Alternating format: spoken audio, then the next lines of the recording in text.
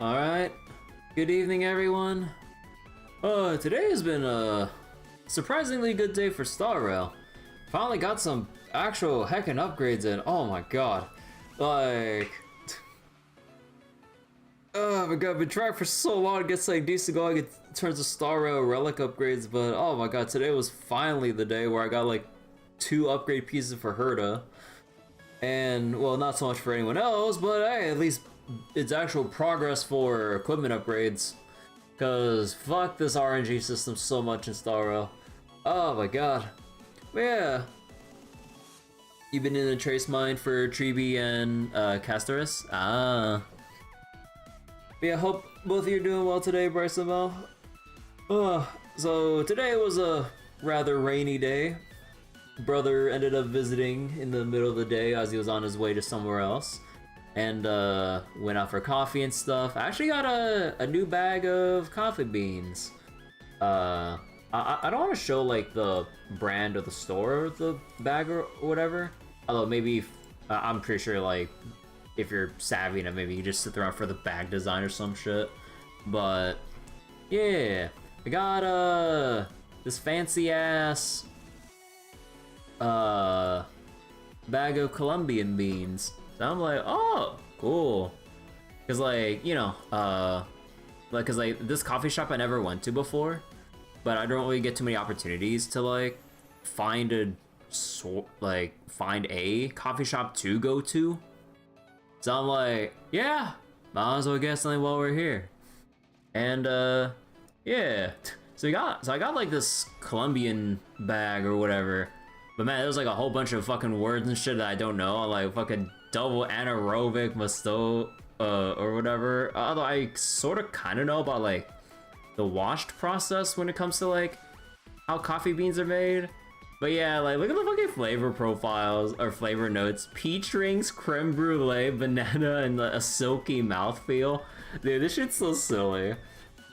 But I mean, like I get what they mean, but like, if you don't know, if you don't like go farther down the rabbit hole like I have, it just seems so weird to link those kinds of flavor notes with what you would think about coffee. But yeah, so I can't wait to try that once I finish off like my other bag of coffee, because I'm kind of running low on that one, so that's why I kind of went out and got a bag. And I've been kind of like craving some like, or well, not craving, but like I've been meaning to get my hands on like a bag of Colombian coffee beans, because like what started, well, or what pushed me down the rabbit hole was like basically like this Colombian pour over coffee that I had before, and afterwards a lot of the coffee I had was anything but Colombian beans. So I'm like, okay, finally, now let's see, after all this time making all these other brews of coffee, how's this one feel? Probably the same way people drinking wine uses random assortment of words to describe what they taste. Yeah, it's kind of like coffee tasting is kind of like wine tasting in a way like that, because like the similarities in like what they do or what they think as they try to like, you know, like taste and smell and technically feel every aspect of like the coffee or wine they're drinking. Because like there's the aroma for how it smells, the mouth feel, like whether it's just like more watery than like potentially oily or juicy kind of feeling. Like you know when you have like fruit juice on the tongue, it feels a certain way compared to just plain water. It's kind of like that with when you're like getting some really light roasted coffee. It's kind of like that, sort of, kinda. Or like the acidity if you get like really light roast coffees, or depending on the kind of bean and everything. It's like, you know when you take a sip of some kind of citrus, whether it be like, I guess like orange, lemons, lime, or whatever the heck, like you know how your tongue feels when you take a sip of that? You kind of get like sort of familiar feeling when you drink like acidic feeling light roast coffees or whatever. And then, you know, there's the actual taste, and I think, like, what are some other aspects again about like how people like categorize coffee? I think it's like the, what was it? Aroma, mouthfeel, acidity, the flavor itself, and I think they call it body or whatever the fuck, or clarity. I don't. Oh my god! Like some of this shit's still like it's still way too above my head. Like, although like I did order a latte from the coffee shop that I was taken to. And I think with how the taste of the coffee was there, I think I have a somewhat of an idea of what more professional coffee people mean by when something has a thing of coffee has like some body to it, if you will. Because like anytime I heard like James Hoffman or some other people describe like how a coffee they just brewed would taste, like I think I get what they mean when they say this or that has more body or less body or some shit. I don't know. It's hard to describe it. It's really something you just have to feel, I guess, as you take your sips of coffee and shit. I don't know. But yeah, the coffee rabbit hole's fun. That's basically it. But anyways, so now that we're all done with the the fake Grand Order stuff that we've been kind of locked into for the past like on and off for a month. Because, you know, there's part 1, the little bit of downtime between, and then wrapping up the part 2 stuff just now. Oh my god, I am so worn out from all the reading. Well, at the very least, with Granblue reading, I don't have to worry about busting out my phone or anything. Or it was a slog. Yeah, or it was a slog. Like, even if I did quicken my pace a little bit with, like, just slapping together some teen comps and maybe just kind of going through it a bit faster. Yeah, no, it still would have taken a while regardless. Like, maybe shave off like maybe an hour at most if I really cut down on like whatever the hell I could to save time. It'd still be 4+ hours of like sitting down just playing and reading FGO in general. So I'm just like, oh god. But anyways, yeah, let me just switch to Granblue real quick. Oh, well, I need to take this thing off. Oh, am I missing something here? Oh, I am, kinda. So wait, narratively it works. Can I understand how good it's feeling given how long it takes? Yeah, like that is one thing I do appreciate. Like, you know you're in for the long haul, and you can visually see that with Guda's expression as they have fought for several hours on end, just expending countless amounts of like magical energy, the physical and mental drain from all those summonings and constant fighting and orders and all that stuff, while like having the weight of the literal world on your mind and shoulders, because like everything hinges on how the fight is done and everything. It's just like that physical and mental burden is like, and you can kind of like represent that through how tired the players themselves are. I'm like, bro, how many more bars do we need to goddamn take down? I'm so tired. Like, just end this already. And it's like, I'm sure like even the Gudas really want to feel that way too. It's like, please, like, how much longer do we have to go on for? You know, all that stuff.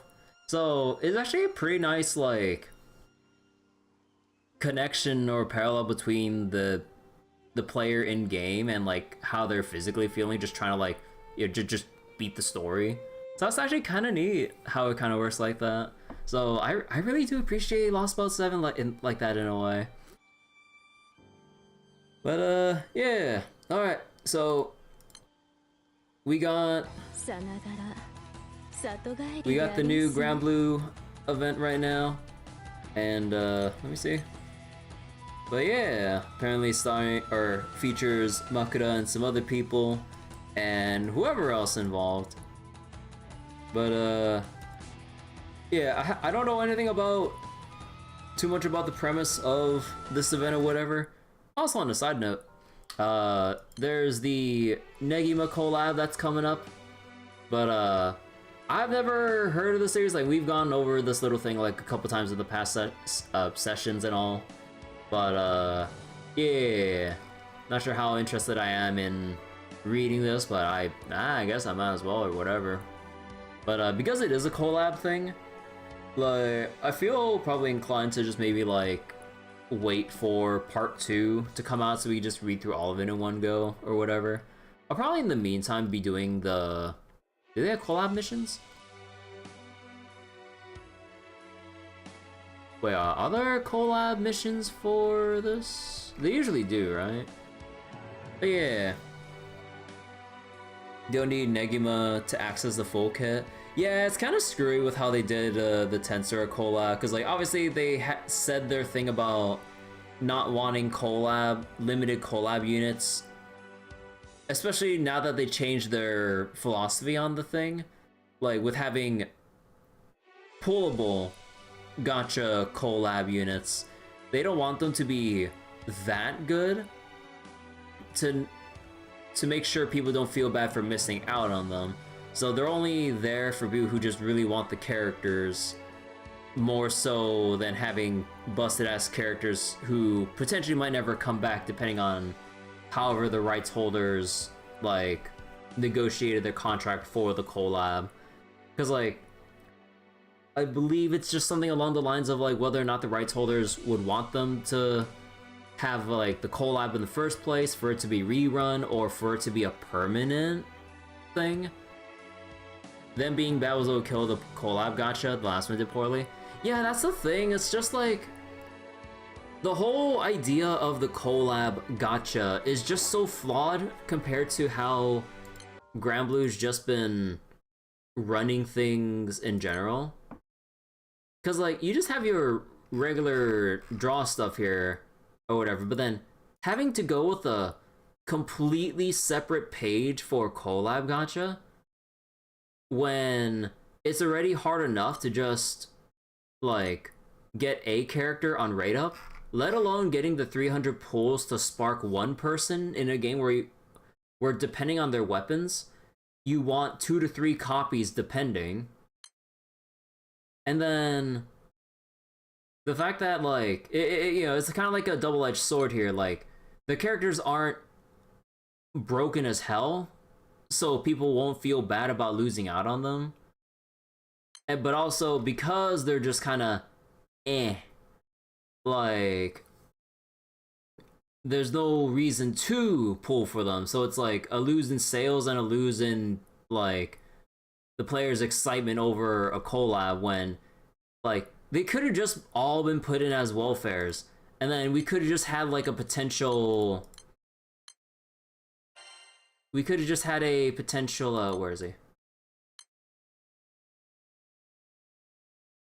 Potential Luffy situation where Luffy's actually pretty fucking good for what he is as a collab unit, and you just get him for free for just reading the story. There's no barriers or anything, it's all scripted fights, so you don't need to build up anything to play it out. Although I don't know if or when they'll actually rerun the One Piece collab, but if it does come back, you just get them. So you don't have to feel like you need to pull for something or wait for the ever elusive potential collab rerun banner that might never ever, like, arrive.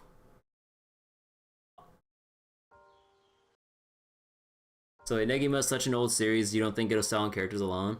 Yeah, you guys have been telling me, like, that Negima is, like, a pretty old series, so I don't know how popular it is to a lot of other people. Because although I know, like, one friend of mine's excited because, like, he, I guess, grew up watching, or, like, just however he watched Negima or whatever. Because, like, yeah, I don't know. But yeah, just looking at the kits and everything, it's just like, for someone that isn't a fan, or maybe not yet, I don't know how my impressions are will change with the collab. I'm just like, eh. Like, obviously the weapons are just meh because they're not meant to be any good, or they're not meant to be fantastic, otherwise you create the psychological situation of like, oh my god, like, busted collab units that will never ever come back, most likely. So, you know, the weapons are just kind of... They look neat, but then when you kind of look at the thing as a whole, it's just kind of negligible at the end of the day. So wait, same mangaka? Her passingly of UQ Holder? UQ Holder sequel series, but even that ended years ago? I've never heard of that either. But yeah, I just wish they didn't go... I just wish Cygames just would have known better, or used their better judgment to just not do a collab gacha or whatever. I don't know. Maybe there would have been like a better way to monetize this or something. Well, I mean, how else would you at that point? Because like at that point everything was just free. It was just there. So honestly, I don't know. But yeah, there's just no reason for the separate collab gacha to even exist in the first place. I'm just trying to think in the back of my mind, like, yeah, no, just nothing. It's just for, you know, obviously, like, this is the biggest no done in all of gacha history, but money. But then for the players, like, well, are they any good? Are they any worth for the money? It's like, no. Well then, like, unless you're a fan of the series, like, yeah. So then, there's not much... I would assume there's not much money being made off of this decision, and it's just kind of like further eroding some goodwill from the existence of a collab gacha. When for the past 10 years in Granblue, there was never any. They were just included as welfares, good or bad. But at least you could get them with no fuss. The higher-ups of Saigen just don't give a shit about Granblue. They're sucking whatever they can out of player base. Yeah, like, it's just been getting a lot more blatant with, like, how stuff is with, like, newer characters as it comes out. With, like, even more busted weapons and metas and shit. And then you have the separate collab gacha for characters that aren't even that good, but then they're kind of just banking on potential fan excitement over, oh my god, it's my favorite characters. I had to burn my pools and potential money for these characters or whatever. And that's yeah. But they just go read an event. Oh yeah, wait, time out. You know, okay, no, shut up. But also, apparently, like, people in my crew who farmed the, Fusslogia pages ahead of me, or, ahead of time, they checked what the Ultimate Weapon 5th uncap gives you. It's such a fucking joke. Like, they give you barely anything for the actual materials to get the Ultimate Weapon 5-star uncap. You, like, the most important thing is you see, like, the blue thing here, like, the Ultima Memory, which is from Super Bahamut. You need, like, some dozens of, like, things for the uncap and the key to go with the skill that it'll provide your Ultima weapon with the 5th uncap. You only get 2! You need 27? Yeah, you need, like, 27 for one weapon, for the uncap, and then, like, to buy the thing, to then insert into the weapon. Farming 2 events worth of these materials gets you 2 of these Ultima Memories out of the 27 you need for one weapon. Yeah. You've leached that shit out? Yeah, just like, it's not that hard to get. It's just super silly, man. I'm just like, come on. Like this obviously, like, it's obviously meant with, like, especially when you see the total stock here, like it's meant for people to just slowly farm out in the super long run of things or whatever, but it just feels like an insult nonetheless though. Because like you just see the materials you need and then they only give you just like a pinch like out of the whole needed to go through the whole process. I'm just like, bro, come on.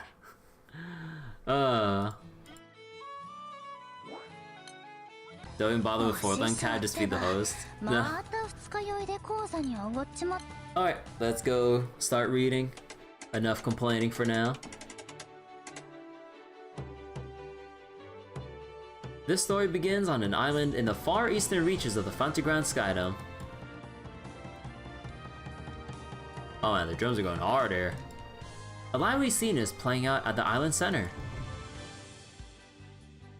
Voices can be heard ringing through the Yosei Theater, a hall full of entertainment and laughter.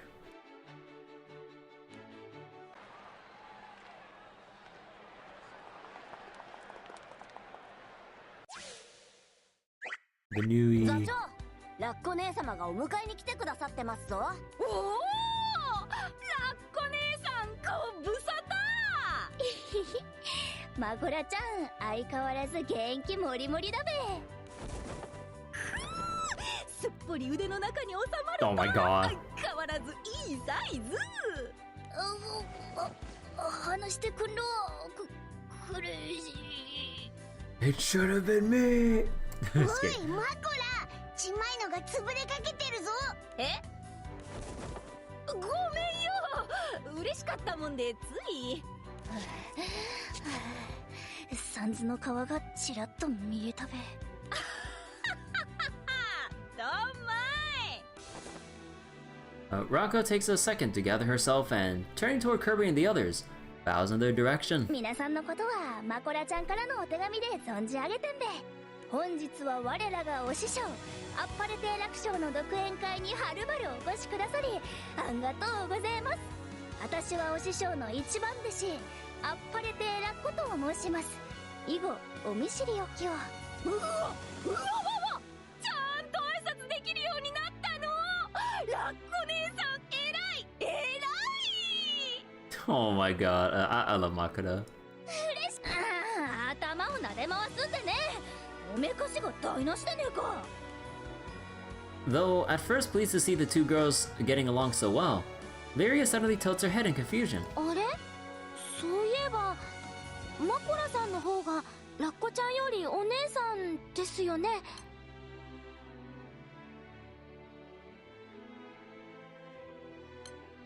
でもどうしてラッコちゃんのことをラッコ姉さんって呼んでるんですか？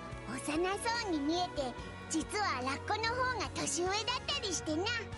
Oh my god, Beard. One of those things where she looks young but is actually really old. もしかして美魔女？これさ、食いつきすぎでありんす。ああ、そっかそっか。落語会は年齢じゃなく入門の順番で先輩後輩が決まるのさ。だからお師匠の一番弟子であるラッコ姉さんは年若でも二番弟子のあたいにとっちゃ姉さんってことになんのさ。二番弟子ってマコラも話し家だったのか？話し家だなんて胸張って言えやしないけど、役者修行の一環でね、ちょっとの間お師匠の下で修行させてもらってたんだ。謙遜することなかんべ。マコラちゃんはその辺の話し家よりよっぽど落語がうめえんだから。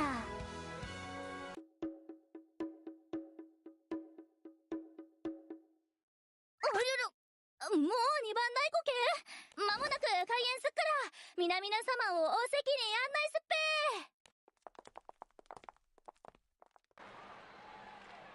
ぺ。 Rako escorts the others to the main theater, where they're met with the sight of a completely packed room. お客さんでいっぱい。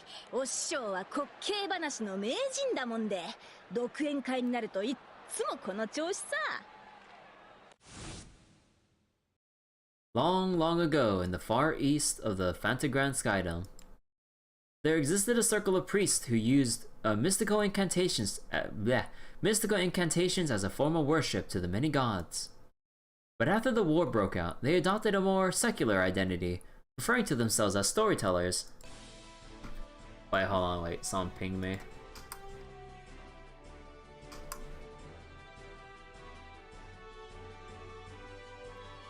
What? Wait, what? Huh? Mahjong Soul Fate Stay Night Heaven's Feel collab? What the fuck? Wait, Heaven's Feel specifically? What the fuck? I just got pinged in my friend's server about Mahjong stuff. I was like, wait.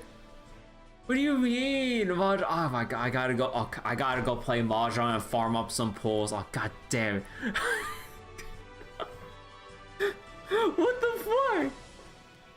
Guess they're doing a Mahjong stream, dude. Some of my friends have been playing a whole crap ton of Mahjong. I've been grinding ranked. I mean, I'm not sure how successful they've been going with how I've seen their misery in some of their lobbies, but. Yeah, they've been playing a fair amount of Mahjong, even though, like, for me, I haven't played with them in a while. But I'm like, god damn, I was like, when did everyone, like, actually start playing some Mahjong? But yeah, like, wait, Mahjong Soul Fate Stay Night Heaven's Feel? Wait, so then, who... Because, like, I would assume you would have, you know, I would assume Rin and Sakura. And it's also because there's the... Well, actually, it might not be like an ironclad. Actually, no. Collab characters should be all pulled on the same banner, I think. So, would it just be like the trio of like Shiro, Rin, and Sakura? But then who's gonna be the fourth? Like,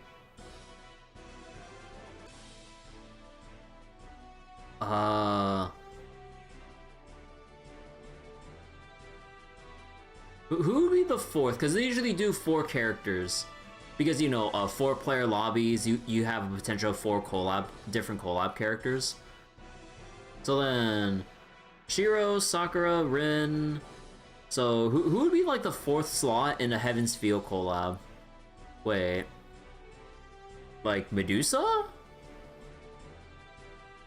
Oh yeah, wait, that could be a thing. Cause like when you roan someone and you have like the special effect roan effect. You can just have like Medusa's like mystic eyes glare as like an effect, just like with the Code Geass collab with Lelouch's like Geass effect when you run or sumo.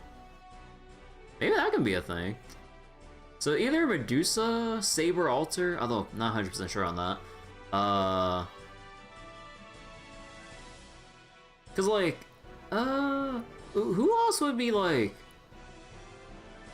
more specific to Heaven's Feel in Fate Stay Night? Cause like otherwise like it'd just be Saber, but then yeah.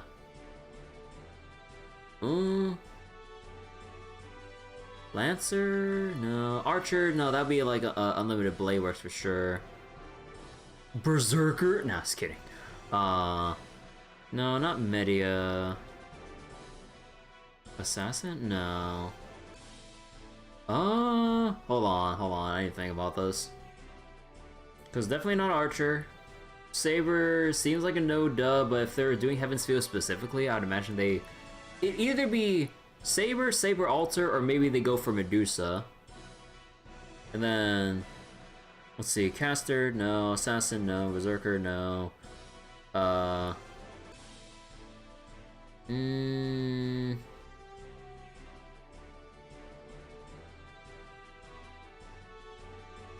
Yeah, I'm not 100% sure who else they would use for a Heaven's Feel specific collab. And because it's kind of like a more comfy setting like Mahjong or whatever, like I really would just imagine, like, what was it? I really would just imagine Shiro, Rin, Sakura, and Medusa. Yeah, that's the only thing I can think of.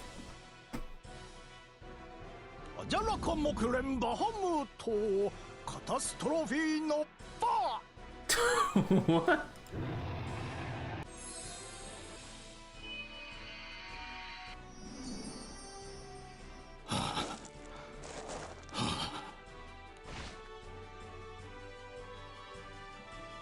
As the battles intensified, the storytellers slowly succumbed to the power of their own curses, their lives hanging by a thread.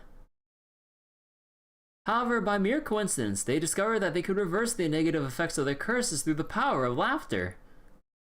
四角四面な我らに笑いを生むことができようか。皆、やらねばならぬ。やらねばこの命尽きるのみ。陽気に、おバカに生きるのだ。Following those words of self-encouragement, the storytellers came up with countless humorous tales, gathering crowds with the promise of hearty laughter. Even after the war's end, the tales were passed down from generation to generation, eventually becoming an integral part of this island's identity. Such are the origins of Rakugo, the traditional art of storytelling. Oh no, she was using Bahamut's power.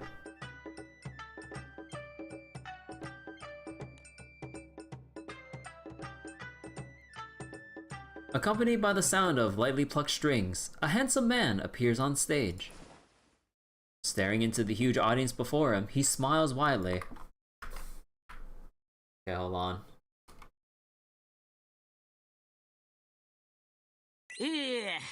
あっぱれて楽勝と申します。これは惚れた弱みかたぎる臨機か。今から語るは奇妙奇天烈な愛の物語。あ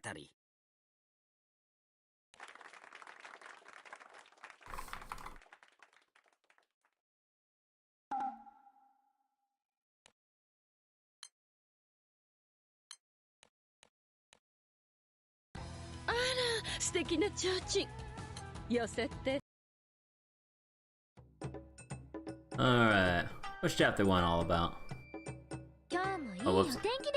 Okay, for some reason the voices were like shut off, so I had to like... ねえねえお父っつぁん、こんなにいっぱいお店が出てんのにさ、あたいお父っつぁんにあれ買ってくれ、これ買ってくれって言わないでしょ。いい子だよね。ああ、いい子だな。おねだりしねえって約束、ちゃんと守れてるじゃねえか。Okay, wait, now that I think about it, didn't Mahjong Soul also have like a Prisma Ilya collab? Yeah, wait, they did. Oh my god. Dude, dude, if they have a Fate Extra collab and have Tamama as a collab unit, it's fucking over for me. だよね、いい子だよね。だから、いい子にしてるご褒美にさ、なんか買って。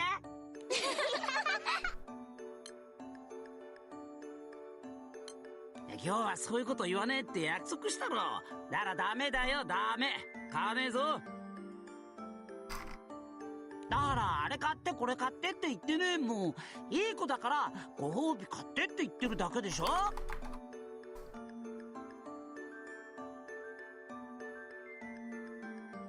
Wait.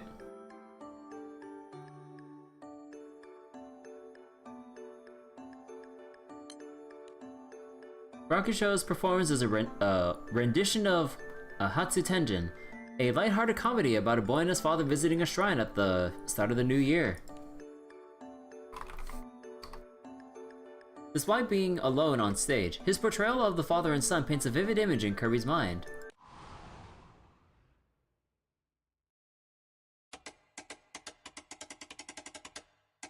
Ah, お父っつぁん、団子屋さん出てる。団子買って、団子。買わねえよ。買わないって約束したろ。そんな約束忘れちまったい。居直るんじゃねえよ。ねえ、たくさんじゃないんだよ。一本でいいんだよ、一本で。ねえ、一本。待て待て待て、泣くんじゃねえよ。だからって土下座すんじゃねえよ。ああ、わかった。買うよ。買えばいいんだろ。ったくよ。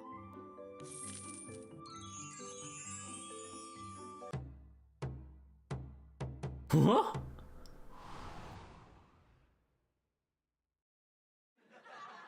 The audience roars, their voices causing the entire hall to vibrate. From the stage wing, Rocco can't help but laugh with them.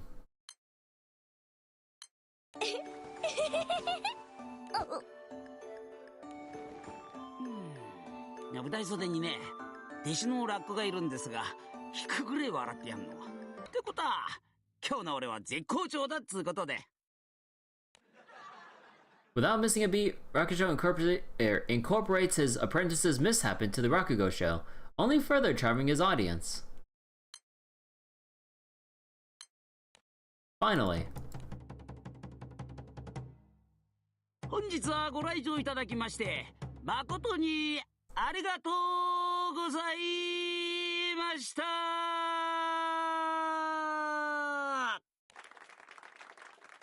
Wait, Apodate Rakusho's solo performance comes to a close, and the audience, having been thoroughly entertained, erupts into a round of thunderous applause.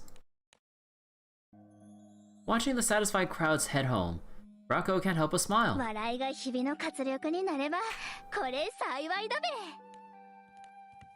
べ。ラッコ、お疲れさん。へ、借金取りに邪魔もされず、万々歳だべ。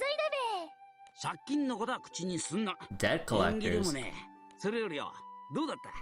今日も腹抱えて笑えたか？もちろん。今日も師匠にお勉強させていただいたべ。よし、後で稽古つけてやっから。何がいい？だば。おい、楽者！レビオンのブドウ酒持ってきたからよ。打ち上げと行こうぜ。The Levin wine. いいね、いいね。ただ酒グチに出るとすっか。お師匠、酒は控えるって約束したでねえか。そんな約束忘れちまったい。お師匠は居直るんでね。 Ignoring Rocco's pleas, Rakusho waltzes over to his friend's side, and the two head backstage to have some fun. やれやれだべ。酒飲んで酔っ払っていつの間にやら大騒動だ。鉄板の流れだべ。しかしどったらお師匠を止められんのけ？策ならある。ほんとけ？あのブドウ酒あたいがグイッと飲み干してくら。 Oh my god. そういうことでねってば。I mean, the logic checks out. She drinks it all first. There's none left for the other guys. You like her thinking? 今度はマコラが酔っ払っていつの間にやら大騒動なんてそんな未来が見えるわね。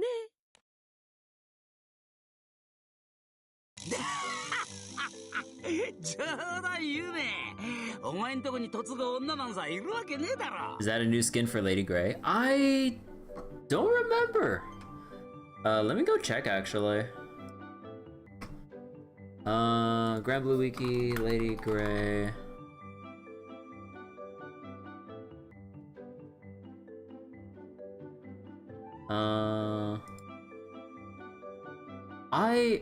I think so. Maybe Valentine's all. Yeah, I think it might be Valentine's Day because I'm looking at the 5-star art and everything for Lady Grey and comparing with the Halloween. Yeah, I don't see the outfit's different.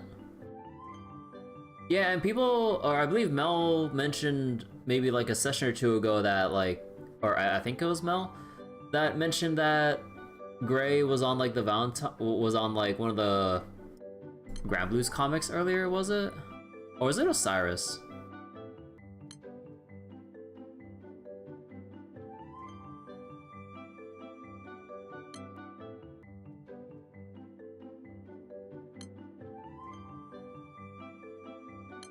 Osiris is also in the event, maybe both.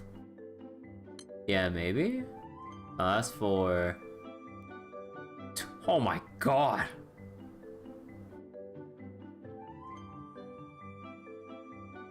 Oh my god, he's got fucking obliterated.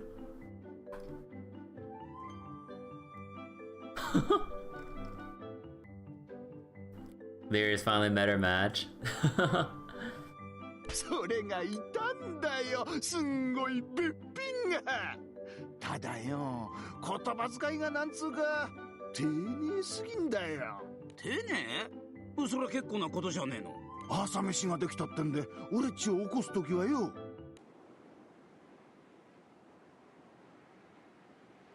あら我が君、日も当天に出魚ましまさば、うがい上手に身を清め、神前へみやかしを備え、ご飯も冷や飯に相なりそうらえば、早く召し上がってしかるべく存じ立てまつる。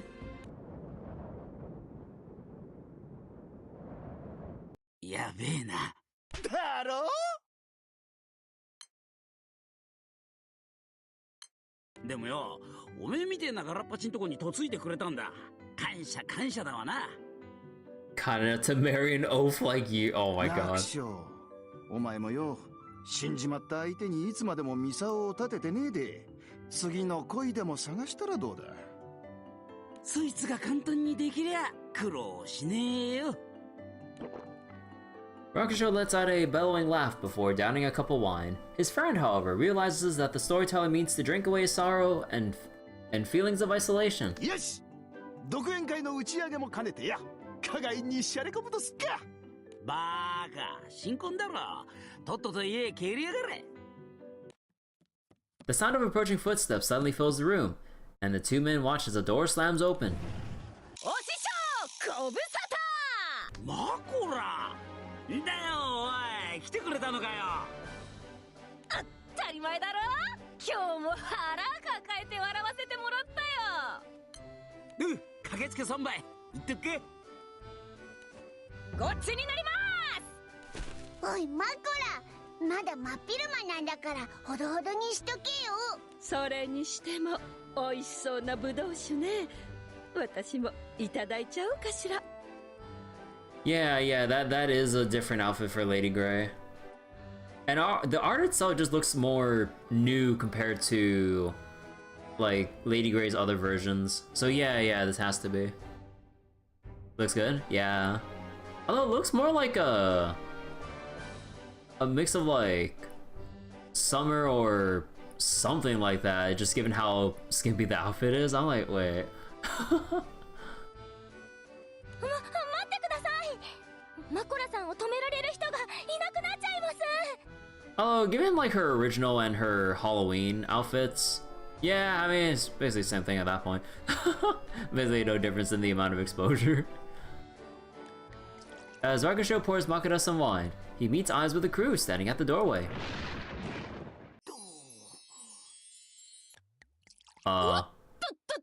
お師匠、酒がこぼれるってば。マコラ、そこのご一行さんは。ああ、あたいが世話になってる気空団の団長とそのお仲間さ。Husband is then is exposed as much as she can to keep him lively. Oh my god. Rakusho, ignoring Kirby's attempt at making the introductions, locks his gaze squarely on Lady Grey and rushes over to gently grasp her hand in his own. Oh. あら、こんな美しいレディーが団長さんだとは。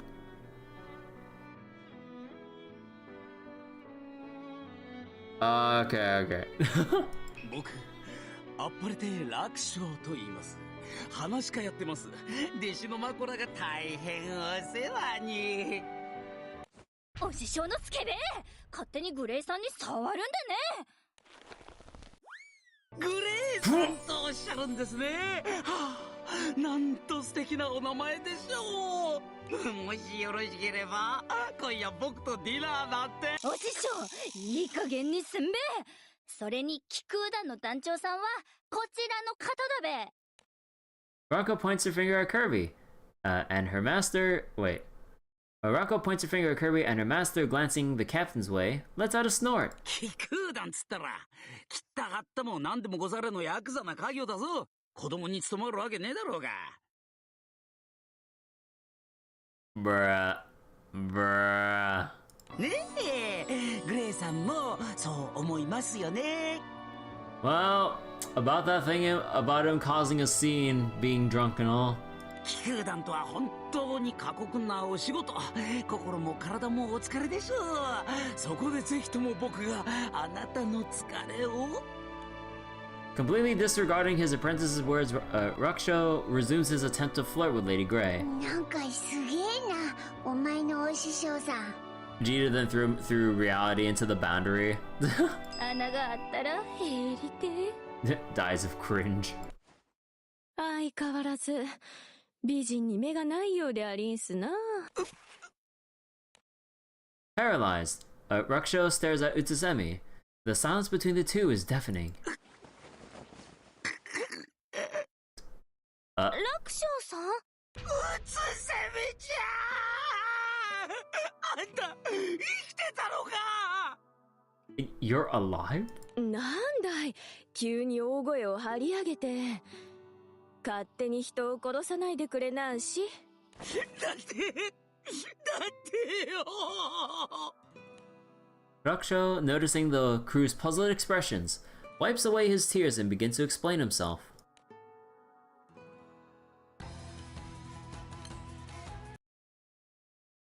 ありゃ、数年前か。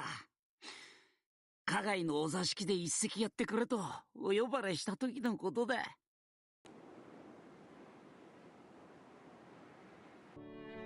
見物客が群がる中を堂々と歩くうつせみちゃんの姿を見たんだ。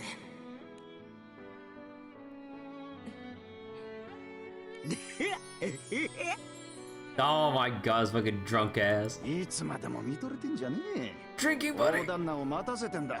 なあ、今の友情、あれどこの誰だ。モグリかおい。お前も聞いたことあんだろ。今売り出し中の遊女、唐ひわ屋のうつせみだよ。あれが噂の。ああ、今は座敷持ちだが花魁になるのも遠くない。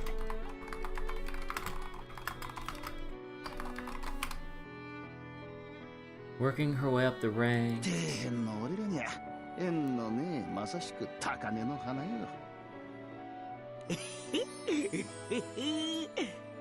うつせみか。Utsemi. Oh, I was mispronouncing her name the whole time. Utsemi. お前目がハートになってんじゃねえか。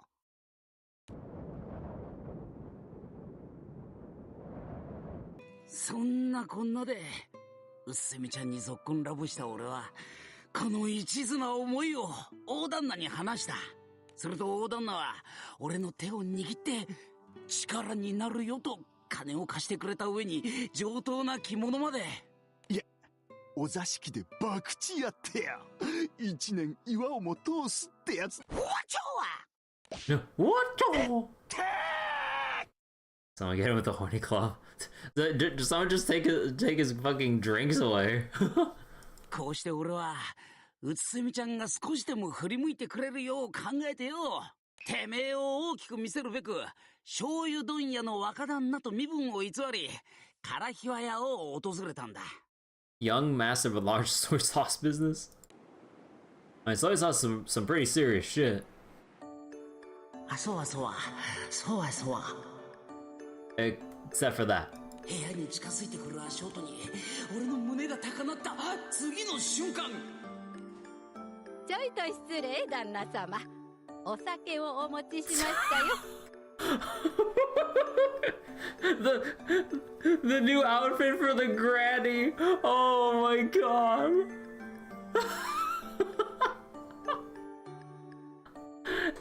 Is the granny going to like a fucking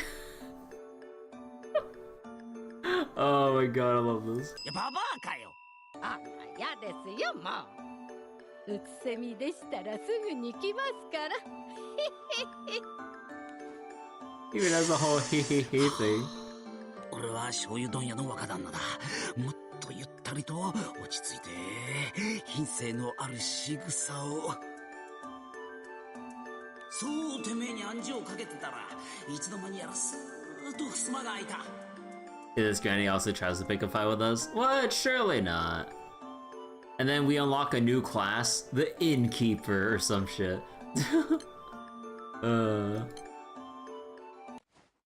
ガラヒワ屋へようこそおいでなした。うつせみでありんす。俺は、いや、僕は醤油問屋の楽兵衛と申します。醤油問屋の。でもおかしなこともありんすね。若旦那からは醤油ではなく白檀の香りがいたしんす。The scent about you is more arboreal. ああ、それはこのセンスに白檀のお香を焚きつけてよ。Support focus class that doesn't level up through combat by doing a minigame. I mean... You'd have like a whole like... inn or hotel management minigame for that shit. I mean, I wouldn't mind. But I mean, they'd probably be tedious as shit.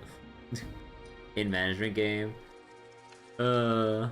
Yakuza side stories have entered the chat. 調子に乗って懐から交差線を取り出した瞬間、やっちゃったと俺は天を仰いだ。そのセンス普通のものじゃありんせんな。そう、例えば話し家が持っているものに似ているような。こう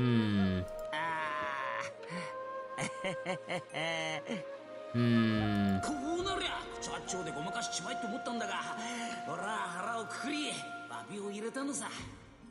すまねえ、俺は醤油問屋の若旦那なんかじゃねえ。しがねえ、ただの話し家だ。本来ならうつせみに釣り合うような男でもねえし、金もねえ、スカンピンだ。それでもあんたに一目会いたいって俺はバカな夢を見ちまったんだ。だからよ、馴染みの醤油問屋の大旦那から博打で勝って肩書きを拝借して。これさ主さん、ここは加害。嘘も突き通せば誠となりんす。それに主さんは話し家。わっちなんぞ口八丁で手玉に取ることだってできたんじゃありんせんか。そりゃ俺の了見が許さなかったのよ。俺と女に嘘はご法度だってな。へえ、こんなことは言えた義理じゃねえが、今度はしがねえ話し家から誰もが羨む希代の名人になって正々堂々とてめえで稼いでくっからよ。そんとかどうか一目でいい。またようざんす。この加害でそこまで本音を語る人はいんせん。次にまみえる時は嘘偽りのない姿で。その代わり朝日が昇るまではこの歌方の夢を共に楽しみんしょう。ありがとよ、本当にありがとよ。Oh. Fucking bust, breaking down in tears. こうして俺は愛するうつせみちゃんの手握りながら互いの境遇を語り慰め合ったのよ。ただうつせみに会うだけなのに金が必要なんだもんな。お師匠のスカンピンは筋金入りだかんな。その苦労いいかばかりか。とってもいい話じゃないの。うるっときたわ。だねえ、二人が恋仲だっただ。八百万の神もバハムートもびっくりってなもんだ。それから俺は断るごとに唐日和屋によってよ、うつせみちゃんに土産を渡したり、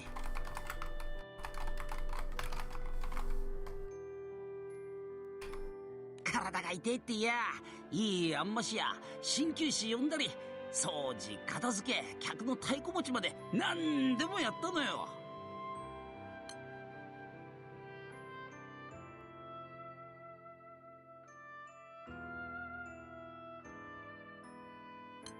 そのおかげか小梅ばあや唐日和屋の若え衆とも仲良くなってな。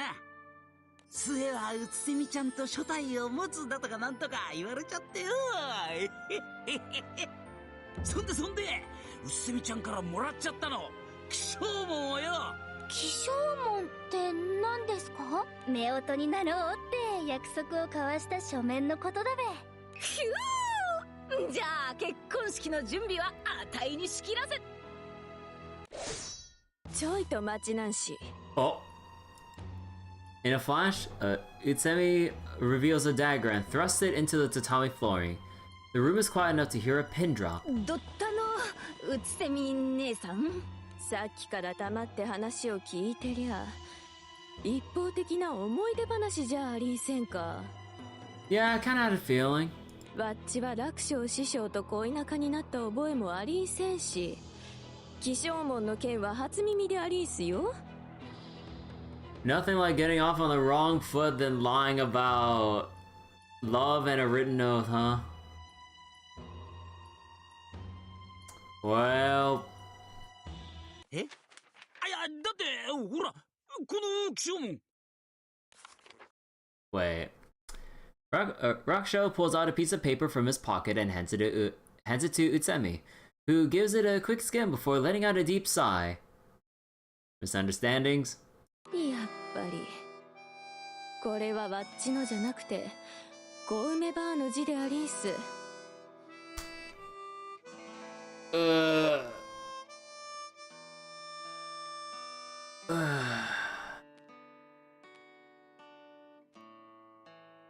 からひわ屋の掃除やらお使いやらなんやら楽勝師匠をうまく使ってやろうっていう魂胆でありんしたのでは。そんな。まあそれもこれも全部ひっくるめて全ては加害の夢歌方でありんす。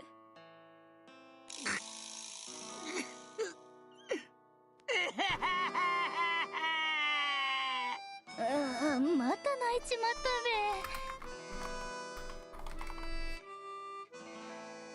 べ。今は泣かせてあげて。人事ながら私も胸が苦しくなっちゃったわ。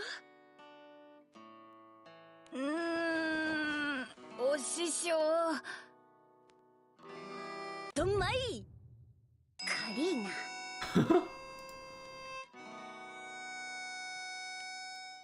The crew watches over Rakusho as he processes his feelings over getting rejected.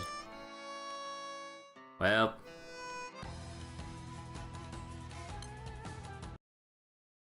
それにしてもどうしてわっちが死んだと思ってたのでありんすか？うっせみちゃんはお人よしな気空団の連中と共に旅立った。若い衆は確かにそう言った。でもよ、あん時の俺は初代を持つ気満々だったんだぞ。そんなこと信じられると思うか？愛するうつせみちゃんが俺に何も言わずに旅立つなんて、なんか事情があるに違えねえ。 Talk about fucking desperate and exaggerating. そう考えた俺は真実を話せとからひわ屋に居座って小梅ばあや若い衆を問い詰めたんだ。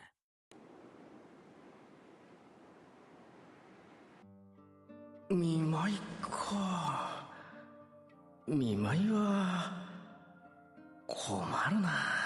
え？ああ、いや、それがですね、見舞いにですね、俺がそう死んじゃったってそう言ったんすよ。ぽっくり言っちゃったって。 Bro. This fucking guy. ぽっくり？つい最近までピンピンしてたじゃねえかよ。俺だってびっくりしたんですよ。お前泣いてんのか？あんな優しいうつせみ太夫が急に死んじまうんだって。そうか、悪かった。おめえは人の生き死にに関して嘘をつくようなやつじゃねえもんな。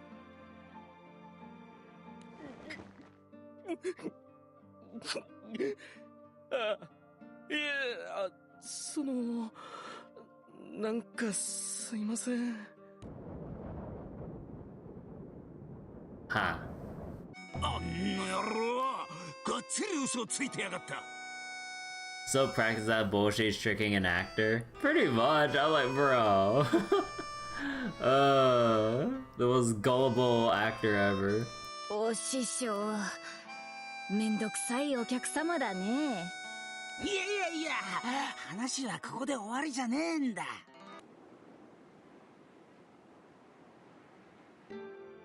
なあ、うつせみちゃんの空想には誰が列席したんだ？ああ、この店のもんでうちうちに。そうかい。花を手向けたいからよ。うっせみちゃんを葬った場所に連れてっちゃくれねえか。めんどくせえな。Oh my god. 今なんか言ったか？いやいや、ああそうだった。空想をしたにはしたんですけどね。うつせみ太夫ってば人気者でしょ。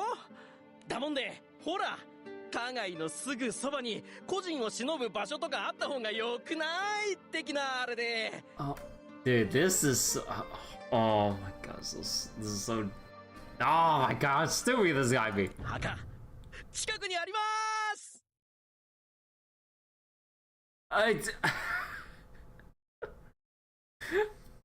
なんてんで、和慶州に墓があるっつう場所に連れてってもらったんだけどよ。そこにはびっくりするほど多くの墓が立っててよ。どれにしよっかな。おい、おめえだけが頼りなんだぜ。ああ、はい。これだ、これ。そうか。これがうつせみちゃんの墓か。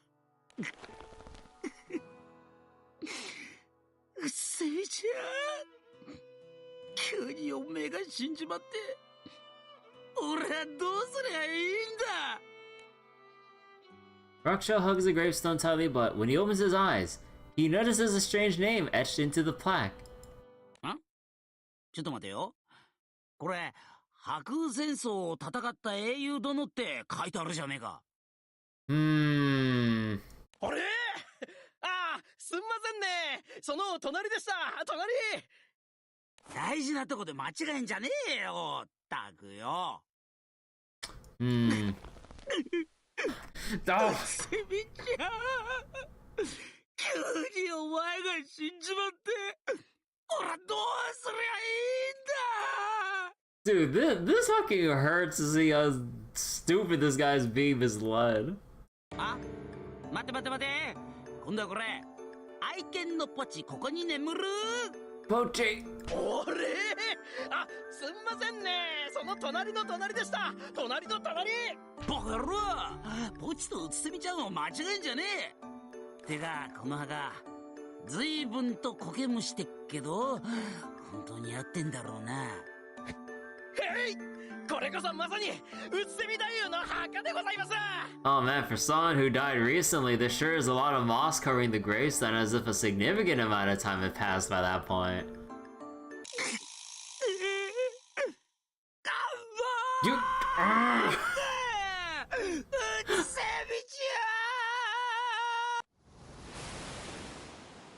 Oh my god. お墓にまで案内されたら私も信じちゃいそうです。 I might believe them until they get 2 gravestones wrong. だろう？ What do you mean an honest mistake? だから俺はよ、その墓に足しげく通って一人寂しく酒を飲んでたのよ。おいら、なんて声をかけていいかわかんねえよ。どんまい。だから軽すぎんだよ。Thank you, Makura. 騙されたのはかわいそうだけれど、生きていたんだからよしとしましょ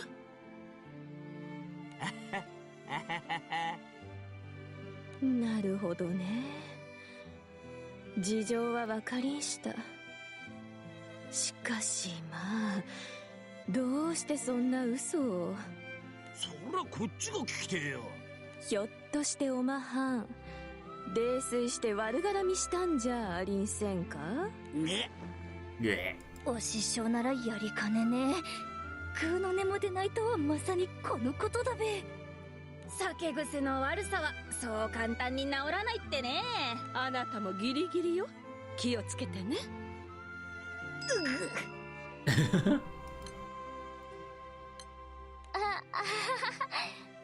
まさにお師匠さんと弟子って感じですね。おーい、楽勝ちゃん、独演会大盛況だったんだろ。What the fuck?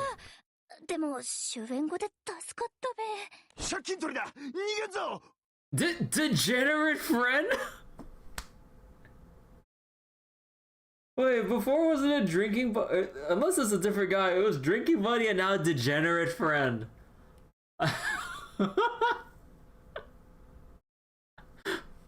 九州の皆々様、本日はご来場ありがとうございました。またよろしく頼む。Raksho gives the group a small nod before grabbing his friend and dashing out. Yeah, same guy. Dashing out the back door. As soon as they leave, another man comes barging into the room. 楽勝、邪魔するぜ。え？なんだよお前ら。 Maybe got worse over the years. Probably. お師匠はもう消えちまって。なんだと？あの野郎、今日借金を返すって約束だったんだぞこれ。あれまあ、そうだったんだべか。そらお師匠が悪いべ。だろう？で、どこ行きやがった？裏口から出てったべ。今ならまだ間に合うんじゃねえけ。よっしゃ、あんがとよ、ラッコちゃん。え？楽勝さんのこと教えちゃってよかったんですか？Oh, so situations a fucking comedy skit in itself, huh? おや、素直な良い子でありんすね。楽勝のやつ、落語以外はなんだかめちゃくちゃだな。あれが師匠で大丈夫なのか？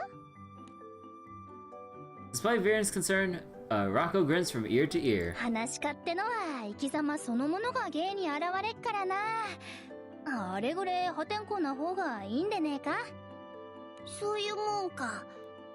でもおいら自分の師匠があれだったらちょっと情けないぜ。それでも私はお師匠が大好きだべ。だば片付けでもすっぺ。Oh. Rocco grabs the wine off the table, but immediately loses her grip on the bottle, which falls to the ground in a shatter. 雑巾あちゃー、ぶどう酒が畳に座れちまった。 Wine on the tatami mats! そんなことよりほら、ラッコちゃん、怪我してない？ああ、酒をこぼした畳は下手に拭かずにトントンと叩いて雑巾に吸わせるもんだよ。Lightly patting it with a rag, wiping would just make it worse. Huh. Utsumi and Lady Gary swoop in to save the day. Grateful for the help, Rocco bows at the two. なあ、マコラ、芸に生き様が現れるってなら、ラッコの落語はどうなんだ？What do you mean, あっぱれてラッコだべ。お手柔らかに頼むべ。落語には厳しい身分制度っつのがあんだべ。Oh boy. 見習い前座、二つ目真打ち、五輪中。私はその中の前座でまだまだその下っ端でして。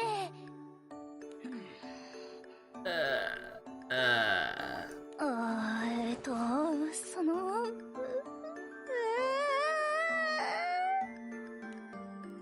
Seeing Rocco's face go away from anxiety, Raksho quietly pumps his fist. よし。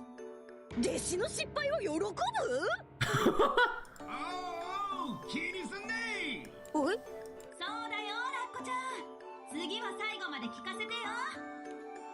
Rocco listens to the audience cheer her on with words of encouragement and smiles. 精進すんべ。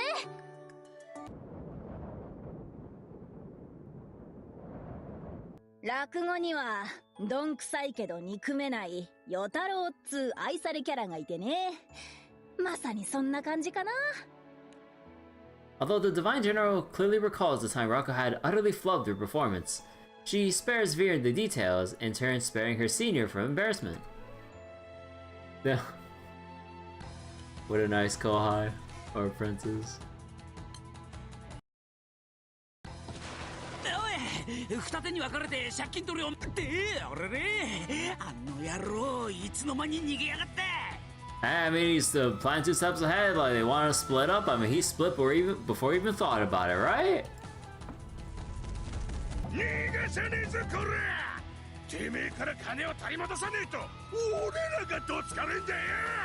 Too bad the plan didn't work.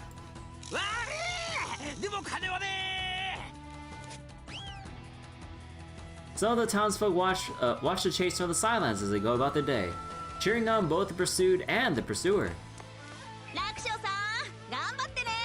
Oh my god, there's like a whole fucking show in the town about this. It's the same villager!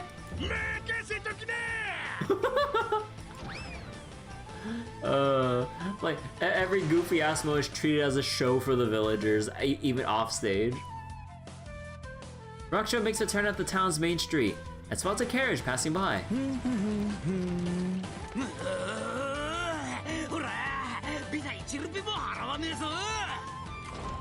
Exhausting his remaining energy in a final burst of speed, Raksho makes a mad dash toward the carriage and hops in.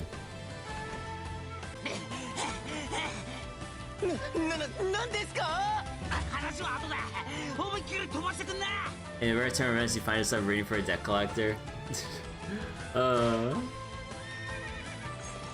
With the crack of the whip, the carriage jerks forward and rapidly accelerates. Oh, the fact that they made his portrait shrink in the distance! Once the debt collector's figure fades into the distance, Raksho finally slumps down into a seat.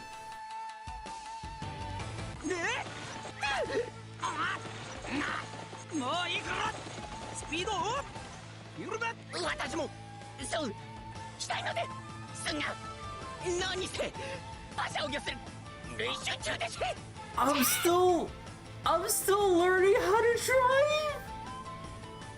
Bro. Unable to control the horse, the driver is helpless as the carriage is dragged from one part of town to the next. Eventually, as darkness begins to fall, the beast calms down and comes to a halt.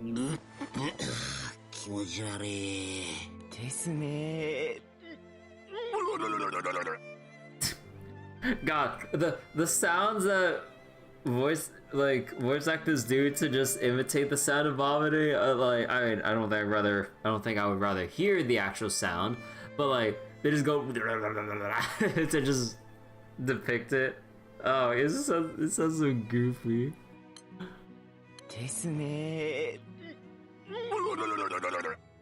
Oh my god. 業者が酔ってちゃ話になんねえぞ。楽勝師匠、一つお願いがあるんですが。なんだ？帰りの馬車を呼んでもらえませんか？そりゃ俺のセリフだ。Still in a daze, Raksho slowly stands up. Gathering himself, he realizes that the area around him is rather familiar. 何の因果か。うつせみちゃんの墓に連れてこられるとはな。いや、うつせみちゃんの墓だと思い込んでた。The storyteller takes a step closer to the headstone and runs his fingers across it. 恋は盲目ってか。鼻から焦げもしてたじゃねえか。この墓はよ。名前だって風化しちまって。どこの誰だか。Uncorking a bottle of sake he had hidden up his sleeve, Raksho pours his contents onto the grave before him. 今日まで散々愛だの恋だの未練たらたらで叫び続けてきたが、それも今日で終わりだ。静かに眠ってるとこ悪かったな。もう忘れてくれ。The ring of a bell can be heard reverberating throughout the cemetery, almost as if to console the lonely storyteller.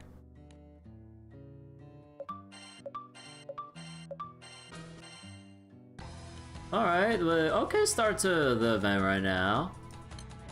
Establish the character and the silly shit going on for now. Drown your sorrows, huh? Just more comical, tragic backstory.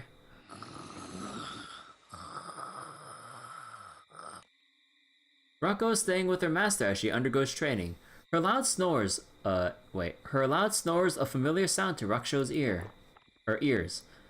Awake and alone, Raksho drinks sake in the dimly lit room. 今まで交わした言葉が全部加害の夢幻だってわけじゃねえよな。なあ、嘘だと言ってくれよ、うっせみちゃん。足りねえ、酒が足りねえ。酒だけがこの俺の心を潤してくれるってのによ。 Oh my god, this guy. Raksho silently hangs his head in shame. Suddenly he hears a quiet knock on the door to his house. おら、今うっせみちゃんとの思い出に浸ってんだ。邪魔すんじゃねえぞ。 The knocks continue. Only this time they're much stronger. Raksho looks up and responds. ああ、もううるせえ。どんどん。あったあった。出らいいんだろったくよ。 Oh, こんばんは。 alluring lady. おほー。 Oh my god. ああ、やしけ。その、どなたさんでしょう。 Raksho, who has no idea who the woman might be, is instantly enthralled by her alluring appearance. ちょいとお邪魔してもいいかい？はい。でも人違いじゃねえよな。 Just letting a stranger in just right away, huh? あんた、あっぱれて楽勝師匠だろ？間違えるわけないさ。べっぴんさんがこの俺をご存知で。やだよ。このままさよならなんて寂しいからさ。あんたの恋心に報いようとわざわざ遠くからやってきたんじゃないか。Wait, what?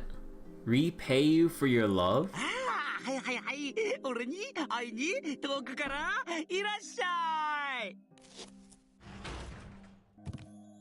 Raksho, assuming he must have met the lady at some point while on a drinking binge, opens his doors and welcomes her in. Bro. あら、一人酒かい？いや、今から二人酒だ。駆けつけ3杯いけるかつかい？いけるかじゃないよ、行くの。ぐいっとね、死ぬほど飲もうじゃないの。 As promised, the woman gulps down the contents of her cup and blushes. さっさ、ご返杯。いいね。ムラムラすんね。ほら、ぐいっと。17代目。俺を17代目だなんて呼ぶのは相当な2よ、2。嬉しいね。 The two open up to one another as they continue to drink, and Raksho, learning that his impromptu friend is an avid gambler, invites her for a few rounds. 花札や超判定行きたいとこだが、手持ちはサイコロと壺皿代わりの湯飲みだけ。ちょぼいちでいいか？ Chiboichi. The rules are simple. After shaking the dice in an inverted bowl, each player must correctly guess the face-up side. ようござんす。負けたら一杯ぐいっと。へへ、俺を酔わせてどうしようっての？わかってるくせに。 Oh my god. Play like a fucking fiddle. では、入ります。 The lady grabs a teacup in her hand and holds the die between the fingers of her left.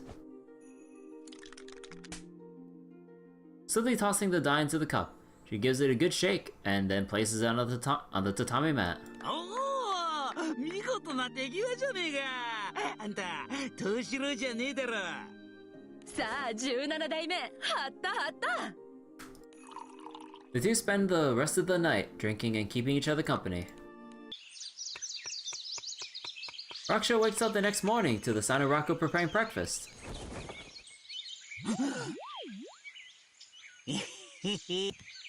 Oh no. He jolts up and makes his way to the kitchen where he sees Rocco cooking. お師匠おはようございます。今日も元気に頑張んべ。おう。どったんだべ。急にしょぼくれて二日酔いけ。お前が起きた時よ、その他に誰かいなかったか？誰かって誰だんべ。 Man, I'd be paranoid as shit if I had to live with someone who'd get drunk as fuck on the regular, potentially allowing any random person to come in. Or seemingly random person to come in just with a... Oh man, I'd be sure if I had my own room, I'd lock my shit down because I ain't trusting any of that shit. Oh boy, I wonder what the lady's whole business was. いなかったんなら。 Oh whoops, sorry, wait, sorry. いなかったんなら気にすんね。 His head still pounding, Raksha thinks back on the fun-filled night with his tantalizing friend. Perhaps it was just a dream or a figment of his drunk imagination. Must have been the wind. 変わらないね。この街もこの店も。 While visiting the eastern island, Utsemi, accompanied by Kirby and the others, decides to check up on Kome. The draft beauty hopes to reassure her associates at the Siskin's perch that she truly intends to return after completing her revenge. ジョイとごめんよ。おう、なんか用か。うつみ太夫が帰ってきた。 Maybe it's on like Hecate trying to get a little meal. Maybe Hecate will feel a little bit disgusted with how like the meal is a little bit too alcoholic for her taste or something. I don't know. The mere mention of her name brings the entirety of the establishment's staff running to the front door, Kome included. あらあら、うつせみちゃんってば、みんなから慕われているのね。まさか。わっちが戻ってきたことに驚いているだけでありんしょう。せっかくの逃げ出すチャンスを棒に振るなんて。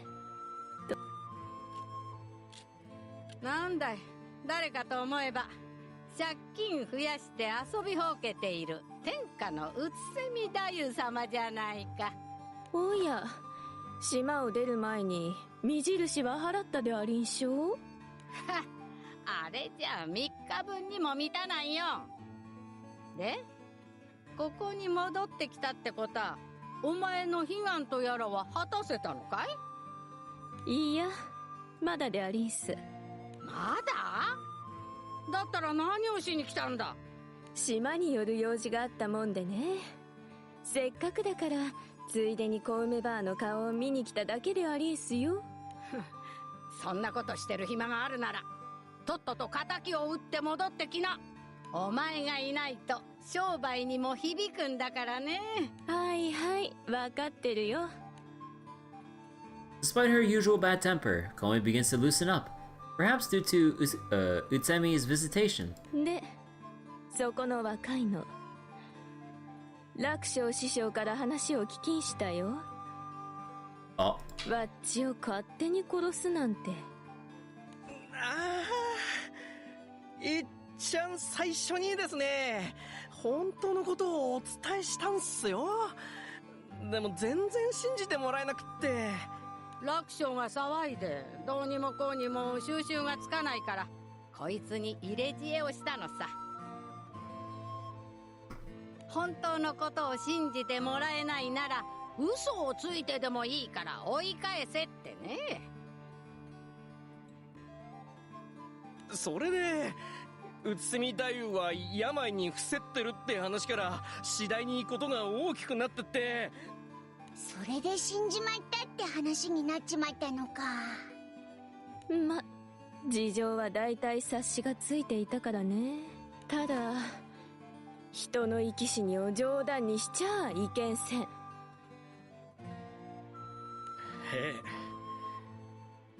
え、どうも面目ねっす。うんうん、これにて一件落着なんてね。 The tension in the room lifts upon Makura's cheery declaration, making Itsumi break out into a wry smile. さて、久々の再会でありーすから、上がりの一杯でも出したらどうでありーすか？こりゃまたずうずうしい子だよ。でもご一行さん、お茶でも飲んでっておくれ。団子やまんじゅうが山ほどあるからね。楽勝さんの初天神とまんじゅう怖いを聞いてからずっと食べたかったんです。 Manju kawaii. だよな、まんじゅうの後は熱いお茶も怖いってな。マクラちゃん、どうかした？ウサギ耳に SOS が飛び込んできたんでね。 Usagi Mimi SOS.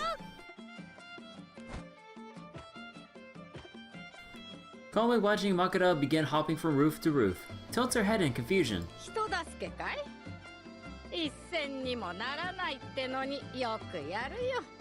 うつせみのお仲間はお人よしばかりだ。Contrary to Kome's snide remark, Utsumi manages to catch the old lady smiling for a brief moment. お師匠ったらお師匠、そろそろ出番だってのに一体どこへ行っちまったんだべ。お師匠に限って講座に穴開けるなんてことはねえと思うけんど。 Raka searches desperately for her missing master, to no avail. Ready to give up, she slumps her shoulders, but in that moment a voice rings out.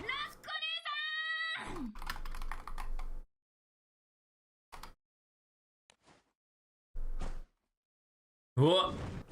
Woo! 異常事態発生だからね。お師匠探し、助立ちに来たよ。さすがマコラちゃん、頼りになんべ。 With the two now having partnered up to search for their master, they go around town asking if anyone had seen the man. Finally! お師匠の目撃情報はここらの川っぺりだよね。おはよよ。 Oh, yo, yo. あそこの橋の上に人だかりができてっぺ。ねえ、そこのお兄さん、みんなで何を熱心に見てるんだい？ほら、釣り人のそばにいるあいつだよ、あいつ。あのおっちゃんがどうかしたのかい？あいつね、竿をキュッと上げろだとか餌がどうだとか、あの釣り人にずっとアドバイス送ってんのよ。すげえ熱心だよな。釣った魚が自分のものになるわけないのに、朝から今の今までずーっとだぜ。朝から今の今まで？なあ、バカだろ。で、お兄さんはなんであの人が朝から今の今までここにずっといるって知ってん？決まってんだろ。俺はあいつのことをな、朝からずーっと見てたんだからよ。わーお。 Wow. Makura and Rako glare at the smug onlooker, speechless as to what they had just witnessed.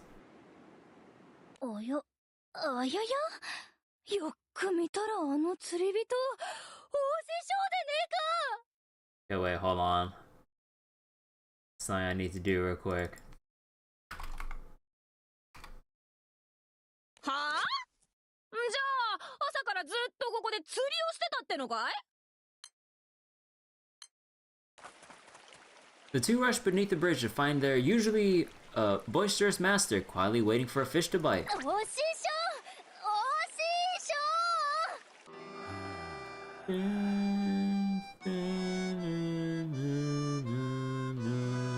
あちゃー、心ここにあらずって感じだね。それにほら、全然魚が釣れてないと思ったら針に餌もつけてないじゃないか。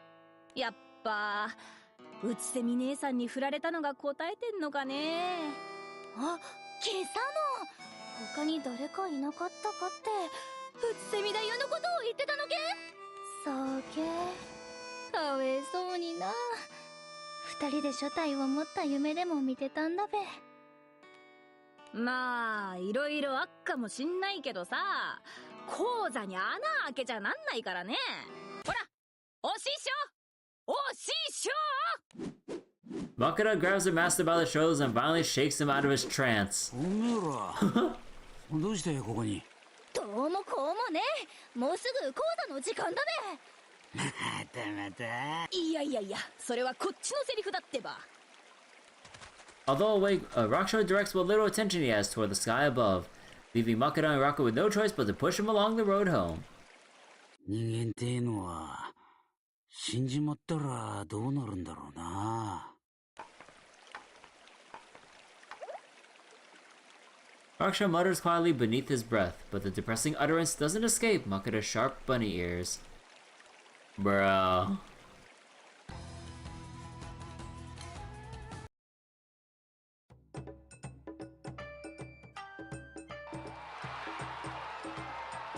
Depressed alcoholic? Yeah. Raksho takes the stage with a light musical accompaniment, but his expression is uncharacteristically downcast. Unlikely to live long. Yeah, depression and alcohol is one of the worst combos. Ah, God. まあなんだ。どうした楽勝のくせに何悩んでんだ。女にでも振られたか。 Insensitive patron. バカ野郎。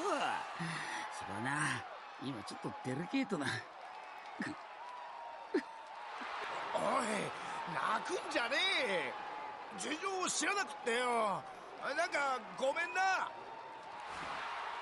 The storyteller dismisses the listener with a wave of his hand before beginning his performance. 世の中にケチな人ってのがいるもんですが、これをそこに6日知らずと申します。どうして6日知らずか。1、2、3、4、5と指を折って数えてって6になるとこの折ってった指を広げなくちゃならない。それが嫌だ。握ったもんは自分の指だって離さねえ。なんてことでケチのことを6日知らずと言ったんだそうで。お師匠が死ぬなら今は？今まで一遍もやったことねえのに。人間ってのは死んじまったらどうなるんだろうな。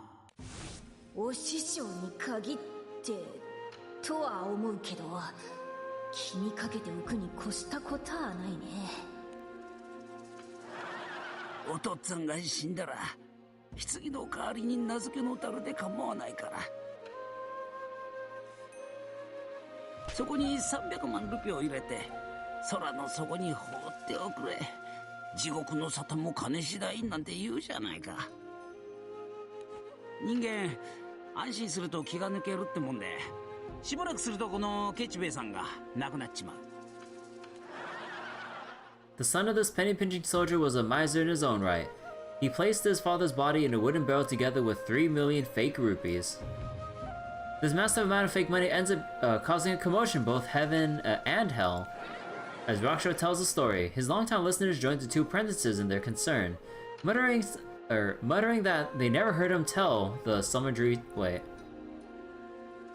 Longtime listeners joined the two apprentices in concern, muttering that they never heard him tell the summoned dreary tale before. ルピが偽物だってことが発覚して怒り心頭なのはバハムート様よ。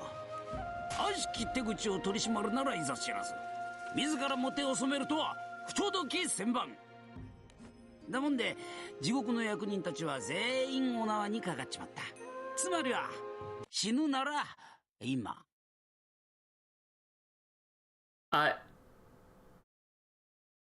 Oh.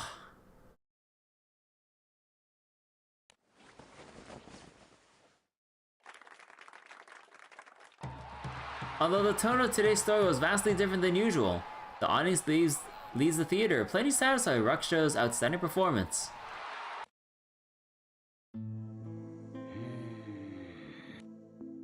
Raksho immediately heads backstage, where he sits down and stares at the wall in お silence. しゃべりさんが口をつぐんでいるだけだってのに、なんつう緊張感だべ。ねえお師匠、何か心配事でもあんのかい？なもんねえよ。ただ考えてるだけだ。死についてよ。I'm just thinking about death. 死？物騒なこと考えんじゃねえっての。お師匠らしくもない。俺らしくない？そうか？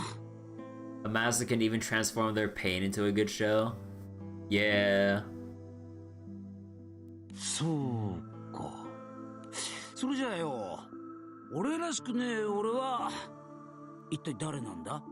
See a lot of comedians? Yeah, because it's all about like how you kind of spin like a story, maybe with personal experiences and all that stuff into something for the audience to enjoy or whatever, or at least feel with however you want to make them feel with your performance. But yeah. おお、急に哲学的なこと。お師匠様、何故座長に難解な問いをお答えしかねますぞ。The bunnies come out. そうだよ。こう見えても座長は、座長は見たまんまで頭があんまり良くないんだよ。Our boss may look smart, but who am I kidding? Our boss is the machine looks. 悔しいけど、可愛いから許す。You get away with it because you're cute bunnies. While the Lepus troop tease their boss, Raku can be seen scrunching her face, deep in thought. なあ、悪かった悪かった。お前らに聞くようなことじゃなかったな。どうにも格がねえもんね。じゃあ改めて質問だ。おめえらは死についてどう思う？どうって。何でもいいからよ、聞かせちゃくれねえか。Exchanging looks, Makura and Rako turn toward their master, each giving a response to their own. あたいは正直なとこ、深くは考えてないよ。ただ死ぬまで精一杯生きる。そんだけで。そりゃマコラらしいな。私がパッと思い浮かんだのは、やっぱ落語のお話だべ。死神に魂抜かれるとか、地獄巡りや極楽浄土に三途の川、あとは怪談話ってとこけ？そうか。よし、ちょいと出かけてくる。It's clear from his expression that these are not the answers Rakusho sought. The Rakugo master makes a hurried exit. ラッコ姉さん、行くよ。だな、行くっきゃね。The two apprentices, worried about their master's mental state, decide to trail behind him. こんにちは、楽勝さん。また落語聞きに行くわね。ああ、よろしく頼ま。うっそー、めっちゃ淡白なリアクションらしくないな。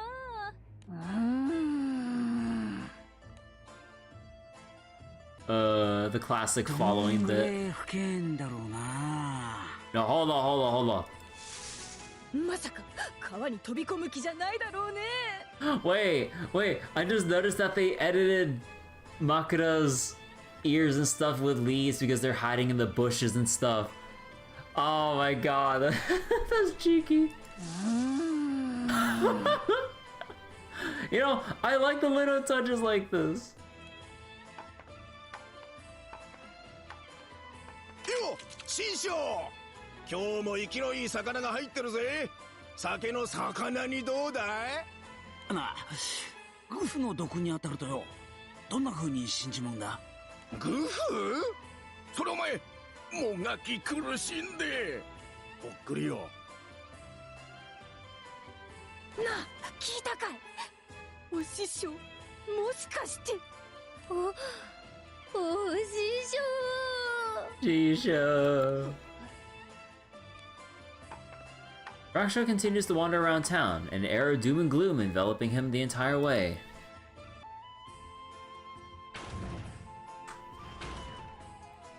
Finally, he enters the gambling parlor where all the local debt collectors are known to gather. 正気の沙汰じゃねえべ。中には借金取りがわんさかと。よっしゃ、荒れる前にバーを収めるよ。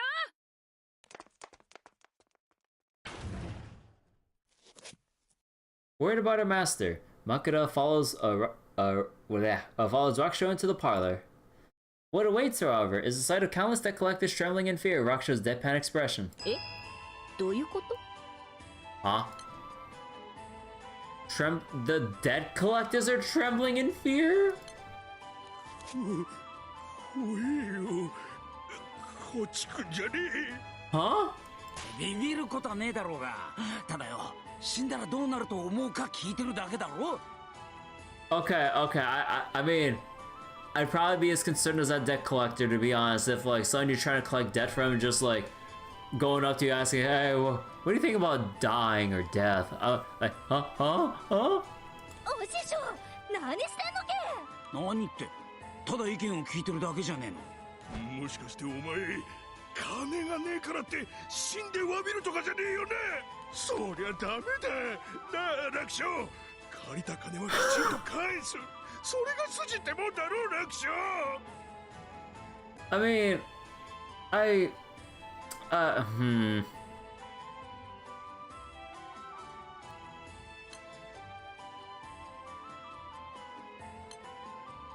You gotta live and pay me back every last rupee you owe me. It's like, you can't just off yourself, think about the debts you gotta pay. Okay. うるせえな。今は金じゃねえ。死んだらどうなるかって話だろうが。なあ、二人からも止めてやってくれ。バカな真似はよせってよ。話になんねえ。お師匠、ちょいと顔色が悪いべ。お医者に見てもらうとすっえ。俺はどこも悪かねぺ。だども。改めて確認させてもらうけどさ、死のうだなんて思っちゃないよね。He's thinking of death, but he's not thinking about dying. There's a difference. お前までなんだよ。俺が死ぬ？冗談よせやい。ってか、そうか。俺を心配してついてきたのか。でも大丈夫。ちょいと考え事があるだけだ。Giving the group of debt collectors a final parting glance, the demoralized Rakusho drags his feet out of the gambling parlor. 死についてばっかり考えて、お師匠は笑いを忘れちまったのけ？忘れるわけがないさ。お師匠にとっての落語はラッコ姉さんと一緒。人を笑わせてなんぼの落語道だろ。だったらなんで怪談話を？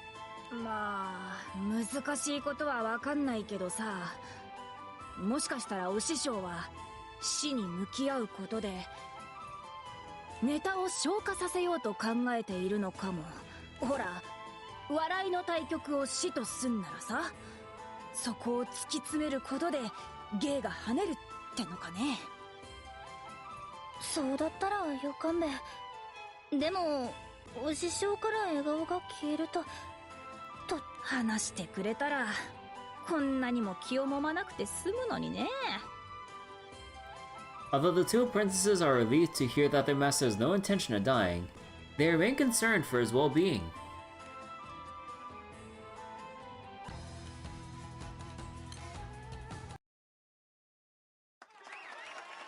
That night, Rakusho performs another Rakugo show at the dinner party, once again on the topic of death. まんじりともせずに夜明けを迎えた友蔵は新三郎の家へと急ぎ戸を叩く。新三郎様、新三郎様。しんと静まり返る家の中へ恐る恐る入っていった友蔵ははっと息を飲んだ。そこにはシャレ神戸にかじりつかれ苦悶の表情を浮かべたまま息絶えたであろう新三郎の姿があった。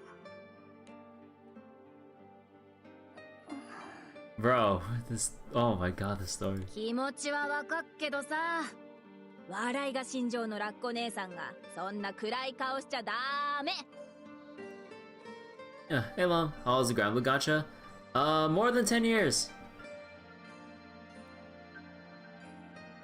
な、 Or just over 10 years, roughly, それにさ、 I think. お客さんも見てみなよ。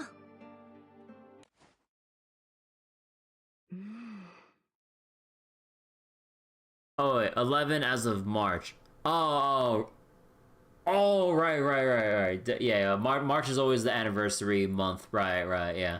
So we're nearing the end of the 10th year of Granblue. Yeah, I've been around for a while. And hello, Osiris. 話にすっごく聞き入ってんべ。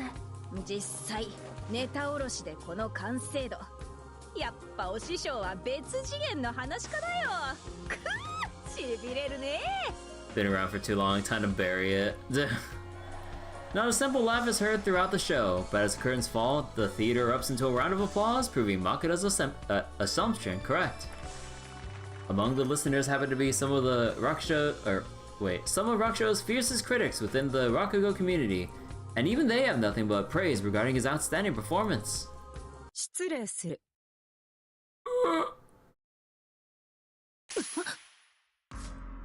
Sensing a strange power emanating from the mysterious woman, Makura readies herself by placing a hand on the hilt of her sword. マコラちゃん、急に物騒でねえか。あんた青少獣だね。確かに青少獣ではあるが、流行るな、宇野神。いいな、2番弟子よ。なんでそのことを。その程度のことで驚かれては困る。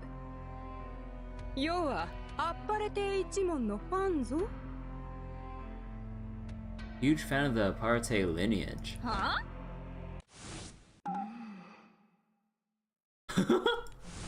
いたお客さんに混じって普通に落語聞いてた。2番弟子、逆に考えてみよう。17代目あっぱれ亭楽勝は青少獣をも虜にする名人であると。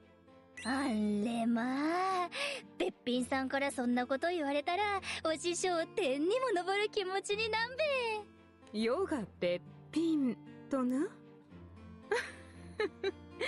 さすがは一番弟子。良い子だなんてもう。なんか分かってくれんのけ？団子でいいか？ Where have I heard this story before? Seeing the two laugh together, Makura relaxes and lets go of her blade. で、お師匠に何の用だい？何の用って。要はファンであるぞ。サインを求めに来たに決まっておろう。サイン？オシリスちゃんへとな。Ha!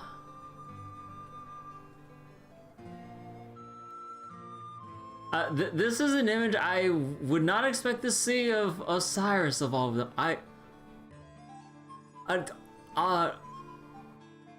me read the line again. オシリスちゃんへとな。Osiris-chan? She got the Gatmo away. Smiling a blushing Osiris doesn't exist. Smiling a blushing Osiris can't hurt you. はあ。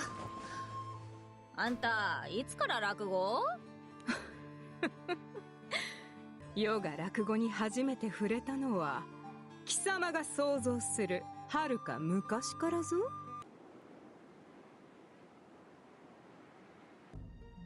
世はフェニックスを追跡し捕らえることを使命とする牧者の一人。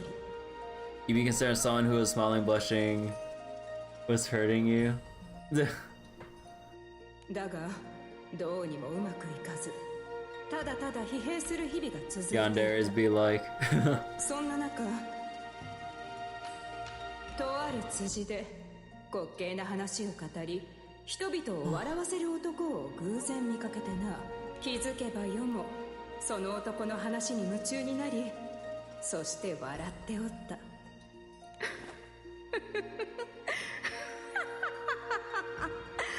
だらぬ、実にくだらんではないか。そりゃそうでございましょう。パーパー適当なことを喋ってるだけですからね。巧みな話術で人々を笑わせる。貴様は何者だ？あっしですかい？あっしは口八丁だけが取り柄の話家でござい。話か。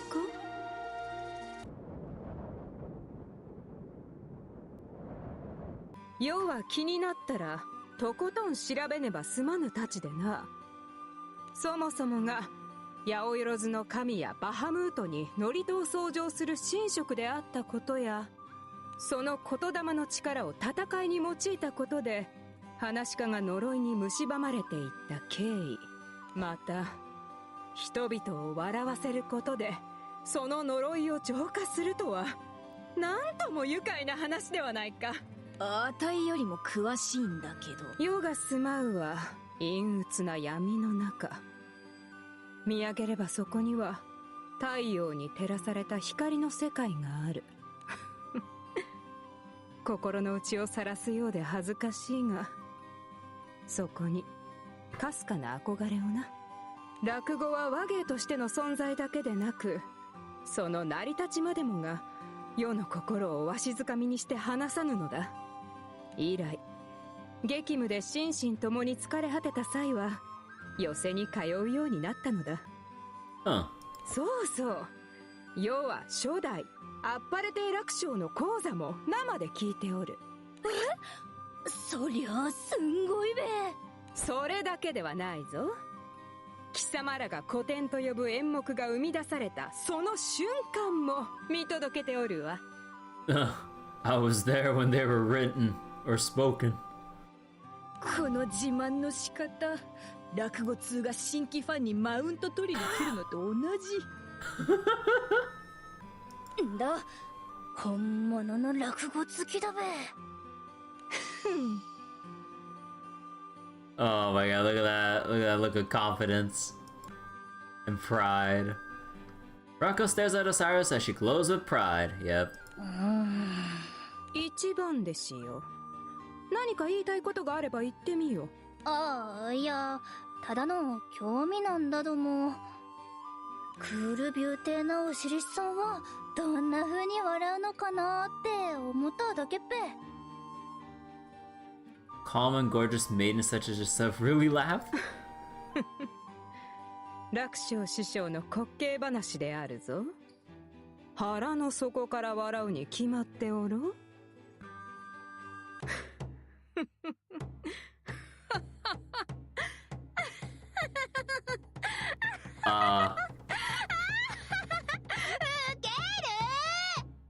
What? とな。How do I unhear something? なんで急に可愛い女子みてえに。世の笑い方を愚弄するというのか。 Wait. Wait. Two enormous hounds suddenly emerge from the shadow beneath Osiris's feet. 怒るんじゃないってば。笑い方で爆笑を誘えるなら落語ファンとしても嬉しいだろ。ファンは関係ない。笑わせているのではなく笑われたのだ。 You're not laughing with me, you're laughing at me. 子供の無邪気さは時に心をえぐる鋭き狂気になると知れ。 Wow. Aww. おめえら包帯なんか巻いて、それおしゃれなんか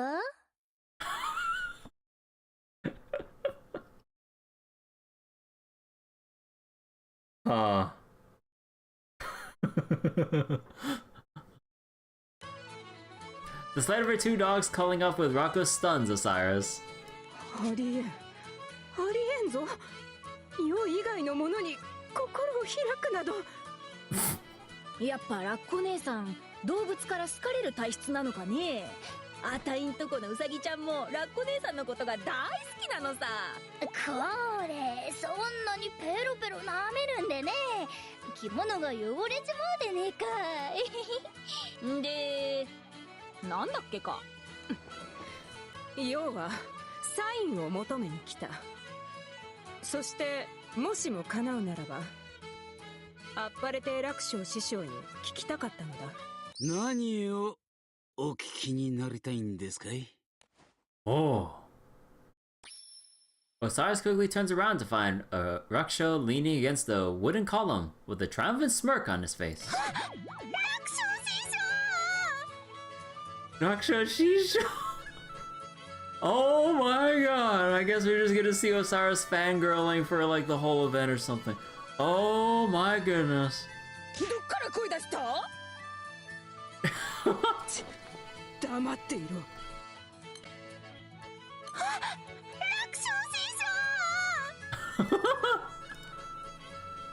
After straightening her collar, Osiris faces Raksho and bows respectfully. 楽勝師匠はこれまでずっと滑稽話にこだわり続けてきたはず。だからこそ不思議でならぬのだ。なぜ今、怪談話なのかと。そのことですか。ちょいと考えちまったんですよ。人間の業ってもんを。人間の業？おう。今や奇跡に入っている大師匠も、かつてそのようなことを言っていた。そうか。漠然とではあるが納得した。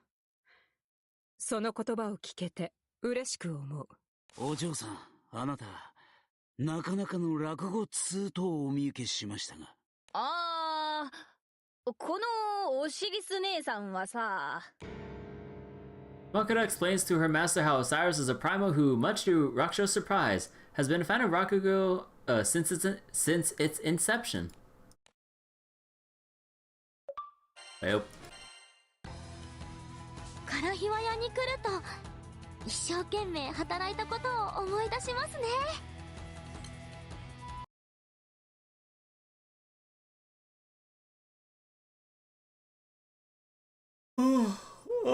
Oh god. Let me stretch real quick. Oh god, it's so cold right now. Oh my god, it's like gonna be like rain's gonna be pretty plentiful this week. Fucking cold as hell. Oh my god. Like, I love the winter, but man, cold weather always just gets me in like hibernation mode. Even snowed a little for where you are. Yeah, like for my weather broadcast is gonna rain like nearly like the whole week or something, and I'm like, that rarely ever happens at this point in the year, or if at all. I'm just like, wait, what? I really wonder if weather's gonna be really out of whack between now and April. Well, I guess I'll have to see. Having learned that Osiris is a primal who bore witness to the birth of Rakugo, Raksho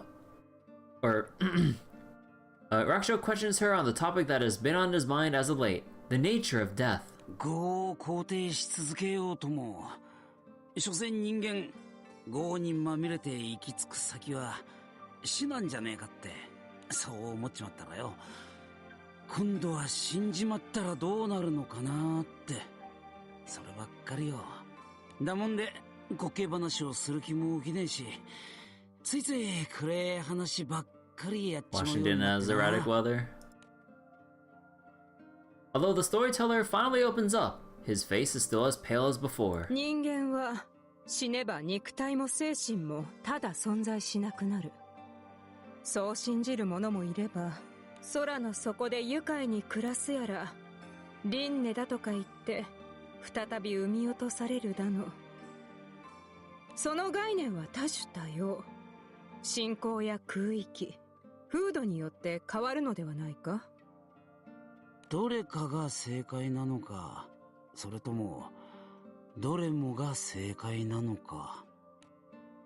As the two ponder the meaning of life and death, Osiris carefully chooses her next words. 要は死に関わる力を有しておるのだが、時が流れることで命が尽きゆく貴様ら人間と傷つき破壊されようとも、コアが無事ならば時を経て復活する聖少獣では、死に対する概念が違いすぎるのだ。故に楽勝師匠の不安を解消するほどの言葉を吐くことはできん。所詮世は青少獣で、楽勝師匠は人間。相互理解は難しかろう。人間の悩みを青少獣さんに聞くってのも見当違いってか。うじうじしてる暇がありゃ笑って陽気に暮らそうってことじゃダメなのかい？死ぬことなんて考えてたら生きづらくって仕方がねえや。んだ、笑いを忘れたお師匠に勝ちはねべ。それ言い過ぎ問題。うっかりしちまったべ。ほらよ、おめえの本音が聞けて嬉しいぜ。しかしながら、世が知る人間の死について一つ伝えるとしよう。Raksho immediately falls silent, waiting for Osiris to continue. 創世神話。神との戦いの中で、後に神を討つアブラメリンの妻であった一角族のファルハナは、I can't believe we're actually like going all the way back to referencing Farhana and Abramelin. 不老不死のアブラメリンと6000年後に再会することを願って、無謀にもその命を投げ出した。6000年？うん。人間にとっては理解しがたい途方なき時間ではあるが、女はその願い通り6000年の時を経て現世に転生したのだ。残念なことにかつての記憶は失われていたのだが、不思議なこともあるものでな。とある一件を機に女は全てを思い出したのだ。前世の全ての記憶をな。After listening to Osiris recount the grand tale, Makura and Rako are left in a state of disbelief. Raksho, however, appears to have understood her point. はあ、そりゃ面白い話じゃねえの。死は終わりではなく始まりでもあるってか。Something clicks in Raksho's mind. Storyteller then thanks Osiris before rushing out of the room. What about the autograph? 世の言葉が楽勝師匠の一助になれたのなら幸いよ。あんたファンの鏡だね。推しという概念が生まれるそのしまった。お話しできた喜びをかみしめすぎ、サインをもらい損ねたではないか。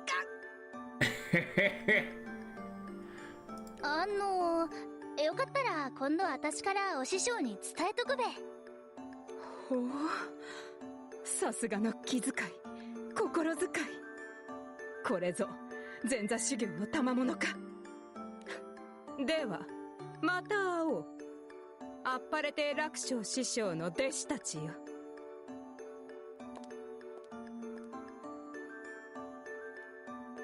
サインにはオシリスちゃんへと書き添えも頼んだぞ。Osirisちゃん。ちゃっかりしてんね。私は弟子だってのにお師匠の悩みに答えることすらできなくて、ほんと悔しいべ。なんかお腹すいたな。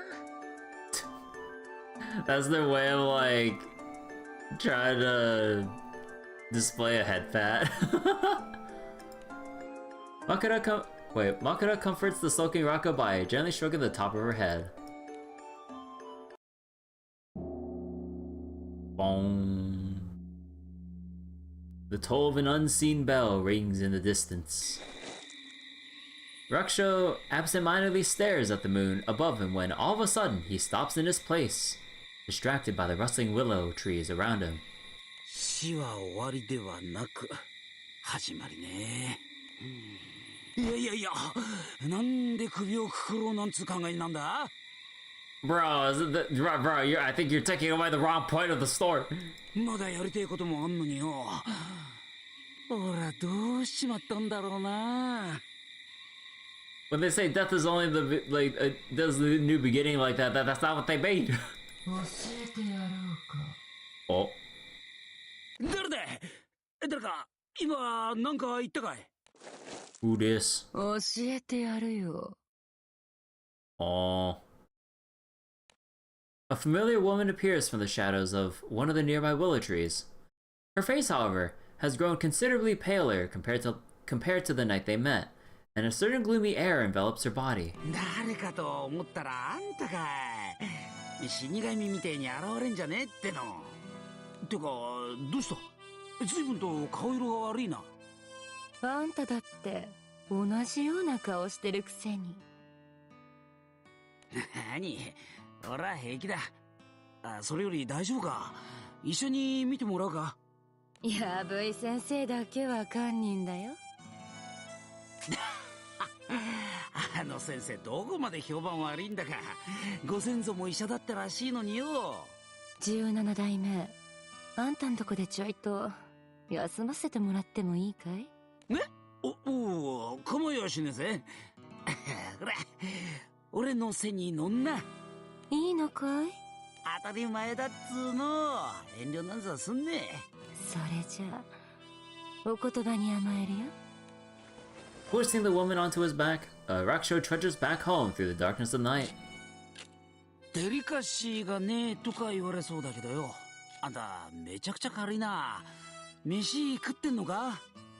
あんただってスタイルのいい女が好きなんだろ？なーに言ってやがる。見てくれなんざどうでもいい。俺が惚れんのは心意気よ。Truly matters is her spirit. へえ、いい男じゃないか。飛ぼうよ。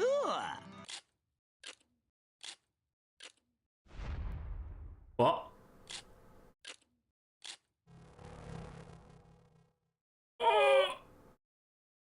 I mean, yeah, I kind of saw the whole thing coming here, but...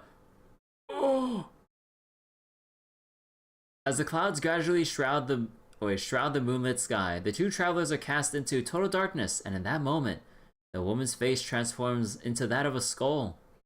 God, this is reminding me of like fucking Pirates of the Caribbean here.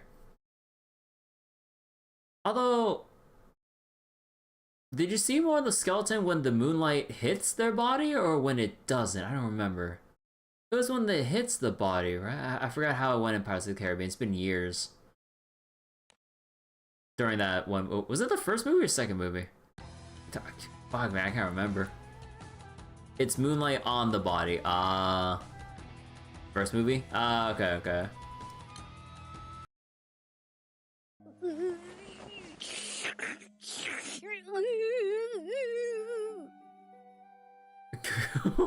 泣くのか食べるのかどっちかにしなってのさ。 Either eat or cry. うめえなこのおそば。 Man, I want some good soba.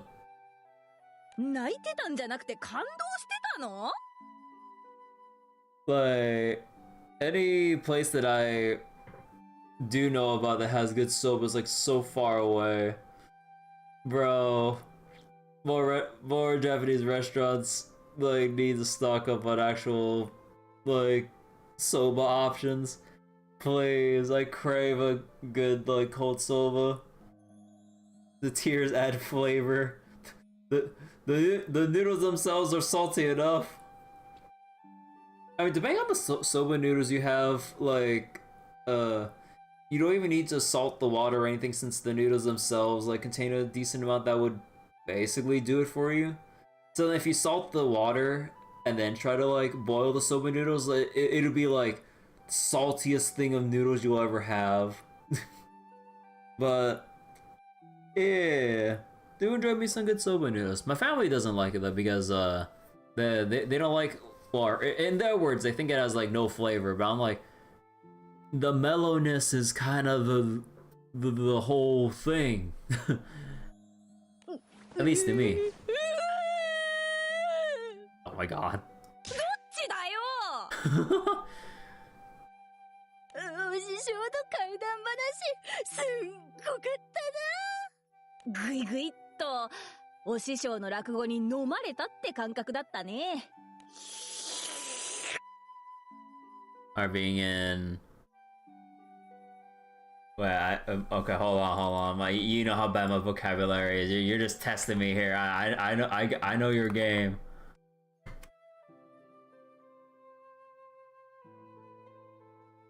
Ah, okay, I see how it is. 寂しいんだろう。滑稽話が聞けなくってさ。んだ。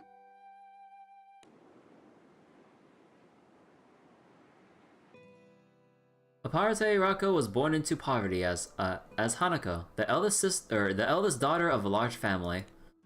A victim of her unfortunate circumstances, she was forced away from her parents at a young age and made to work at a small clothing store as an errand girl. Every stream is a learning stream. You learn something new every day. Channeling my inner Zoe. Unable to see her parents, she would cry night after night, soaking the pillow on which she slept.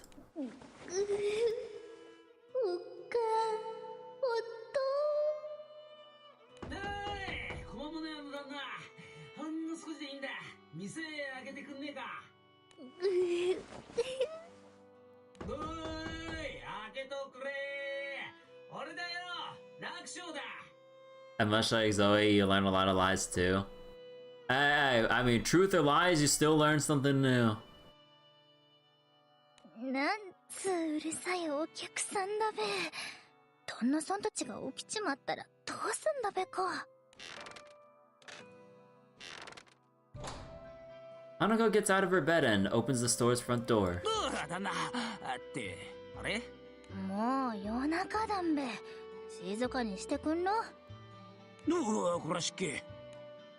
Although Rakusho apologizes, Hanako can see the man peering over her shoulder and scanning the shopwares in the back. 今日もう店じまいしてっぺ。また明日来てくんろ。これから課外に行くってのに手ぶらじゃ格好つかねえからよ。串とかんざしを見繕ってくんねえか。それはお客さんの事情だべ。私には関係ねっぺ。眉間にしわ寄せやがって。子供のくせに融通の利かないやっちゃな。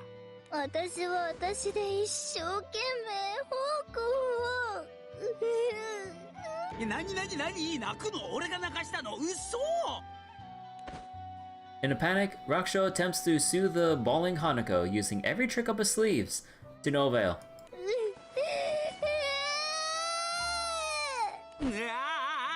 泣いてばっかで人の話を聞きやしねえ。となりゃ。Rakusho lifts Hanako up and sits her on one of the store's counters. なんだべ。ほんの少しで構わねえから、俺の落語を聞いちゃくれねえか？落語？うよ、とびっきり面白いバカ話よ。And so begins Hanako's personal midnight rakugo performance. Rakusho speaks softly as to not wake the others, but even his whispers carry an excitement that draws Hanako into his world.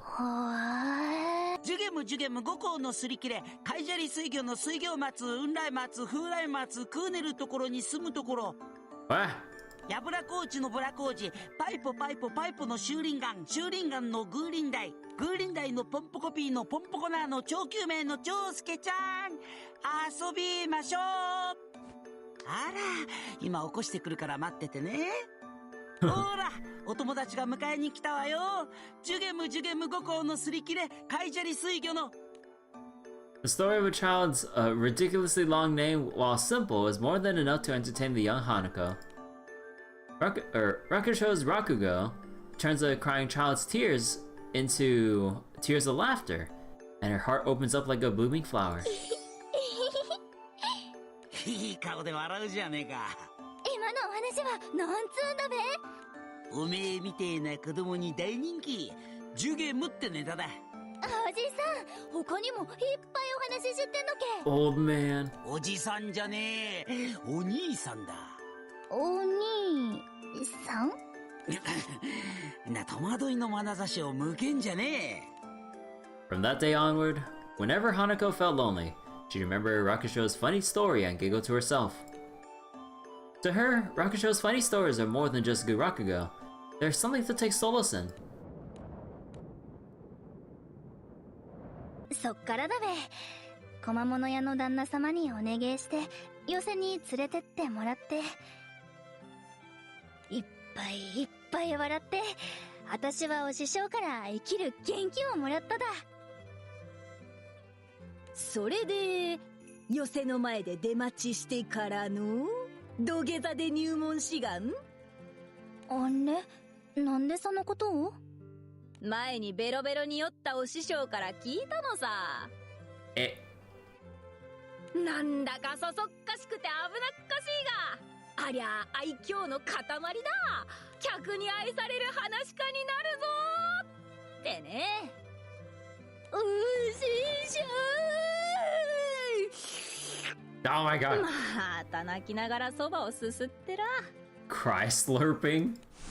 楽しそうに落語をやる粗骨もんで、愛嬌たっぷりにお客を呼べるように、一晩悩みに悩んで考えたのだ。大事にしてくれよな、ラッコ。寂しいとかつまんねえとかわがまま言ってる場合じゃねえ。だね。あたいらは弟子だかんね。ただお師匠についていくだけさ。The two exchange looks and then smile. 大将、お会計頼むよ。はいよ、2人で10ルピだね。チート細かいから手を出してくんな。1、2、3、4、5。 Makura takes out her coin pouch and starts handing the chef her money 1 rupee at a time. あれ、僕の分のおそばは？あんたお客さんからたんまりお菓子もらってたろ。食べ過ぎだからもうやめなって。座長のケチ。あ、ヨント。まだお会計の途中で。ああ、ごめんよ。どこまで数えたっけか。4とかなんとか。5、6、7。Due to Rocco's small miscalculation, Makura ends up paying an extra rupee for their meal. Brett.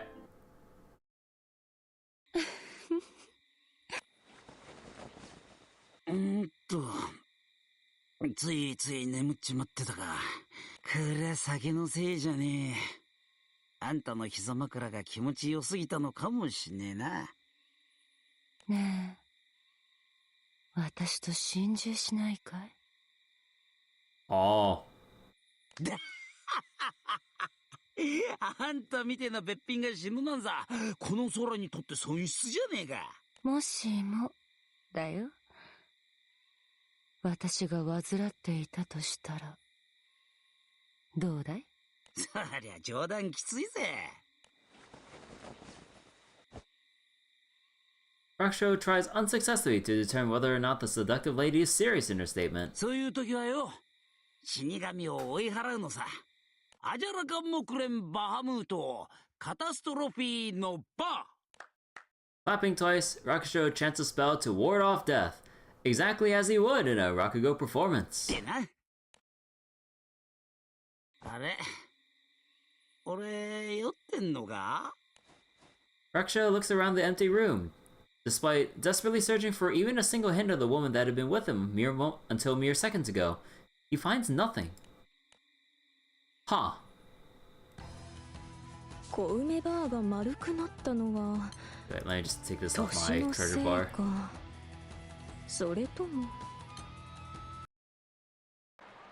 The following day, the crew wanting to watch one final Rakugo performance before departing the island, visits the Yosei Theater once more. みんな、この前も大盛況だったけどよ、今回はそれ以上じゃねえか。ぎゅうぎゅうに押し込まれたって感じですね。でもこの密着感、人肌を感じられて悪くないわ。おやまあ、そりゃおまはずいぶんと特殊な壁持ちでありんすね。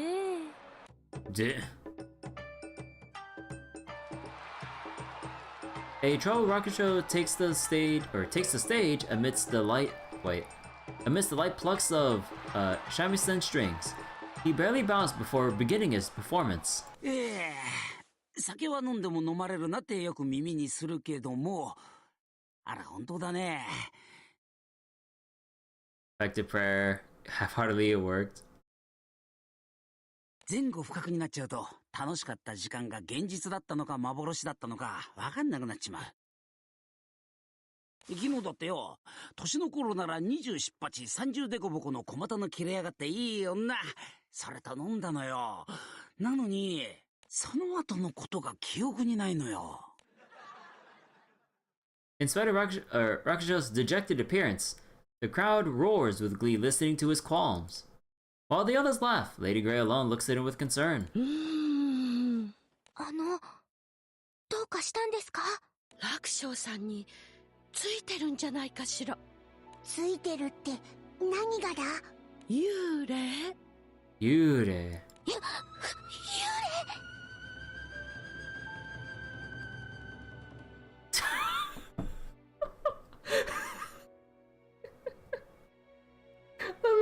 ？I forgot the exact word for that, but that fucking sound effect. Wait, I wanna listen to that again.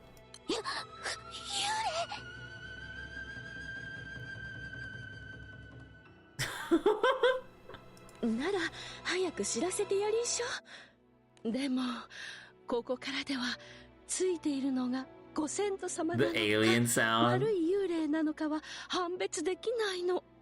もう少し近くで観察したいのだけれど、この満席だもの。落語が終わり次第楽屋に向かいましょう。でも一つだけ覚えてることがあんのよ。突然心中しようなんて言い出すもんだからよ。冗談はよせやいなんつって、アジャラカンモクレンバハムートのカタストロフィーのバーって唱えて手をパンパンって叩いたら、あれ、俺は死神と飲んでたのか？ The audience, though laughing mere moments earlier, suddenly falls silent, and attention fills the theater's main hall. 張り詰めてるね、緊張感。空気が一変したよ。Wait, freezing temperatures. なんだべ、胸騒ぎがすめ。やだね、どうも。酒に飲まれるわ、女に振られるわ、借金取りに追われるわ。飲む、打ち使うの三道楽もひっくり返せば三十九じゃねえか。いっそ死んじまおうかな。でも痛くも苦しくもなく気持ちよく死ぬ方法ってあんのか？教えてやろう。柳の木の陰からぬっと現れたのは、ネズミ色の着物を着て竹の杖をついた痩せ細った貧相な老人。なんでてめえは？俺はな、死神だ。死神？死神ってのはよ、小股の切れやがっていい女で。バカ野郎、それはおめえじゃねえ。楽勝の話だろ。おめえは三十九だってんで死にたがってたが、人間には寿命ってもんがある。それが尽きねえうちは死のうたって死ねねえのよ。じゃあ俺の寿命はまだまだたっぷりだ。The man learns a spell capable of healing the sick from the old Reaper. アジャラカモクレンバハムートのカタストロフィーのバーと唱えて手を2回パンパンと打つんだ。 The man goes on to earn money by pretending to be a doctor. He was given but one rule: to banish Grim Reapers with a spell only when they're sitting by the patient's feet, never their head. Huh.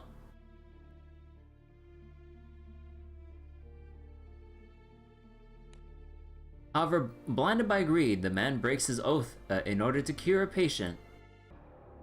おい、約束を破った挙句、恩ある俺の仕事を邪魔しやがって。おめえ、どういうつもりだ？さっきのあなただったんですか。すいません、死神さんってみんな同じなりをしてるから見分けがつかなくって。おめえのせいで上司からガツンと雷だ。今度のボーナスも減額だってんで、えれえ目にあったぜ。やだな。そんな怖い顔しなくったってねえ。死神が杖で地面をポンと突きますと、大きな穴がポカーッと開き、石段が下へ下へと伸びております。この杖につかまれ。てか杖から離れねえ。ずんずん降りろ、どんどん降りろ。ほらほらほら、早くしろ。ちょっと死神さんって、いたたたたた。急に明るくなったと思ったら、洞窟にろうそくがいっぱい。なんだよここは。このろうそくの一本一本の明かりが人の命の形だ。聞いたことあるぜ。人の命はろうそくの火みてえなもんだって。このろうそく今にも消えそうじゃねえか。どっかのお年寄りのもんですかい？それがおめえの寿命だ。それが消えるとおめえは死ぬよ。またご冗談を。だって前に言ってたじゃないの。それは今朝までの話だ。おめえが約束を破って呪文を唱えたその時に、おめえの息のいいろうそくと今にも消えそうな病人のろうそくが入れ替わっちまったのさ。1000万ルピでてめえの命を売るとはな。後先考えねえんだもんな。来い来い。死神様、知らなかったんです。ろうそくを元に戻してください。残念だが、いっぺん入れ替わったもんは戻らねえ。ほら、消える。火が消えるぞ。死にたくない、死にたくない。助けてください、死神様。みっともねえ野郎だな。まあいい。泣きの一回だ。チャンスをやるよ。ありがとうございます。ありがとうございます。この燃えさしのろうそくをおめえにやる。今にも消えそうな命の火をこいつに移し替えることができれば。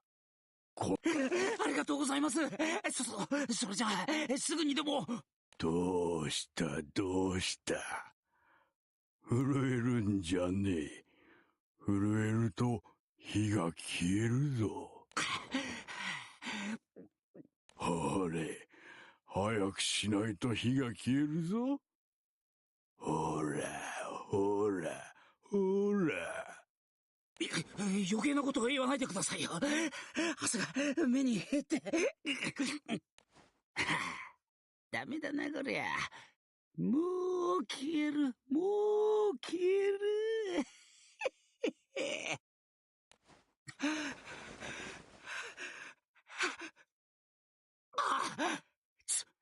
ついたついたついた。へっきし。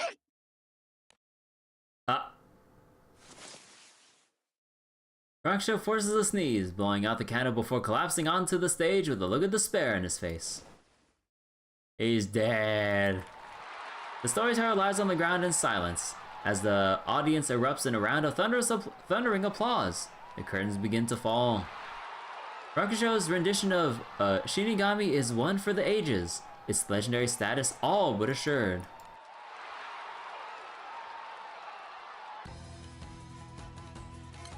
Huh.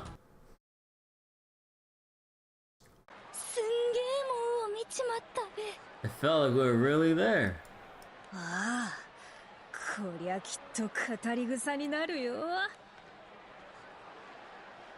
Wait. Oh shit. The two apprentices wait excitedly for Raksho, but he's bleh. God, my fucking. But he shows no signs of leaving the stage.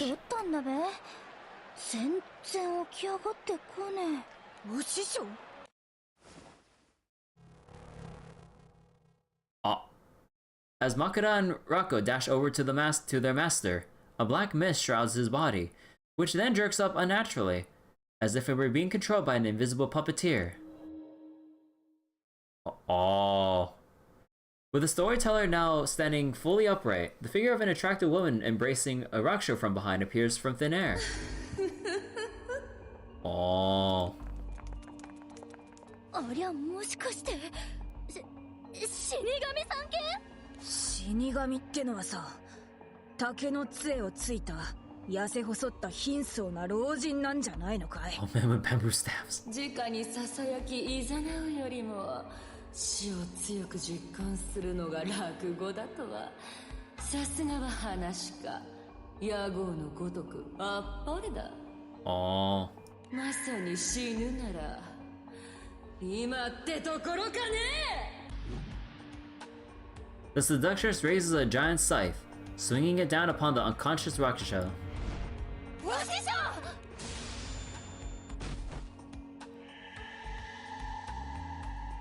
The two receive no response from the master, who once again collapses to the ground.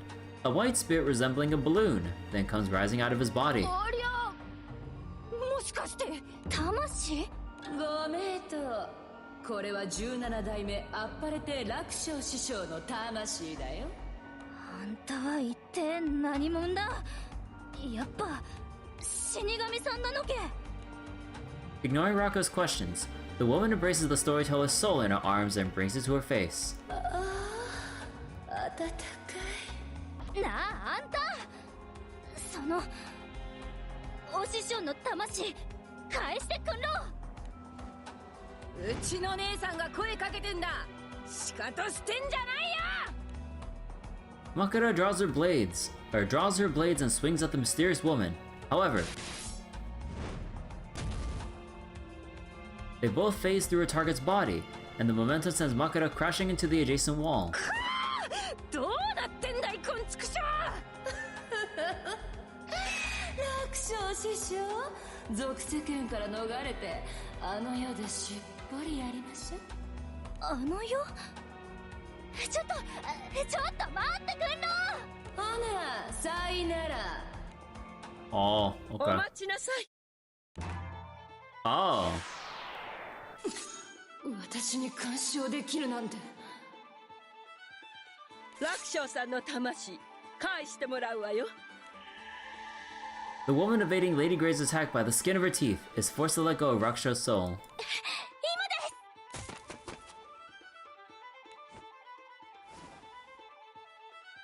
How do we get a hold of the soul to...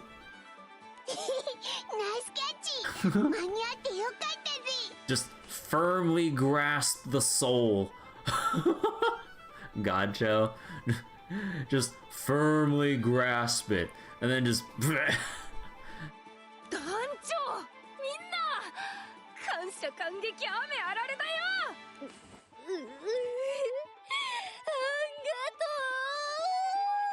おまはんの見込み通り。 Now eat it for safekeeping. 本当に幽霊がついているとは。もう少し早く行動できていればこんな事態にならなかったのに。今からでも遅くはありんせん。最善を尽くしんしょう。 Lady Grey casts a spell on Raksha's body to ensure it doesn't decay while in its soulless state. みんなに悲しい思いはさせないわ。返せ。楽勝師匠の魂を返せ。 Oh. こっちに来ます。 Kirby and Leary work in tandem to throw the soul in Rocco's direction. ゴーレさん、ラッコ、その魂を持って逃げなんし。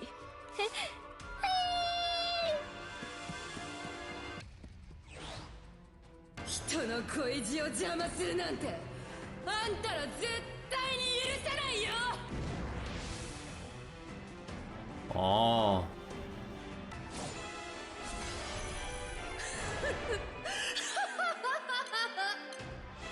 Protect Raksha's soul.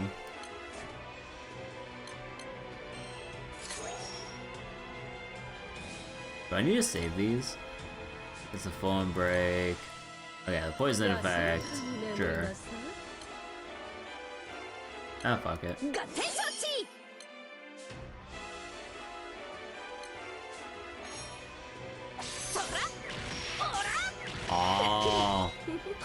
Only Gray can do it.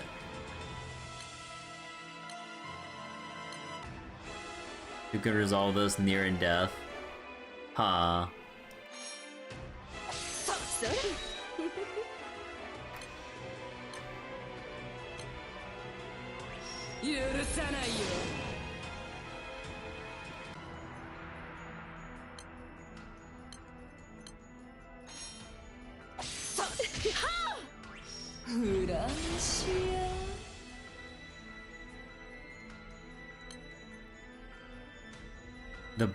Oh my god, the fucking...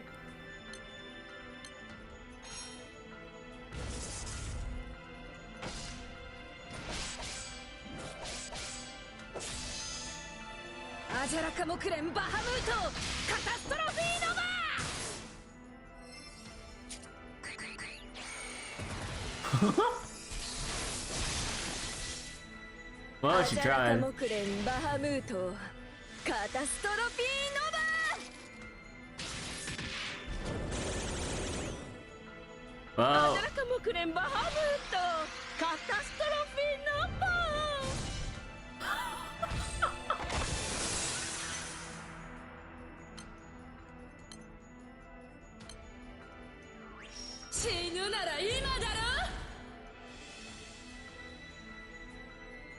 oh, the chat doesn't work, but why?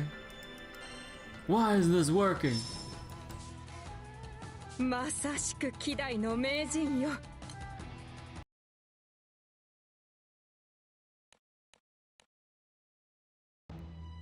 あんたただの人間じゃないようだね。あなたこそただの幽霊じゃないわね。並々ならぬ執着じゃないの？ As Lady Grey holds off the alluring woman, Rocco runs away with Rakusho's soul. 私が必ずお師匠を生き返る。待て！ラッコー！そうはさせぬ。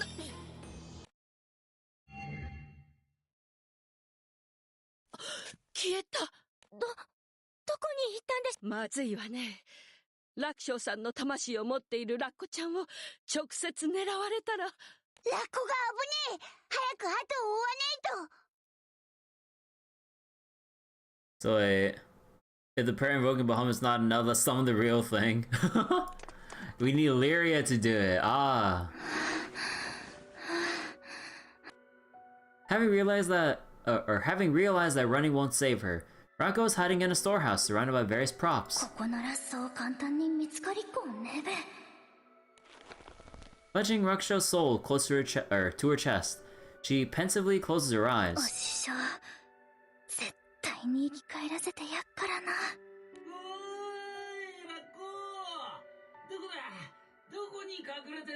No, don't answer it! お師匠？でも、どういうことなんけ？ Smack down on that. Rocco stays still as she tries to make sense of the sudden development. 今お前が持ってる魂をよ、すぐに体の中に戻しゃまるっと解決なんだが。ラッコ、早くしねえと俺の体が。どうしたのべ、お師匠。 Oh my god, you just heard what Lady Grey did for you. Oh. Of course she doesn't know any better, but whoa. Rocco bursts from the storehouse to find Rakusho looking like he's about to fade out of existence. 早くその魂を。After taking the soul from Rocco's hands, a nefarious sneer appears on Rakusho's face. ほんと素直な良い子。 You fool! いや、粗骨者かね。考えればわかるだろうに、魂が抜かれたんだ。こんな風に動けるわけないじゃないか。騙すなんて卑怯だべ。 Oh my god. 楽勝師匠、邪魔者とはおさらばしてさ、あの世でしっぽりと飲もうじゃないか。 As she gently strokes Rakusho's soul, the alluring woman fades into nothingness. ラッコ姉さん、マコラちゃん、お師匠があの世に連れてかれちまっただ。こんちくしょう。でもあたいらはさ、ここでくじけるような玉じゃない。After Kirby and the others find Rocco, they consider what to do next. 魂を取り戻す方法はないんでしょうか。私とあの幽霊の力は拮抗しているの。彼女が楽勝さんの魂を離さない限り現世に呼び戻すのは難しいわ。それじゃあ逃げられちまった今、打つ手なしだってのか。As the group struggles to find a path forward, Osiris appears before them. 久しいな、得意点よ。牧者のオシリスさんがどうしてここに。オシリス姉さんと知り合いなのかい？ Necromancer Dancho? That'd be a sick new class. Kirby briefly explains how they met during an incident involving the Phoenix and the kingdom of Radlith. Oh, wait. I mean, since we've brought up before about the whole thing with the Phoenix thing and everything, so that means that's on the same timeline. And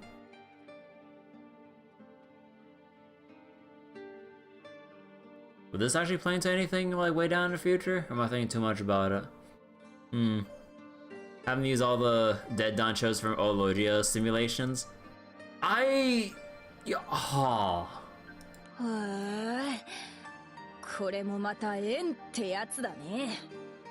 してどのように対処するのか興味本位で見守っていたが、 feels like every なん event ともお粗末なものよ。 It feels like every event since last year has been on the same timeline. Yeah, it seems like a good amount of them are sharing the same timeline, I think, because of the whole multi-timeline, but basically once you recognize the character cast and if they keep showing up, then it should be on the same timeline and everything. Huh. おうおうおう、外野が偉そうに口を挟むんじゃないよ。 Guess they decided to be consistent from now on. Well, I have to say about that with new future events. Obviously not with like the still ongoing event series that are going on, but with any new ones that seem like they're not really part of any new series themselves. Yeah, we'd have to assume like the same timeline at that point, unless otherwise specified by previous event story series. 流行るな、2番弟子よ。野暮な口を挟むために声をかけたのではない。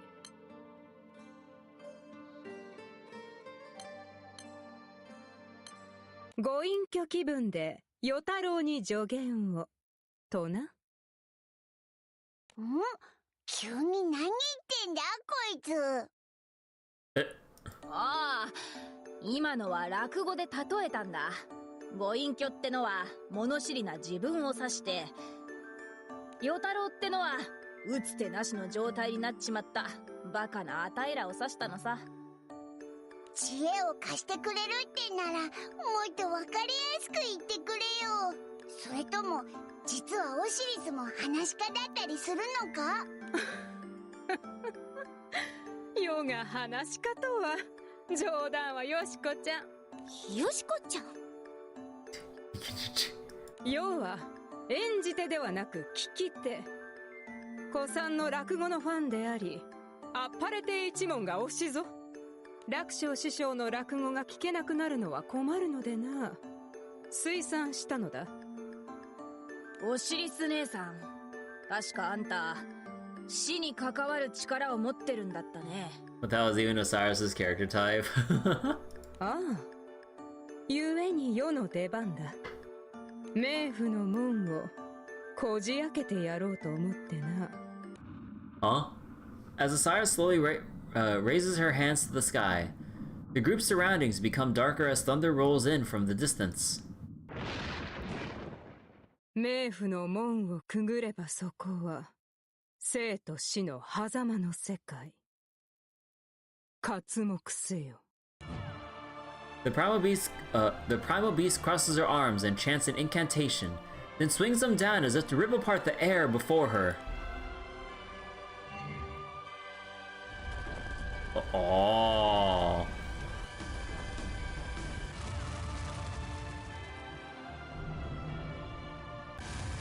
The earth trembles as an enormous gate appears and slowly begins to open. この据えた匂い。世はスカンがこやつらにとっては落ち着くらしい。ここから先に行くは貴様らの自由。だが聖者は長く踏みとどまれぬぞ。落語で例えるとするならば、命のろうそくがゴーゴーと燃え続ける状態と同じ。つまり寿命が減り続けるか。面白いじゃないか。Ah. Your life burns away faster in the underworld, huh? お師匠を取り戻すためだったらどうなっても構わねっぺ。なんとも威勢の良い。弟子たるや、そう来なくてはな。Kirby also steps toward the gate, only to be stopped by Makura. 団長の命は一人だけのもんじゃないだろ。だからここはアタイらに任せな。Danjo gets sidelined. そうよ、私たちにね。グレイ姉さん、幽霊を取り逃がしてしまうなんて、資料を操る者として不甲斐ない姿を見せてしまったわ。それに今彼女とやり合えるのは私しかいないもの。 Understanding Lady Grey's intent, Makura turns back to Kirby. It'd also eat away Illyria too. Yeah. Also, I'd wonder about that. Like, so Illyria literally has no lifespan. That you know, technically Dancho has no lifespan and is sharing the thing with Lyria because of the life link. But then if they're sharing it, if they both go down, would their collective connected lifespans burn down twice as fast? This is burning 2 for the connection of 1. Huh. So yeah, that'd be especially more deadly for them to even be there, if you want to be reasonable about this, instead of like, from a meta perspective, they're sidelining Dancho so that everyone else can get their proper time in the spotlight. Because Lyria is a divine construct. Right. 団長たちはこっちに残って、なんでこんなことになったのか調べてくれよな。With that, she, Rocco, and Lady Grey jump through the gate into the land between life and death.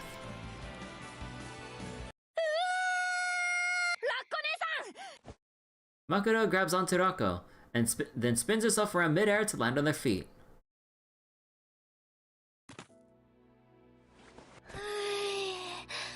死ぬかと思ったんべ。驚いたね。まるで死神の洞窟じゃないか。だべ。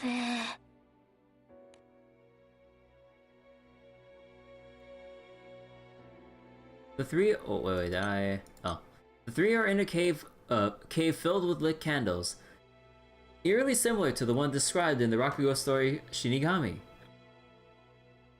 あらあらあら、ものすごい趣味。しかし不思議なものね。空には多種多様な死生観があるのに、どうにも落語に寄りすぎているわ。Okay, wait, hold on.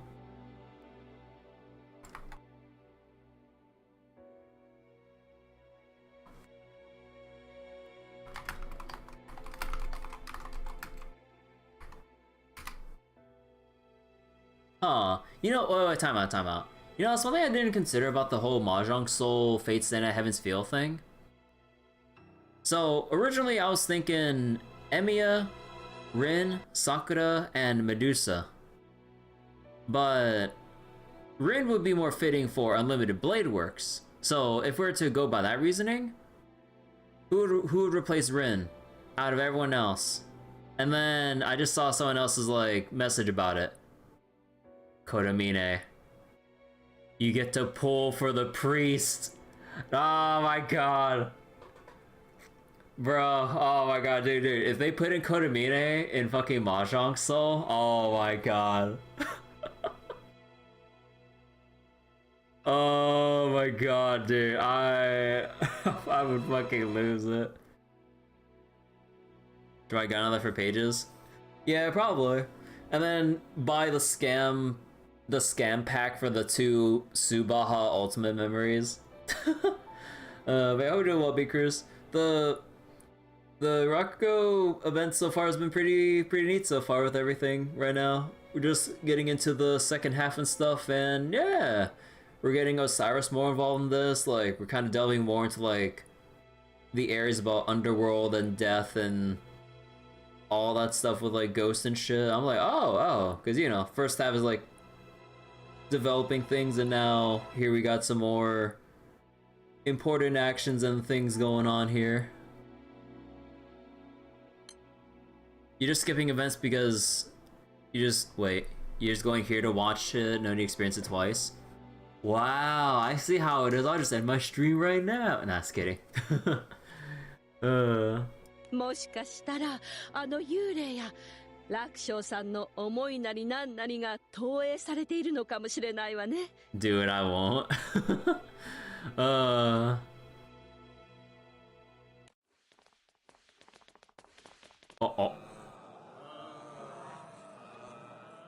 Oh.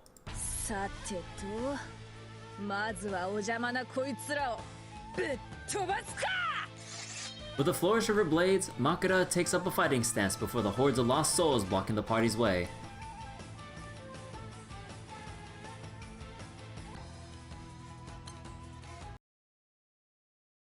As Makura's party fights in the land between life and death, the rest of the crew is faced with the question of what to do next. 世の助力はここまでだ。原因究明は貴様らの役目。しかと頭を使うがよい。Does this have to do with the fact that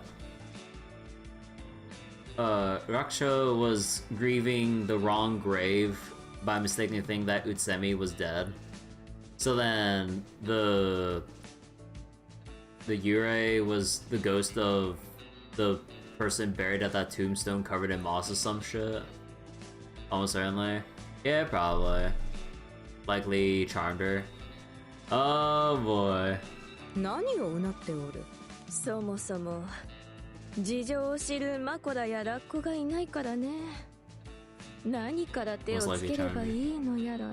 How would you explain to her that was a whole big misunderstanding? The year 貴様ら ending. の気空団は粗骨者だらけのようだな。あっちとこっち側で連絡取れたりってしませんか？そうできれば良いのだが、次元が違うのでな。Pissed her off 残 even 念な more. がら干渉することはできない。Yeah. こりゃ参ったぜ。なんか変な音が聞こえねえか？ですね。客席の方からでしょうか。 Kill him and the guy lied to him. Oh god. Upon going to investigate the sound, Vienna and Lyria find Harley eating a confectionery that had been left behind by a theater goer.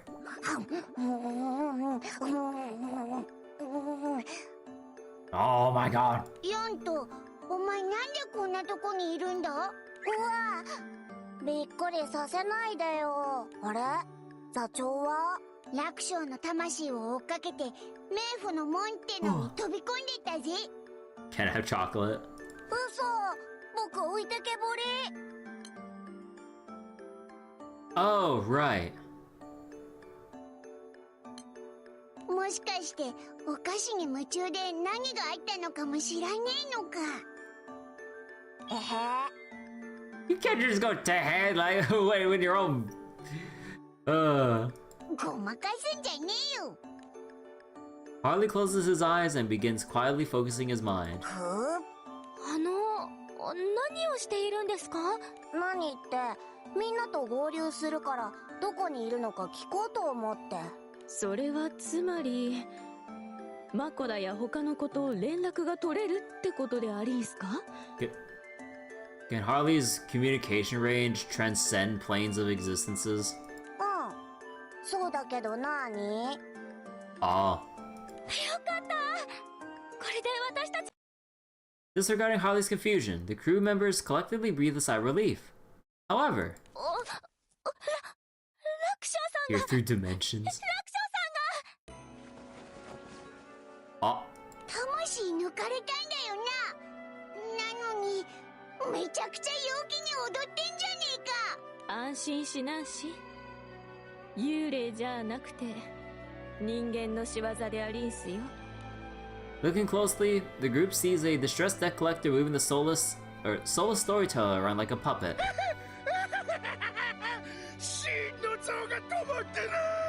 まったく不謹慎でありんすね。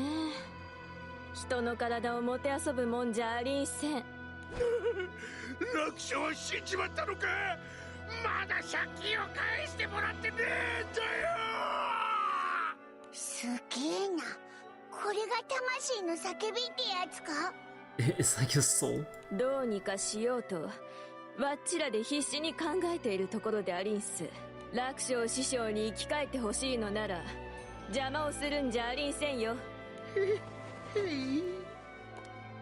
The debt collector meekly accepts Utsemi's scolding and leaves. おまはんは抜け殻になっても騒ぎの中心なんでありんすね。Despite his lack of a soul, the moment Utsemi approaches Raksho's body, he raises a hand and strokes her. Huh? やれやれ。煩悩はまだ残ってるのかね。Bro, his soul has left his body, but the moment Utsemi like approaches, like his body, the soulless body itself just instinctively caresses her leg. It fucking bad. He imparted his fucking horniness for Utsemi like into his very body. With a bemused exasperation on her face, Utsemi firmly slaps Raksho's hand away.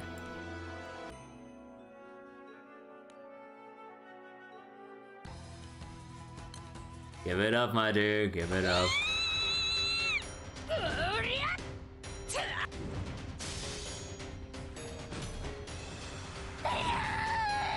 お仕置きよ。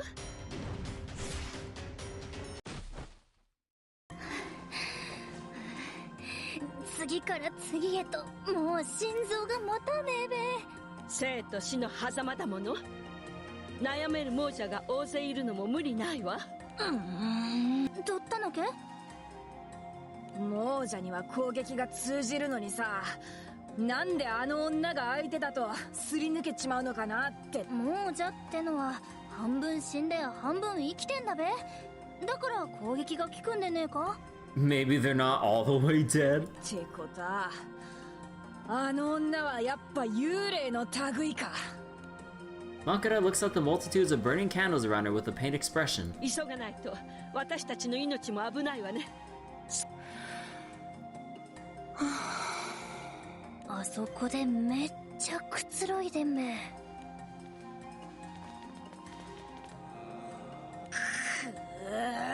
邪魔。Whee!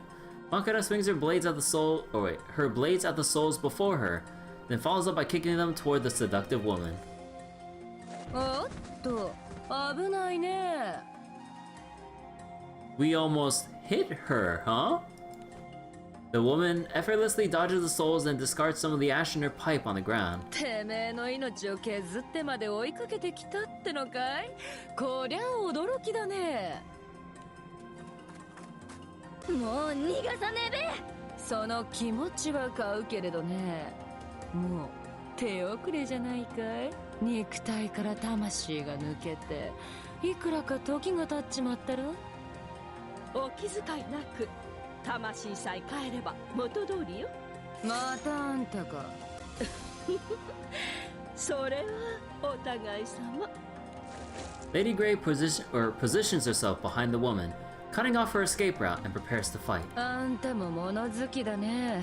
愛する男でもましてや弟子でもないのに楽勝師匠のために命を懸けるのかい？あなたの存在にいち早く気づいていたのにって、その責任を感じているのよ。それにもしものことがあっても愛する家族に会えそうだもの。敵じゃなければあんたと友達になりたかったよ。あらそう？私はお断り。Oh, well. As the ghost and necromancer stare each other down, Rocco meekly speaks up. おばさん、ちょっと聞いても？おばさん？私は永遠の28歳だよ。Forever 28 years old. 永遠の？死んじまったら年を取らないだろう？ Who gets older after they die? ってことは、見立て通り幽霊ってことけ。そう。そのはずなんだけれど、それだけでは説明がつかないの。聖者である楽勝さんの魂に干渉したり、これではまるでこの着物を見てわからないのかい？着物？死神といやこの柄だろ？オーダーメイドだよ。オーダーメイド。オーダーメイド。私はどうも才能があるやら巡り合わせがあったやらでちょいと不思議な力もらってね。おっちんじまってからは一応死神ってもんをやらせてもらってるわけさ。死神。幽霊を超えた力はそういうことだったのね。The woman proudly holds her head up high and begins laughing. And so the cosmology of Granblue becomes better defined. そ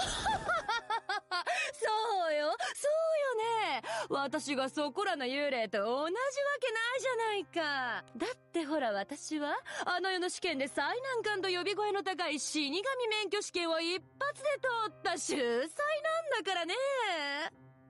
Grim Reaper license exam? 試験だ？そんなもんがあるってのかい？そこのところは後でオシリスさんに聞いてみましょう。やだね。本職に改めるなんて野暮ってもんだよ。冗談も楽しめないのかい？ Oh, is this a joke? わざわざこっちの世界に来たんなら少しは興味を持ちなってのさ。そこまで言うなら聞かせてもらうけどね。そこら中にあるあのろうそく、あれはやっぱり人間の命の形なんだろ？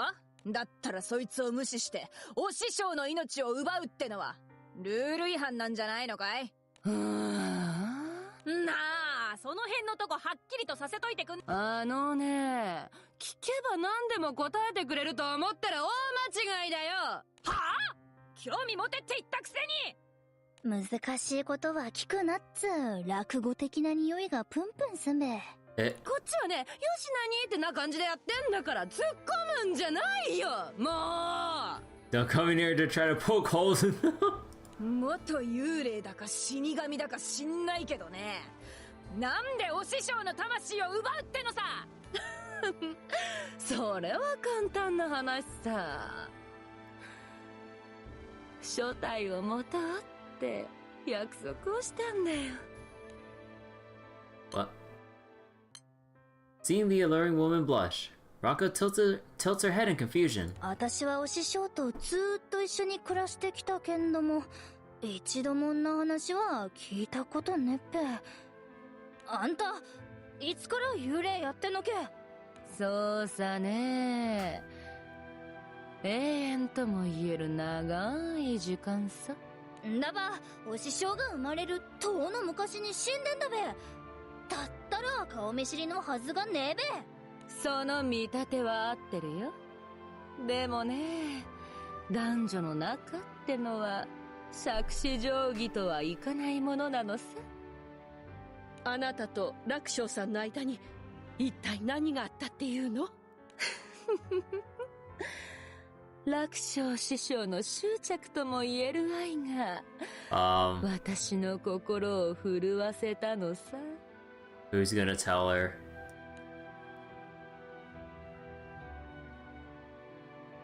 Well...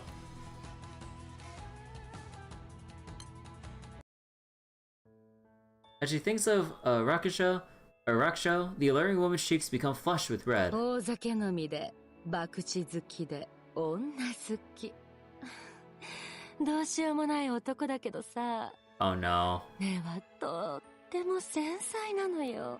Truly a sensitive man at heart, huh? そんな彼がポロリとこぼした本音に、私はキュンとしちまったの。If she's blushing, that means she has blood. どんな人にも愛情を持って接し、どんなことにでも情熱を傾ける本当に立派な男だけどさ。Ghosts can bleed. If it bleeds, they can die. 私に甘える時なんさ。まるで赤ん坊のようで可愛いのなんのって。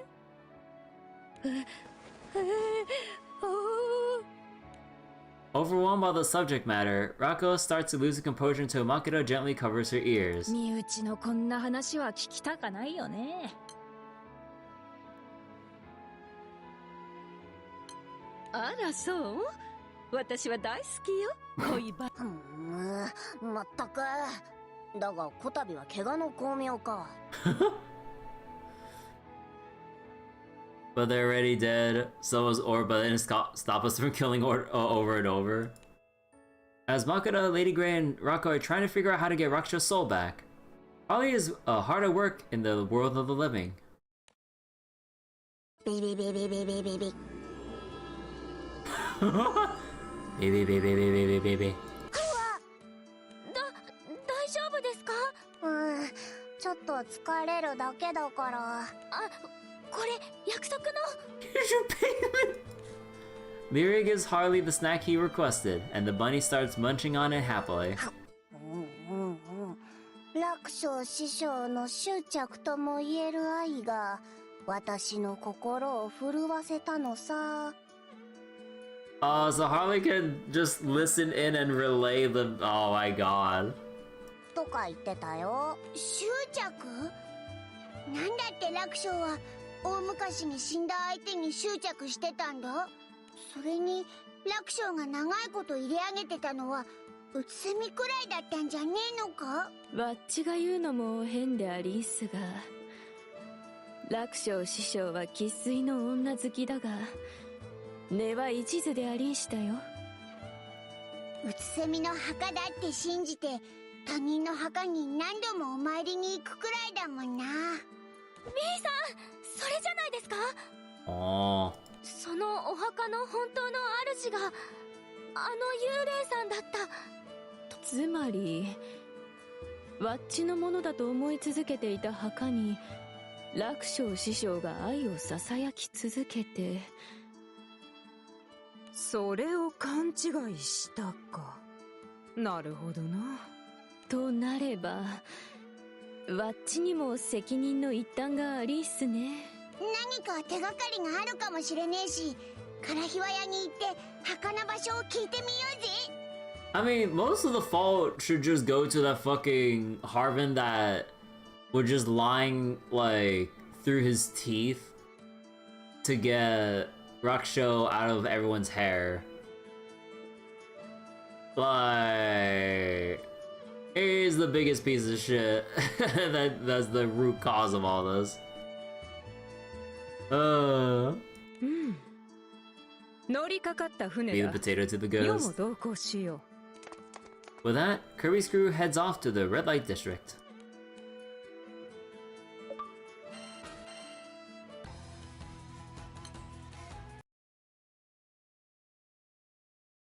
Origami. The origami killer.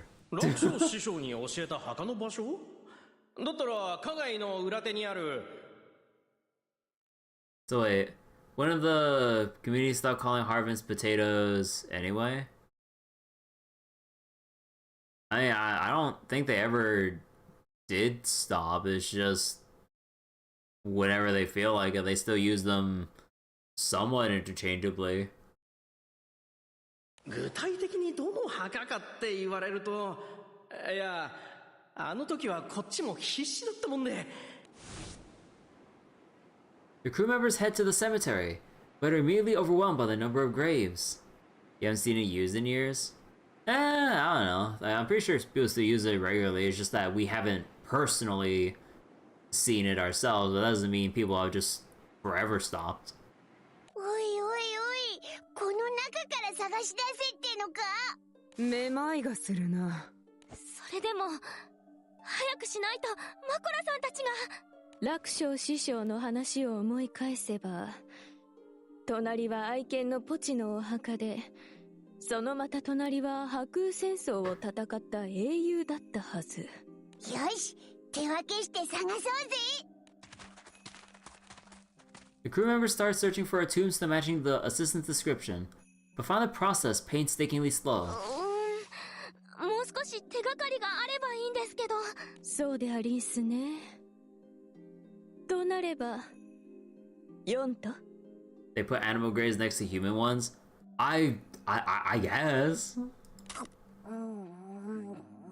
何？ Oh my god, Harley. 死にさらせ！この程度。Makura paces back and forth, frustrated that she could do nothing but watch the fight. なんて無力なんだよ、あたいってやつは。ビビビビビビビビビ。4とからかい？あちらでは今、あの幽霊の墓を探しているようなのですが。何かって。ラッコ姉さん、どうだい？墓ってったって私も行ったことはねえし。でも足しげく通ってたってんならピッカピカに磨いてる気がすんで。It's gotta be all clean and polished. Oh. お師匠ああ見えて綺麗好きだもんで。あとうつせみ大王のお墓だって信じてたんならお土産は欠かせねえべ。楽勝師匠からもらったお土産？お師匠さんは花街に行くときにお土産を欠かさないらしいんだ。The main thing I was thinking about is like the whole fact that the tombstone should have been still completely covered in moss. Because I don't think he would have actually cleaned it, otherwise he would have seen that the name is wrong. So then Rocco accidentally gave the opposite of what they need to look for. Except for the leaving something behind thing. だからね、二人の間で何か印象深い Is it the も name の it は went なか away? ったかって。Oh, was it? Oh, I only remember the moss point. Oh, shit. I'm stupid then. 印象深いものでありんすか？ My reading comprehension is shit! いくら一途に思われようとも、ただの客か。Did that a long time ago? Yep, really long time. Don't worry, just Forever 28. Struggling to remember her time with Raksha, Utsemi finally arrives at one particular memory. Oh wait, well, sorry. 静かに。こんにちは。静かにしておくんなんし。こちとら二日酔いで頭に響くんだ。And yet the grave of a guy from the war was still legible. Maybe it's just a difference in the amount of people caring for the tending to the graves to keep them. I don't fuck it. I don't know. That doesn't make sense to me. あれより、今日はただその可愛い顔を見るついでに土産を私にな。So assuming it's supposed to make sense, would that mean the lady died way before the war? So how old are these gravestones? Or the cemetery in general? The fact that her grave had moss on it meant it should have been better protected. Unless the sake that Raksho poured eroded the stone even further or some shit. I don't know. Because alcohol, and that's I don't think it works like that. But how would you explain? Because yeah, if it was covered in as much moss, then it should have been worn down as much from the elements. Put it on the grave, but not the stone. Yeah, so how would you explain that? So the name has worn away despite being covered in moss for a long time, which should probably imply that the tombstone itself is protected. But the stones next to it, red as a bat is how you explain it? Yeah, I mean, I just trying to like grasp at straws here, trying to justify like how that would even be a thing. But yeah, no, I'm struggling to find like some kind of explanation justifying this discrepancy. So yeah, I don't know. Oh yeah, 綺麗な折り紙。巡業先で見かけてよ。それでパッと思い出したんだ。セミちゃん、折り紙好きだったよなって。俺すごいっしょ。They wanted to make a joke, but the joke ruined the series bit. Yeah, because, you know, we get why it was like that initially, because the guy just wanted like, oh yeah, here's the stuff, but it's just all covered in moss. Yeah. You know, Raksho should have at least asked the question for, wait, if she died that recently, why is there all this moss? But obviously he wasn't of the right mind. Disregarding Raksho's aggrandizing remark. Aggrandizing? Wait, what? Hold on, where we learn something new every night.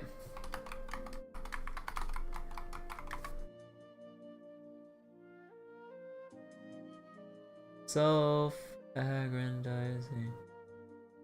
Acting or intended to enhance one's power, wealth, or position, or reputation. Boastful, often in disregard of the truth. Oh. ほら、お礼の鶴でありんす。ヤッホー！ありがとよ。でもすっげえな。折り紙でこんな見事な鶴を折っちまうんだもんな。大げさでありんすよ。折り紙。 Your best guess is that the war hero had family that would have the tombstone replaced when it wore down too much. Yeah, but that's also like a big assumption on the reader's part more than anything detailed via world building in the story. So unless like the people on this particular area say that the gravekeepers or whatever, or the families whose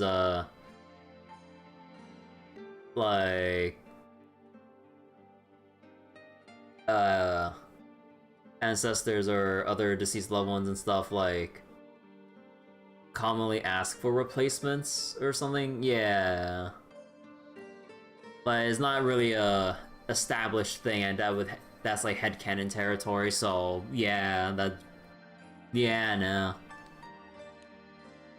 It's as enemy scans the graveyard looking for a tombstone with some kind of origami placed before it.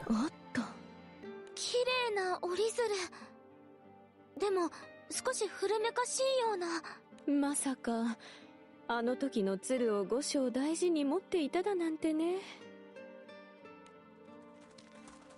お、隣の墓にポチって書いてあるぜ。ってことはこの墓で間違いなさそうだな。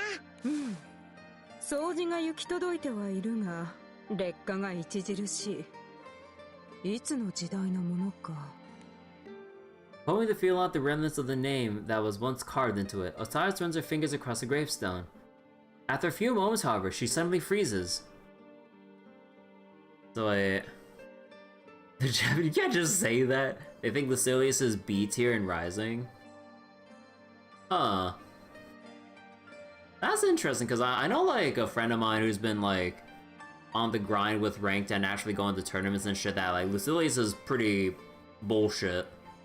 Considering that like it just needs a few hits to get like the level stacks all going, then Lucilius just goes crazy with all the specials and stuff, and then it's just game over there. Because like with how I forget exactly, but with like how quickly he just acquires levels, it's just overbearing. Like you'd only have one shot, maybe two at the very start of the match, and if you don't have the match go your way, then good luck dealing with a level like 4 to 5 Lucilius just like for the rest of that round. Even in Old Granblue, Western and JV Place had different priorities. Yeah. Funnily enough, from what I heard from a friend, like apparently 6 is considered just mid-tier now compared to before. All because they nerfed 6's health. And yeah, I was watching him on, like in my friend's Discord earlier, playing some Granblue ranked. Yeah, like he just wrecked face, like, or he just wrecked any 6's that he fought against because of the health nerf. 6 has the same amount of health as Avatar Belial, and Avatar Belial sacrifices his own health. So like, going up against the 6, like, the 6 almost always died, like, within 2 to 3 interactions. It is so funny, because like, it was just like a very basic like poke combo, and it's like, bro, he lost so much life off of that. So 6 went from an absolute menace to just like being made out of paper mache. So I'm like, damn, that health nerf really changed things up for 6's like placement within the power rankings.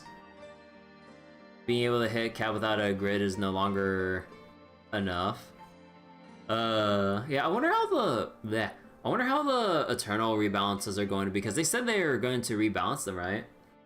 If it's someone who can actually catch them, you potentially gets Thanos snapped. Yeah, like, well, one of my friends was like, what was that? I think like after,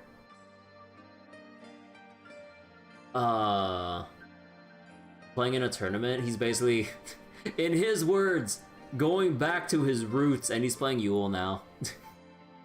But yeah, like, he's been, I think he's almost hitting, or he almost hit Masters with, Yule. But, yeah. ピンからのお嬢だと。Ocho the High Roller? どうしたんだ？知ってるやつなのか？はるか昔のことなのでな。とんと忘れておったわ。まさか落語の黎明期に生きた人間が関わっているとはな。Excited about the surprising result of the search, Osiris turns her mind toward distant memories.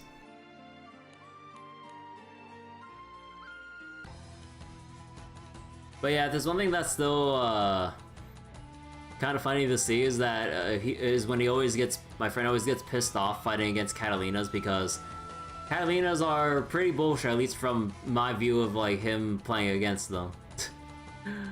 Oh man, it's just nothing but pure frustration going up against Catalinas for him. Like the bane of his existence. The Japanese also agree on that. Yeah, like, mainly because of the dumb shield and riposte thing. Her unique, or 5U basically, if I remember correctly. 5U, right? But yeah, it's like just really oppressive. Time to nerf Cat. Nah, better nerf Avatar Belial. Can't let him have anything. Obviously. It's like Avatar Belial having like some of the lowest HP in the game while consuming his own HP to use his specials. Nah, I gotta keep nerfing him. Long as she isn't brain dead to hop forward after parry, she just wins 99%. 99% of the day wins. Yeah, just like the amount of pressure she can just maintain with like the stupid ass parry thing. It's just like you'd have to rely on the Catalina player fucking up more than trying to open her up yourself. That's what it looks like to me. And just from the very vocal frustrations my friend has against Catalina, yeah, I can just see why he's so frustrated. And still on the list of frustrating matchups in general, and not even like specific character matchups, like Catalina, Vera, Siegfried, I think to some extent, or yeah, Siegfried still. Who's still bullshit in his eyes again? Oh yeah, just regular Belial as well. As per usual, because regular Belial still... They don't nerf the man. But, yeah. I think those are the 4 off the top of my head. There's still like a couple more on that list, but mainly those 4. The grave that the grave that Rakusho had so obsessively visited belonged to Ocho, the High Roller, a woman who had lived during the dawn of Rakugo. オシリスさんはピンカラのお嬢さんとお知り合いだったんですか？いや、直接の知り合いではなかったが、当時有名人だったのだ。何せ希代の名人と謳われた初代アッパレテ楽勝師匠と初体を持ったのだからな。Married to the original one. Oh. 初代？アッパレテ楽勝というのは本名ではなく芸名だ。落語では名人と謳われた人物の名跡を代々受け継ぐことで、その話し家の腕や価値を担保していると言ってもよかろう。ちなみに今は17代目。貴様らには変なおっさんにしか見えぬだろうが、由緒正しき名跡なのだぞ。まあ、あのダメダメな様子を見てると確かにそんな立派な印象はねえな。年下でも姉さんと呼んだり、落語の世界には不思議な決まり事が多いんですね。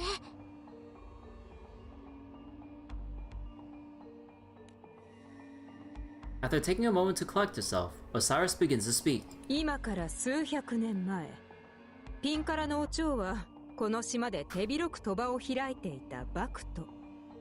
そしてそんな彼女の賭場に入り浸っていたのが初代の楽勝だ。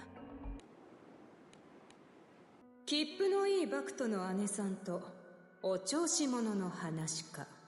共通点である酒と博打で急接近した二人は、あれよあれよという間に初体を持つことになった。本当に仲睦まじい二人でな。他の話家や落語ファンの羨望の的となっていた。けれどその幸せは長くは続かなかった。The better protagonist wins again.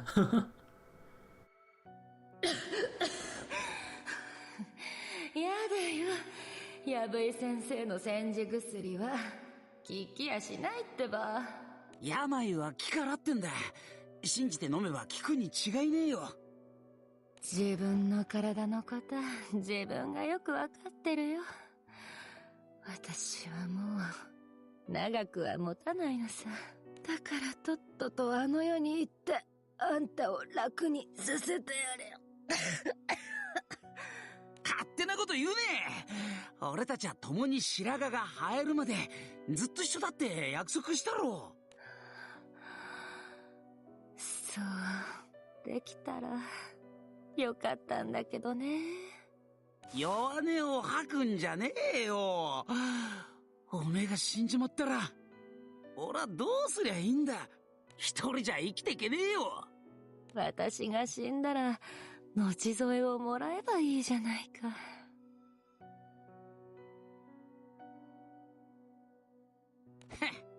俺はよ、この世にはおめえしか女はいねえ。そう思ってるぜ。あんた、それ本当かい？ Oh, whoops. あともよ。もしもだぞ。おめえに何かあったとしても、俺はお前を空想になんかしやしねえ。A proper funeral as anyone's ever had. 墓立ててその下に埋めてる。でよ、俺はおめえのそばで酒を飲むのさ。ああ。でも、あんたは希代の名人。親兄弟や落語界のお偉いさんが放っておかないだろう。おめえがそこまで俺のことを思ってくれんなら、万が一にも初体を持たされそうになったら、幽霊になって化けて出てきてくれるか。Bro. If it ever looks like I'm going to get married, come back as a ghost to haunt me. Oh, bro. And you name every successor the same way. So then, bro. そうすりゃ親兄弟やお偉いさんだけじゃねえ見合い相手も逃げちまうだろ Even the would-be bride. Oh my god. そんな約束をしてすぐのこと。張り詰めていた気が抜けたのか。ピンからの蝶は死んだ。Osiris reaches out to the tombstone and gently touches it, her eyes full of sympathy. そうだったんですね。初代の亡き女房の墓に今の楽勝師匠がお参りとは、なんたる偶然でありんしょう。実は二人血縁関係にあったりとかは。いや、ファンとして断言しよう。名跡を継いだということ以外接点はない。なればなおさら理解しがとうござりんすな。生きているならばまだしも、墓前で愛をささやかれた程度でここまで執着するとは。そこまではよもわからぬ。だが先ほどの話には後日談があってな。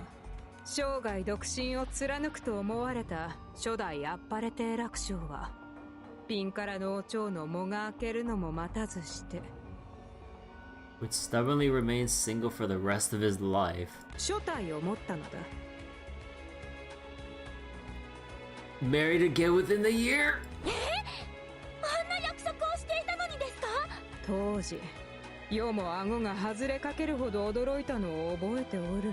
愛だ恋だと甘いことを口にしようとも、所詮は夢幻。世にそのようなことを言う人間など今までおらなかったわ。愉快であるぞ。ビビビビビ Okay, Harley. Baby. Through the Shikigami rabbits, Makura and Rako hear about Ocho's identity.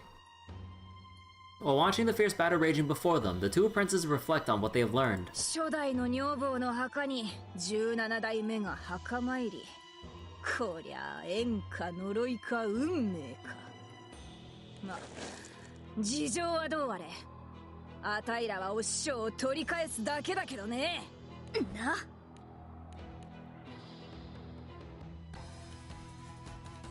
Oh. You know what? Let me stand up and stretch real quick. Streamer needs a small little stretch break. Oh. Definitely more laid back of a... I mean, despite the subject matter, like, sort of.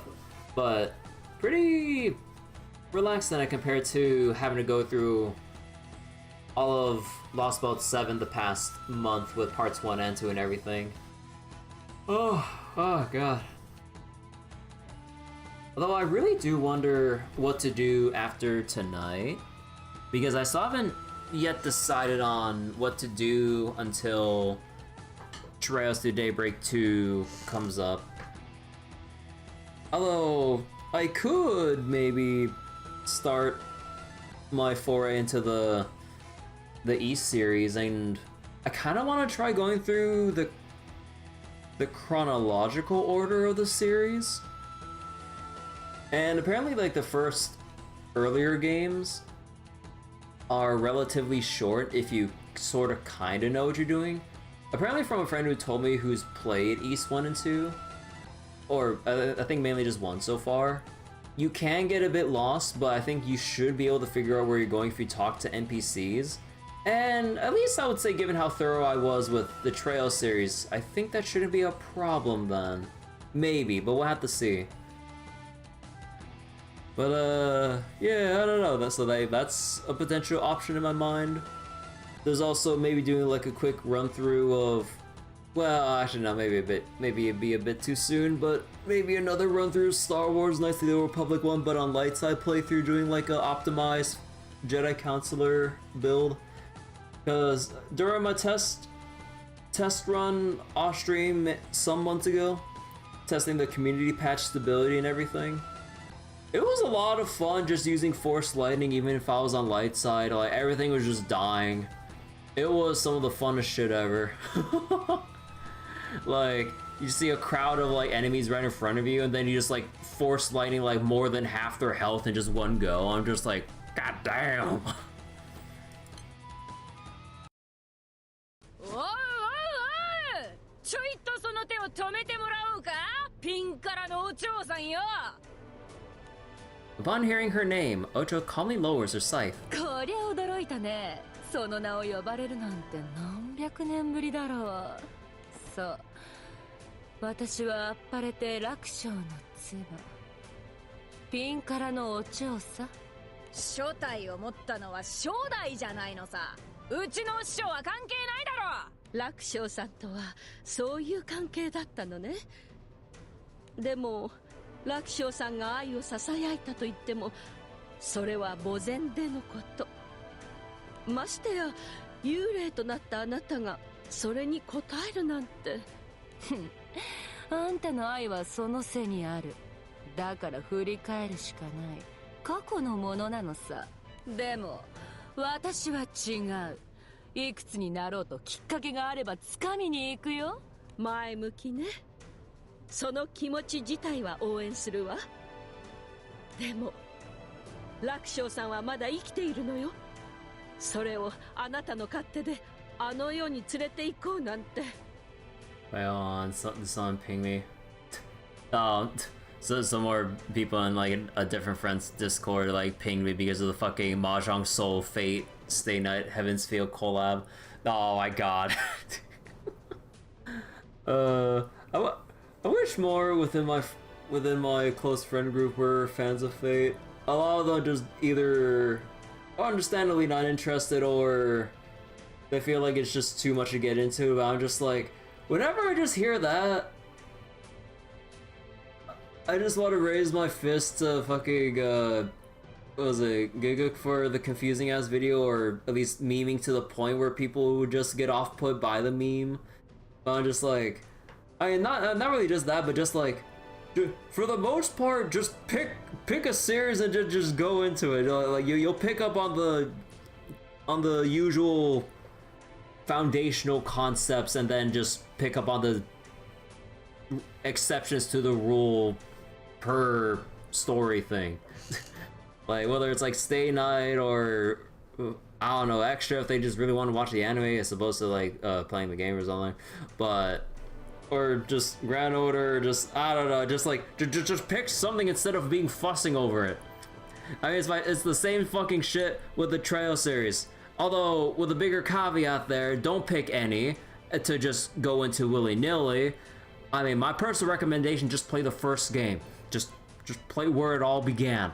Like, I will not budge on my fucking stance on that. I'm like, it is pretty much one of the only RPG series in its entire goddamn game industry that has such a long interconnected story where even if some entries could be considered like, oh, this is a decent spot for newcomers to come into the series and everything, bull fucking shit. Having played through Trails to Daybreak, I can tell you with 100% certainty, there are so many events that they allude to or allude from goddamn Trails in the Sky. Like 13 or 14 games into the series, they still refer to shit all the way back to the first.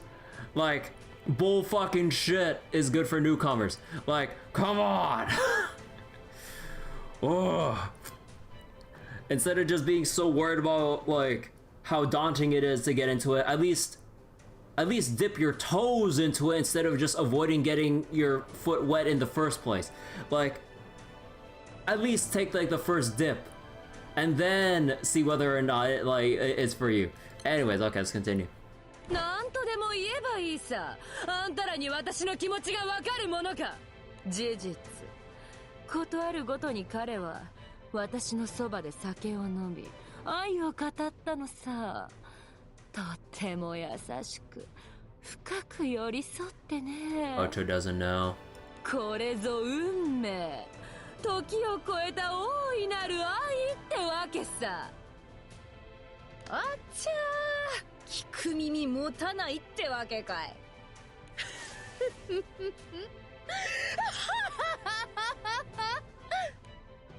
Unable to bear Ocho's mirth, Rocco finally speaks up. いい加減にすっぺー。お師匠が愛をささやいたのはあんたでね。死んだと思い込んでいたカラヒワ屋のうつせみというだべ。ああんたはただお師匠に間違えられただけなのに何を言ってんのけ。言っちゃったね。 Well, I mean, the lady needs to know the truth. After standing perfectly still for a moment, Ocho lets out a deep breath. そんなこと花から分かってたよ。 Oh. I mean, he probably just blurted out Utsemi's name, but then she still went with it or something. 一心に愛を注いだ夫に裏切られ、世捨て人ならぬ世捨て幽霊となった私の乾ききっていた心が。 Oh, Ocho. Oh, right. Because like the original or the first rock show married just after a year only.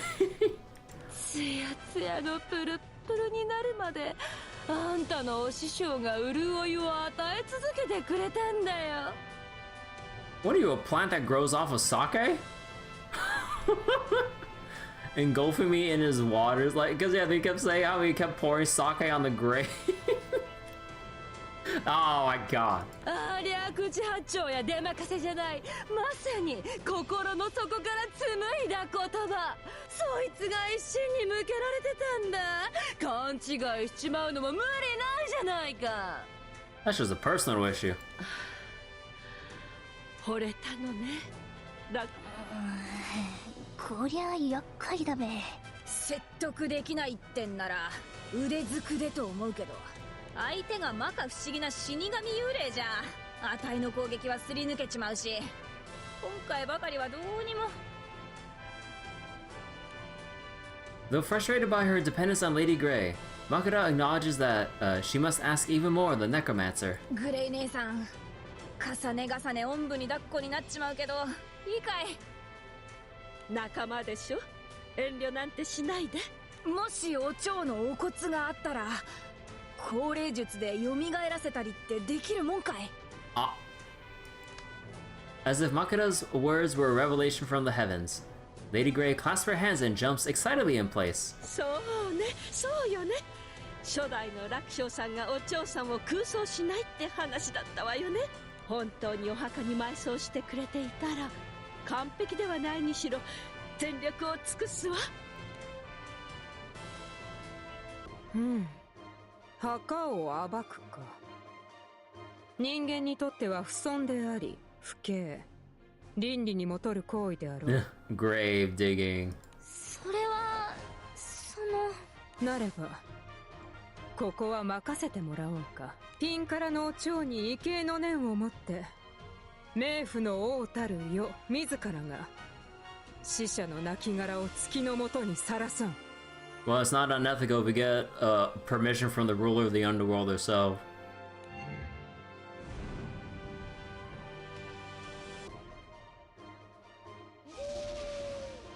来世で幸福を手にするためにも現世での憂いを払わねばな。いざ。 Osiris recites a short incantation, causing the air around the group to vibrate. A small urn then emerges from the ground below. さすがは初代楽勝師匠。有言実行とはなんともロマンチックだな。これでお蝶を現世に蘇らせて。 So what, we're gonna like raise her from the dead to put her down for real? Yeah. Give her a physical body so everyone can collectively beat her. 取り返せぬならとっととこちらへ戻れ。お蝶を現世で退治すればおのずと楽勝師匠の魂も解放されよう。人間の命は儚いほど短い。長いは無用ぞ。 Okay, you know what's funny about this? Like, they're hearing the audio and stuff from the bunnies, but because of the audio filter, like how the rabbit's providing the radio audio filter effect. 人間の命は儚いほど短い。長いは無用ぞ。 Like the bunnies just providing that like extra radio filter effect. さてと、これでやることは決まったね。とはいえ、お嬢さんはしつこいわよ。どうやって振りほどけばいいか。こうなりゃ出たとこ勝負さ。せいぜい知恵を絞るよ。その威勢だけは買うけどね。残念ながら手遅れだよ。はあ？何言ってんだい。諦めない限り。Oh. 取ったんだべ。私とグレイさんとやらの力は互角。それはもうよーく。時間かい。聖者のくせに随分と長居しちまったもんね。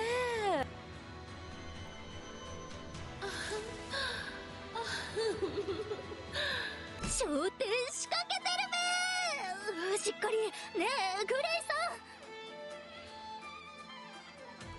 ん。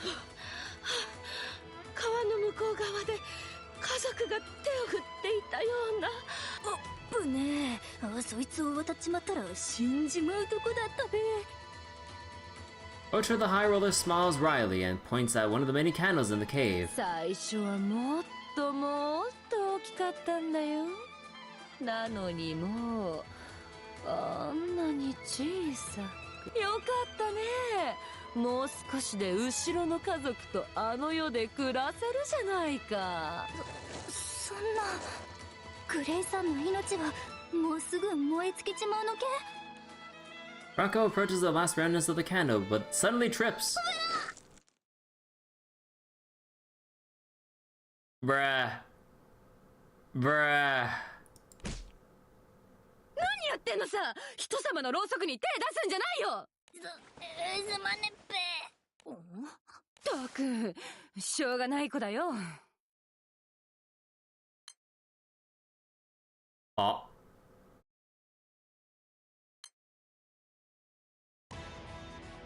Upon seeing Ocho move to protect Lady Grey's candle, Makura grows suspicious. これだけ起こるってことはやっぱり間違いない。命のろうそくの火が消えればそのろうそくの主の寿命も尽きるってね。でも引っかかんないよな。王朝にとっちゃグレイ姉さんが一番厄介なはずだろ。なのに勝手に火を消されちまったら困るってことかい。てかそもそも命のろうそくの位置が分かってるならその火を消せば済む話なのに、そうしないってことはそうしちゃなんないこの世界のルールでもあんのかね。Makura suddenly comes up with an idea and plants herself down in front of the candles. グレイ姉さんの命が尽きりゃあたいらも終わりだ。何を言っとるだ。マコラちゃんらしかもね。だってさ、あたいの攻撃はお嬢さんをすり抜けちまうんだよ。なあ、あたいとラッコ姉さんの命のろうそくもどれだかわかるのかい。やっぱりもう小さくなってんだろ。さっきまでの一斉はどこに行ったのやら。Ocho laughs and points out two candles. あらあらあら、かわいそうにね。あっちゃー、参ったねこりゃ。もうこれっぽっちなのかい。Ocho gently strokes Raksho's soul as she looks down on the disheartened performers. 新規臭いね。自業自得じゃないか。聖者のくせにここまで追いかけてくるからだろう。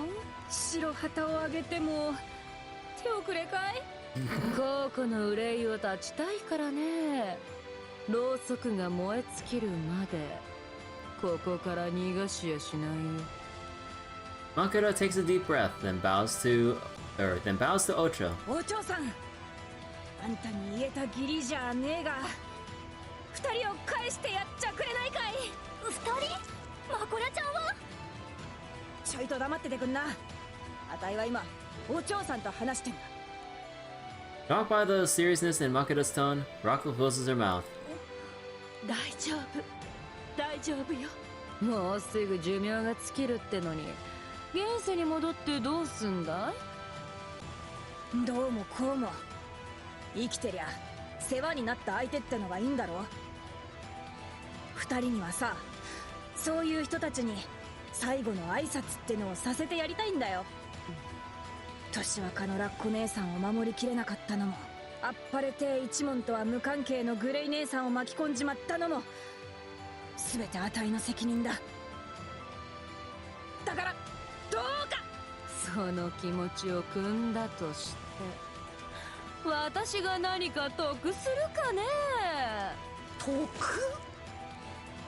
おいおいおいおい、得するかだ？まさかあんたが最初に損得を考えると驚きだよ。なんだい、随分と突っかかってくるじゃないか。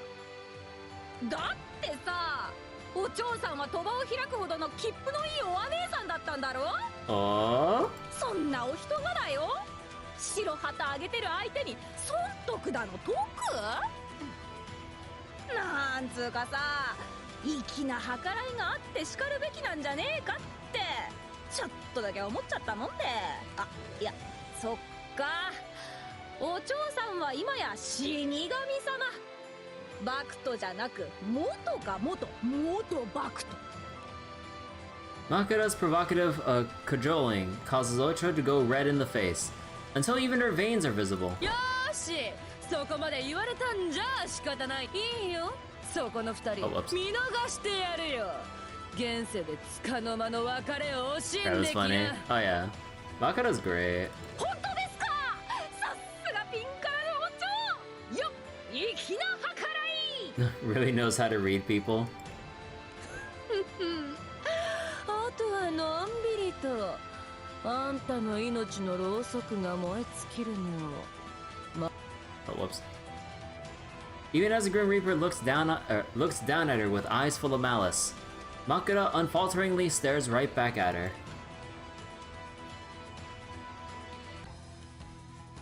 How much we got? Okay, we're almost at final chapter. ほら、あんたら聞いてたろ？とっとと帰った帰った。お嬢さん、あんたまだ何か隠してないかい？やだね、疑り深いじゃないのさ。このウサギ耳がお嬢さんの猫なで声をキャッチしたもんでね。別に無事に戻れたらいいなってそう思っただけじゃないか。現世に戻るまでの時間すら危ういってのかい？そうだね。お弟子さんはまあともかく、グレイさんはどLady Grey responds to Makura's worried gaze with a wink. 出して死を待つよりはいでて活路を求めんでしょ。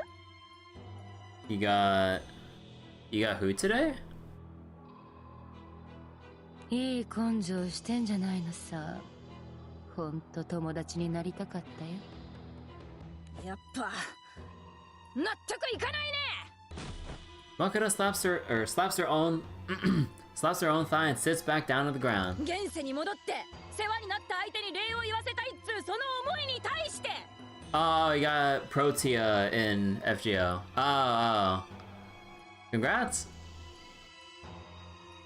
お嬢さんは答えてくれたんじゃなかったのかい？なのに現世に戻れるかどうかは運次第だなんて、そんな博打みてえな、そんな中途半端なもん粋な計らいでもなんでもねえ。あんた一体どういう了見してんだい？パパ愚痴をこぼすんじゃないよ。甘えすぎだよあんた。Seeing Makura look around the room as if searching for something, Ocho moves right in front of her to obstruct the Divine Rabbit's vision. 何する気だい？持ってんだろ？何を？何をって新しい命のろうそくさ。そんんなもの落語の中の話じゃないか。またまた。だってほら、懐からろうそくが顔出してるし。Ocha instinctively moves her hand to cover the sleeve that Makura's pointing at, but quickly realizes that nothing is sticking out at all. 小ずるいね。やっぱあるんだね。死神なんていうネタを作った話家はこの生と死の狭間の世界によほど通じてたのかね。Ocha dramatically pulls a candle out of her sleeve, then grins teasingly at Makura. で、持ってたらどうだってんだい？部長さん、頼む！燃えさしのろうそくだって構わねえ。二人が現世に戻れるよう、どうか！さーて、どう？ Oh, whoops. Ocha starts waving the candle right in front of Makura's eyes. どうか、あたいの顔を立てちゃくれないかい？まあね、たかがろうそくの一本ぐらいくれてやってもいいけどさ。どうもこうも、こうして頭を下げてるじゃないのさ。ああ、どうしよっかね。ああ、そうだったそうだった。そしたらまあ顔を立てるしかないのかね。Ocha gleefully drags her decision-making out until Makura finally loses her patience. おうおうおうおう、さっきからおとなしくしてりゃ、なんなんだその態度はよ。マクラちゃん？下手に出てる上にこっちには時間もねえにもかかわらず、またしてもじらしにじらして時間を使うと、もう芝居どころじゃねえ。腹立った。 I'm so angry I can't even keep up my act. 座長、それ今バラしたらダメなやつだよ。でもすごいわ。ちょっと短期が過ぎたけれど、うまく情報を引き出したわ。 So much info. なあ、おい人調子に乗っていろんなこと教えてくれたべ。さすがウサギ屋一座の看板女優。しばいたケチな真似をしやがって。だがそれを知った以上、この命のろうそくは私やしないよ。ここで勝手に脳だれ死にな。何言ってやがんで。あんたもバクトだっつう教授を今でも胸に秘めてんだろ。だったら時間稼ぎで寿命を減らすような姑息な手で勝ちを拾いに行くんじゃねえ。ああ、やだやだ。何が切符のいいお姉さんだよ、こんな丸田んぼが。You're just a log? I've never heard an insult where you just call someone a log.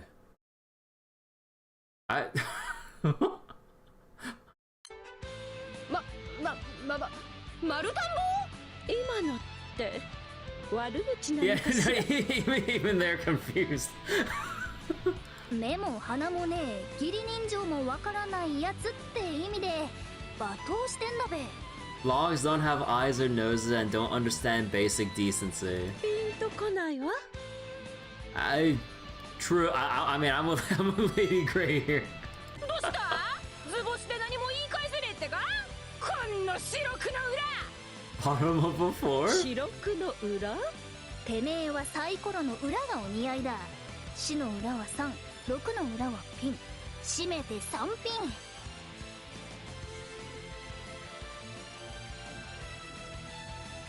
下っ端野郎的な意味合いを込めてるんだべ。やっぱりピンとこないわ。ここまでコケにされたら黙ってらんないね。 Like a convoluted way to call someone third rate. Ocha raises her sight then prepares to let it down on Makura's head. おおおお、あたいの攻撃が通じないの分かっててそれかい。まあいいよ、その大釜で刻みたけりゃ刻めってんだ。死んだらあんたの名を極楽でも地獄でもあの世でも全力で吹聴してやる。 I'll go all over heaven, hell, and every afterlife talking about you, talking shit about you. ピンからの王朝は正々堂々とやり合えないパッチモンバクトの卑怯者だってね。八丁これ極まれる。さすがは話し家の弟子だよ。ペラペラペラペラペラペラ。 Oh my god, if you kill me, I'll talk so much shit about you in every other realm beyond here. Bruh. よし、あんたの喧嘩買ってやるや。あら。 Whether due to Makura's skill or Ocho's short temper, the Grim Reaper finally falls for the Divine Rabbit's scheme. Aww. 切符のいいお姉さんか。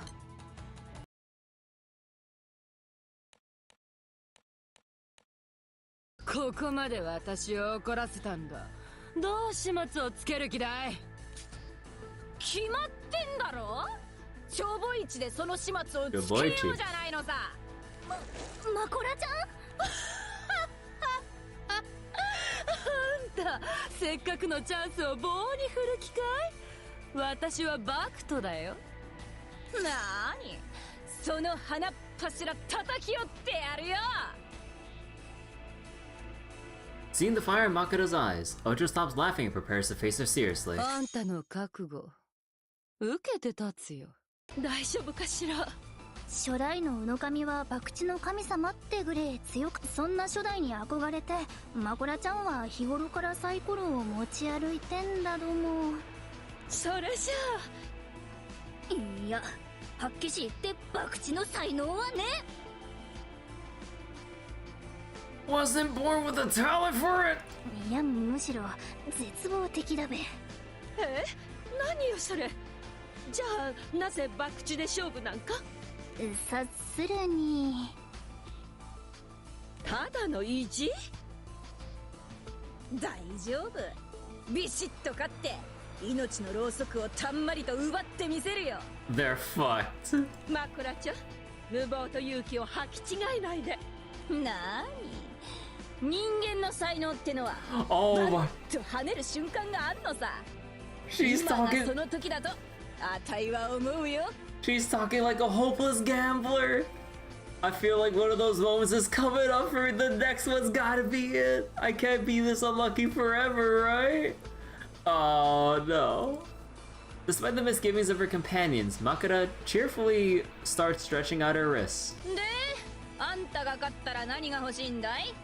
あたいらの命かい？そんなもの花から欲しかないよ。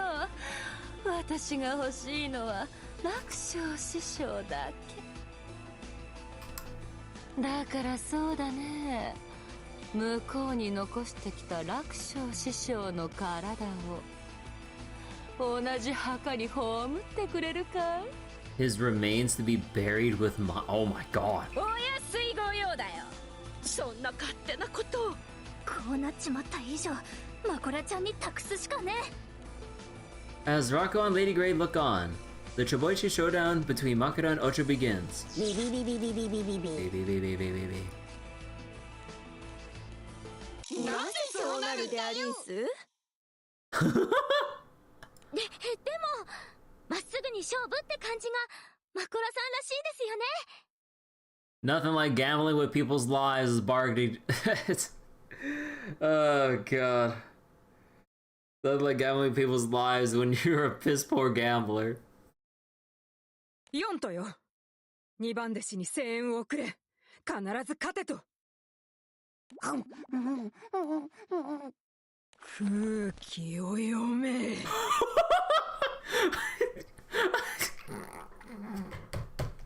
Oh my god! What's that?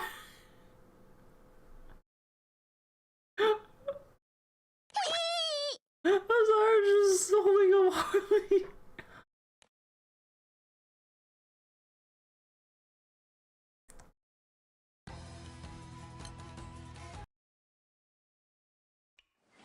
Makura pulls out a die in a teacup. こいつで勝負といこうか。ほう、準備がいいじゃないか。Ocho picks up the cup with her right hand and holds the die between the fingers of her left. さあ、入ります。 In the blink of an eye, Ocho rolls the die into the cup and covers it. やるじゃないのさ。全に飲まれたべ。蝶なら私が、アンならあんたが親ってことでいいかい？もちろんよ。Ocho smirks and lifts up the cup. Underneath it, the die is revealed to have a 2, or to have rolled a 2. それじゃあ私が親ってことで。ちょいと松部、あんたほどの腕前なら最初から蝶が出るように伏せたんでねえか？ What do you mean? It was just random. やだね。イチャモンつけんのかい？正々堂々とやってほしい。勘ぐられんのも面倒だからね。親はあんたに譲るよ。それでいいかい？ラッコ姉さん、これ以降は口を挟んじゃいけないよ。これあたいとお嬢さんの一騎打ちなんだからね。女、私たちの命もかかってるのだけれど。それじゃあ Makura picks up the cup in her left hand and the die in the right.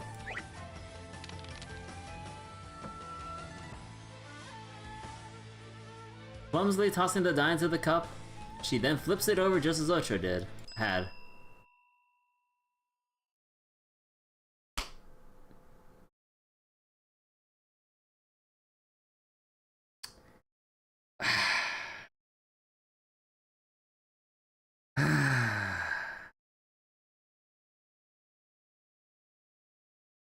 Or at least she thinks she does, but the die actually misses the cup and comes to a stop right in front of it, completely visible to all but the divine rabbit.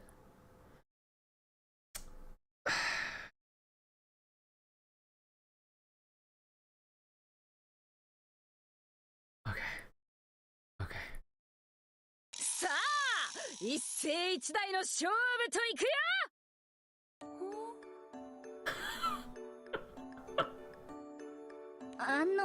マコラちゃん、黙っててくんな。そうじゃないのよ。ねえ、マコラちゃんのお静かに。ね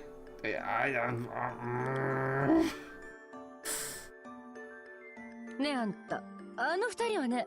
お嬢さん、この場に及んであんたまでおしゃべりするつもりかい？いや、そういうことじゃ。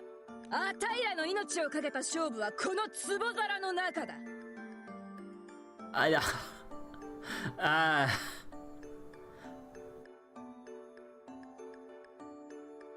迷ってんなら口を動かすんじゃなく直感を働かせな。Oh my god, Makura! Makura forces all present into silence with her intensity.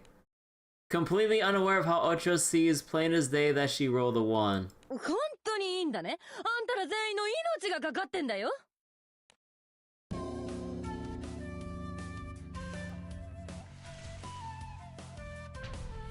今のあたいにゃ爆災に恵まれた初代宇野神が乗り移ってんのさ。I can feel the first divine rabbit and her legendary talent reside.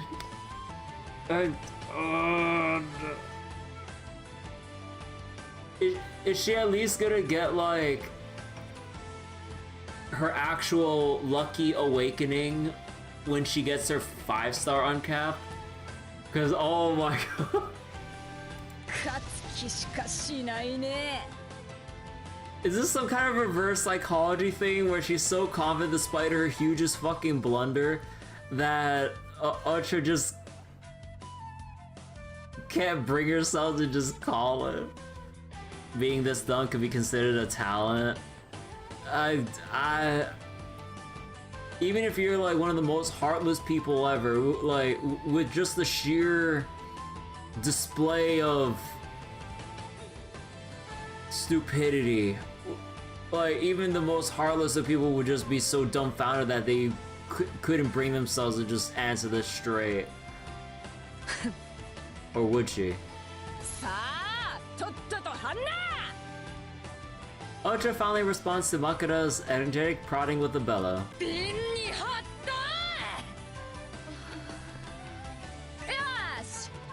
決まったとなりゃ、この壺皿を。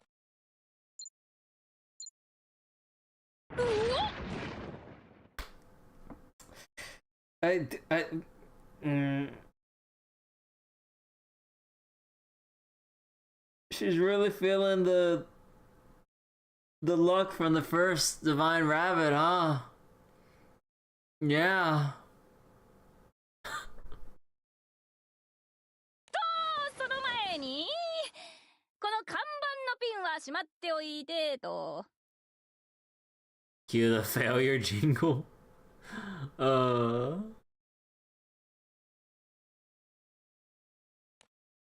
Pretending nothing is wrong, Makura picks up the die in front of the cup and puts it away. ちょっと待ちな。なんでその看板のピンってのは。やだな、そのまんまの意味さ。団子屋には団子屋の、よろず屋にはよろず屋の看板があるだろ。Wait. そんなの卑怯じゃないのさ。卑怯？何言ってんだよ。あたいは花から言ってんじゃないか。勝負は壺皿の中だってね。それは。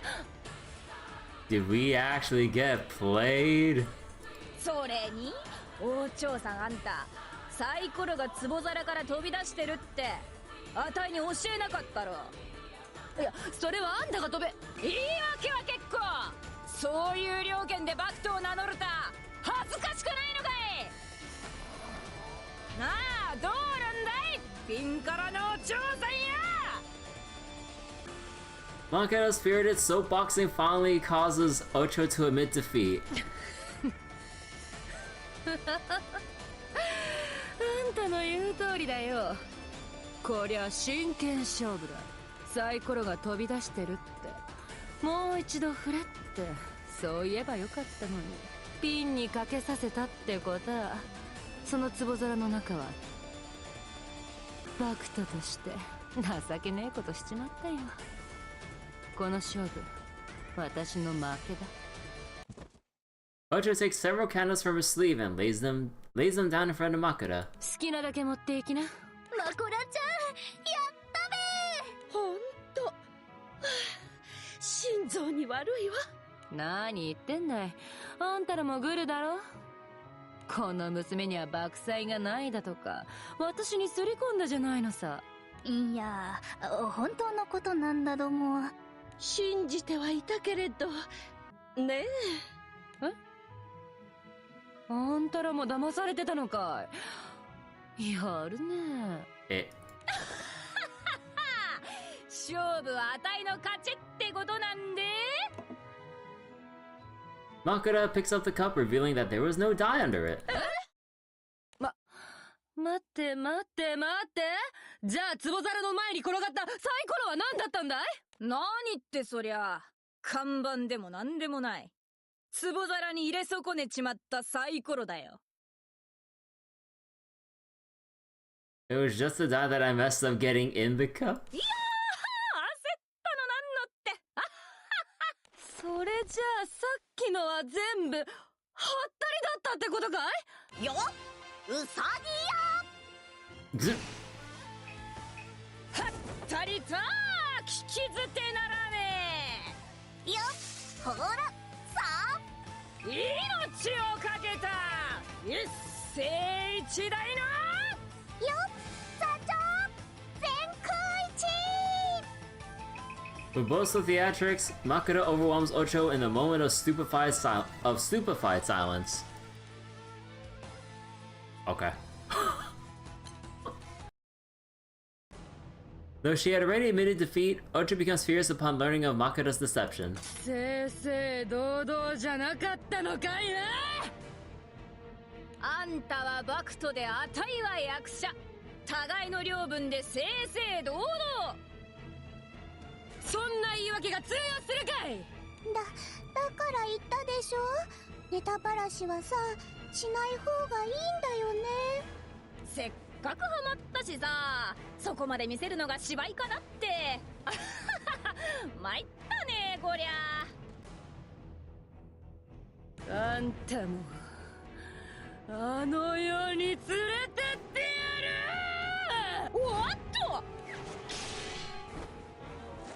逃がすか。うわー、マクラちゃん今。グレイさ Seems like it's time to start things out with violence like usual. んラッコ姉様、座長がキャッツを引きつけているうちにろうそくの火をとっとと新しいもんに移し替えな。うんだ。 Rako answers enthusiastically, but finds that her hands are shaking too hard to transfer the flame. Oh my god, don't tell me she's gonna trip. おい、何やってんだよ。早くしねえとグレー姉さん死んじまうぜ。 Yeah, hurry up or she'll die. No pressure though. 危ない。クシュン。 Oh my god! Harrington jumps onto Rocco's face, protecting Lady Gray's candle from her sneeze. びしょびしょですな。すまねえ。ラッコちゃん、落ち着いてね。大丈夫だよ。んだ。 Rocco squeezes her eyes closed and thinks back to the first time she made her audience laugh. 怖い。まんじゅう怖いよ。怖いよ。つぶあんよりこしあんの方が怖いよ。なんつう顔してくってんだよ。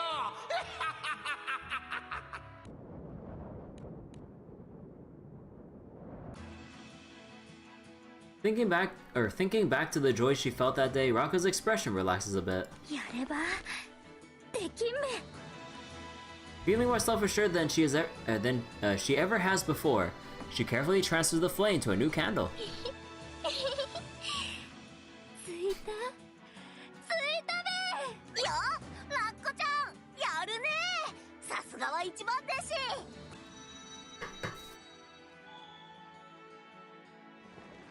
私まだ生きているの。グレイさんが元気になったべ。ラッコちゃん、ありがとう。あなたは命の恩人だわ。さあ、次はご自分のろうそくも勝手に承知だべ。 Upon transferring her flame, Rocco can immediately tell that new life is welling up inside her. なんだか体がポカポカしてきたべ。次はマコラちゃんのろうそくを。そうはさせないよ。 Oh. The tip of Ocho's scythe digs into the ground at Lady Gray's feet, keeping her from Makura's candle. 私をコケにしてあんたら全員逃がしゃするもんかい。二人とも先に行っとくれ。あたいがしんがりを務めるよ。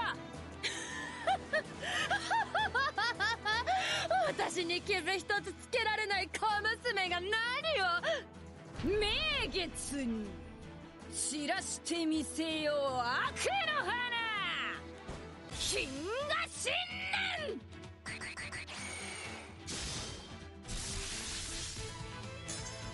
Unexpectedly, Makura's attack connects with Ocho instead of passing through her.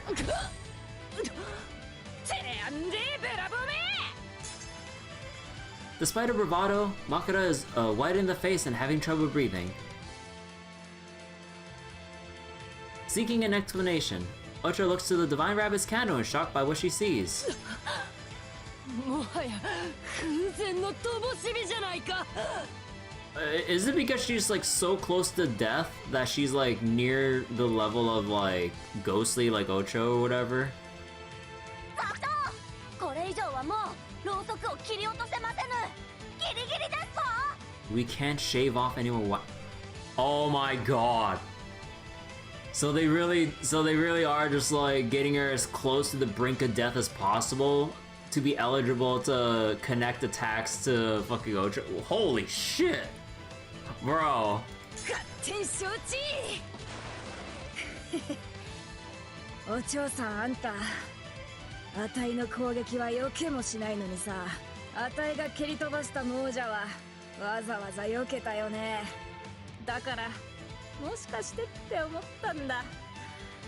半死半生の状態になりゃあんたに触れられるかもってね。可能性に命をかけたってのかい。今日は賭けに負ける気がしないのさ。Holy shit. 言ったろ、あたいには初代ウノ神が乗り移ってるってね。 See, Makura put everything on the line. Lady Grey hardens her resolve and pulls out Raka's arm. 行くわよ、ラッコちゃん。頼む。逃げるわけじゃないわ。現世でやるべきことをやるのよ。マコラちゃん、頼んで。はいよ。逃がさぬぞ。 Makura and her Shikigami plant themselves before Ocho, protecting Lady Grey and Raka as they run back to the gate. 盛り上がってきたよ。あの世に引きずり込んでやる。ウサギや、参れ。 Letting the last flames of her life blaze up, Makura faces Ocho the High Roller in combat. Let's go. あの折り鶴を未だにも。グレイ姉さんとラッコちゃんが戻ってくるよ。 God, so it's just silly how Harley is just like lying down like that. I mean, like, we could probably just, you know, safely assume that Harley just like standing upright and everything, like with the actual talking, but then just being portrayed just like perpetually just lying like this forever. I'm just like, bro. なれば再び開かん。 Osiris chants an incantation, then once more swings down her arms as if to rip apart the air before her. 冥府の門よ。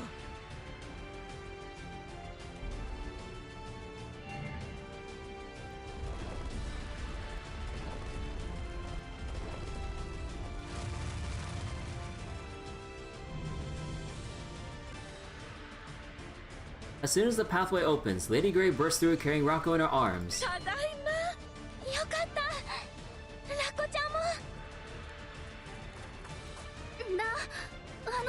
お師匠は。 Seeing that her master has been laid down on Utsemi's lap, Rocco takes his hand and grips it tightly. お師匠、もう少しの辛抱だべ。みんなが踏ん張ってくれてかな。グレイ、お蝶の骨壺はそこにありんすよ。ありがとう。 Lady Grey takes a deep breath and starts drawing a magic circle around Ocho's remains. Upon finishing, she begins to cast a spell. 迷える魂よ。今こそここに降霊せよ。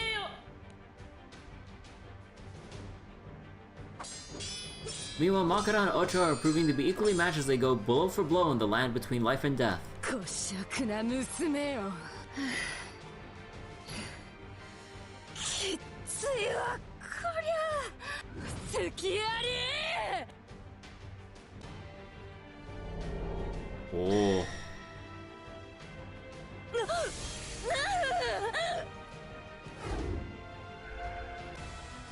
Lady Grey's necromancy grabs hold of Ocho's soul and instantly pulls it to the land of the living. いやー、危機一髪。へばってる場合じゃねえって。自分のろうそく、新しいのに変えないと本当に死んじまうぜ。もう一息だよ、社長。よっしゃー。 Calling on the last dregs of her strength, Makura manages to reach her candle and transfers flame to the last one she took from Ocho.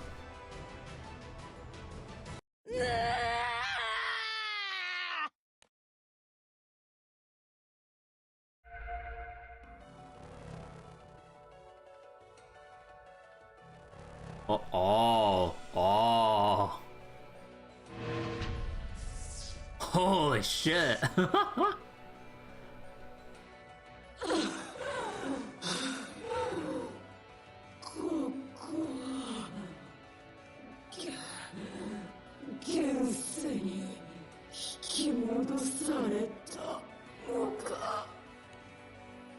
Touching her skeletal body, she smiles bitterly.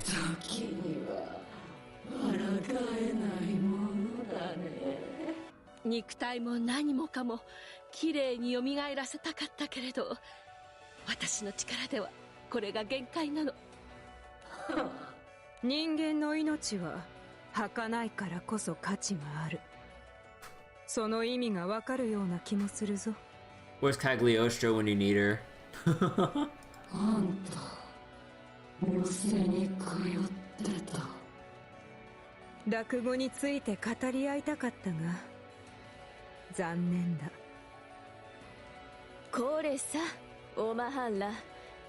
思うところはそれぞれあれど、まずは事態を収めるのが先だよ。うつしみ姉さんの言う通りさ。マクラ無事だったんだな。当たりきしゃりきのコンコンチキさ。さあみんな、芝居で言ったら今が見せ場だ。死神退治としゃれ込むよ。 Alright, time for violence.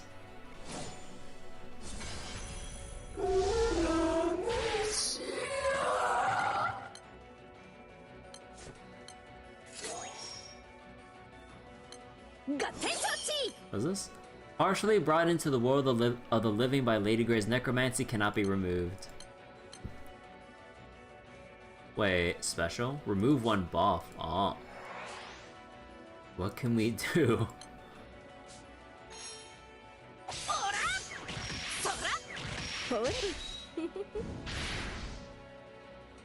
Well.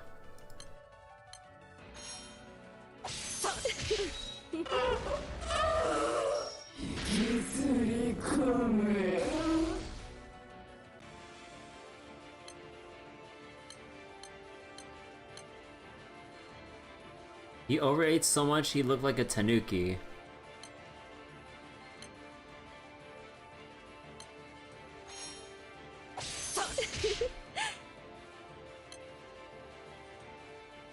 Could we have a proper match? Are you kidding?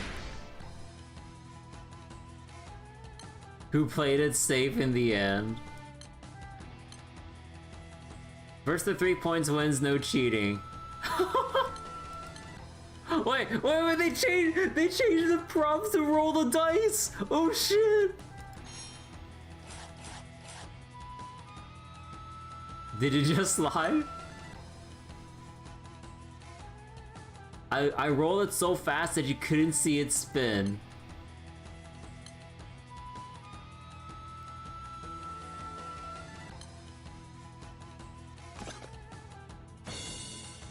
Oh my god. It's a 1! Luck must be on my side.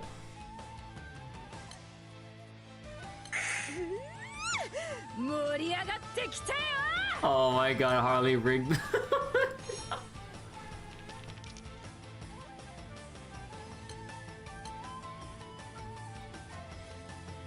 I'm thinking a 2 would be good.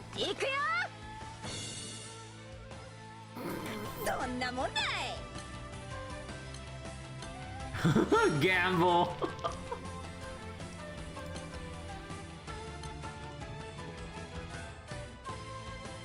Are we getting every number you ask for? Man, I could really go for some takoyaki right now. I bet my rabbits and I could eat half an octopus.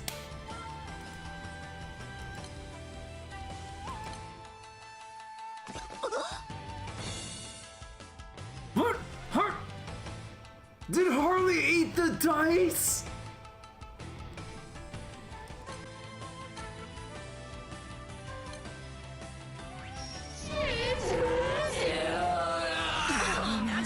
Harley!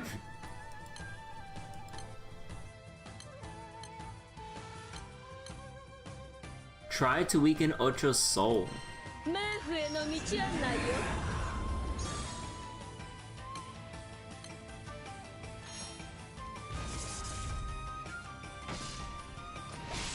Bro, this shit's so silly. Harley almost got everyone fucking killed.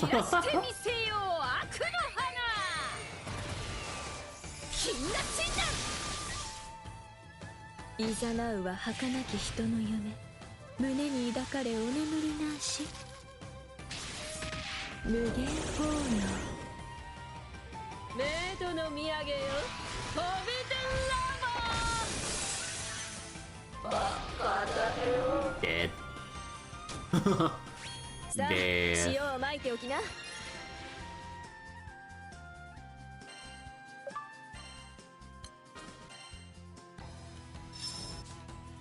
2番弟子よ。Alright, final part. 魂ちゃんと返してもらうよ。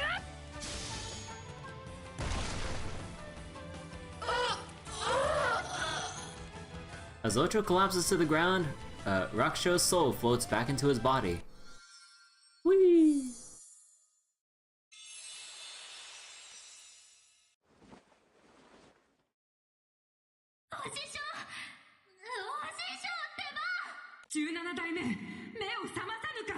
I still need your autograph.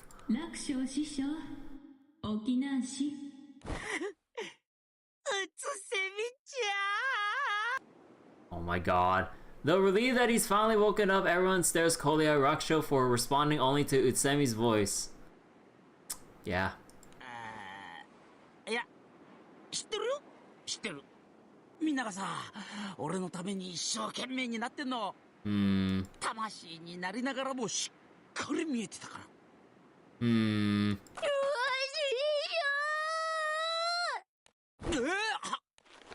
Rakugo grabs onto her teacher and starts sobbing. よかった。本当によかったんだよ。私、お師匠が死んじまった。バカ野郎、俺の着物で鼻をかむな。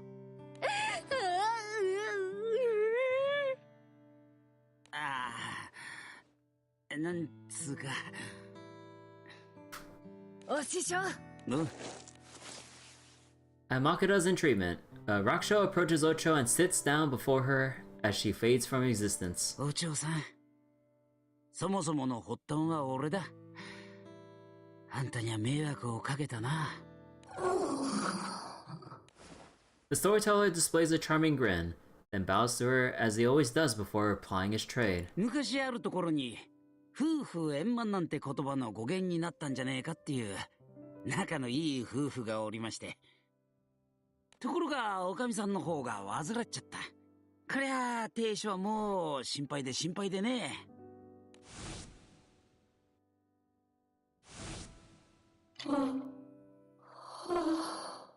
病は気からってんだ。この薬だってよ、信じて飲めば効くに違えねえよ。Rakusho begins performing Sanenme. It's a story of a man with a dying wife. She worries that he'll be pressured into remarrying when she's gone. He suggests that if such a thing happens, his wife should show up as a ghost on the day of his wedding and scare away the bride. After promising that she would, the wife passes away. Just as she anticipated, the man's relatives push him to marry again. He eventually agrees, thinking that his wife will enact their plan and bring an end to the harassment. However, she doesn't show up to haunt him until 3 years after the wedding. ずっと待ってたんだよ。なのになんで今頃になって、もう赤ん坊だっているっていうのに。だって仕方がないじゃないの。あなた、私を仮装にしたでしょ。そりゃそうだよ。墓に埋めるってんなら空想じゃなく仮想だからね。ポーズのままだとあなたに嫌われるかと思って。それじゃおめえ、髪の毛が伸びるまで待っていたの。I waited for my hair to grow back. Ocho smiles wistfully upon hearing the story. 本当にバカよね。Well, I mean, she got her hair back. 楽勝師匠によく見られたいからって髪が伸びるのを待たずにすぐに化けて出ればよかった。バカなやつだぜ、初代はよ。いつまで経っても綺麗でいて、その女心を分かってりゃな。こんな一途な女との約束を売っちゃってよ、別の女に乗り換えるた。落語は一流でも女を見る目はなかったってこった。もったいねえ、もったいねえ。He didn't know the first thing about ladies. Now that's a damn shame if you ask me, huh?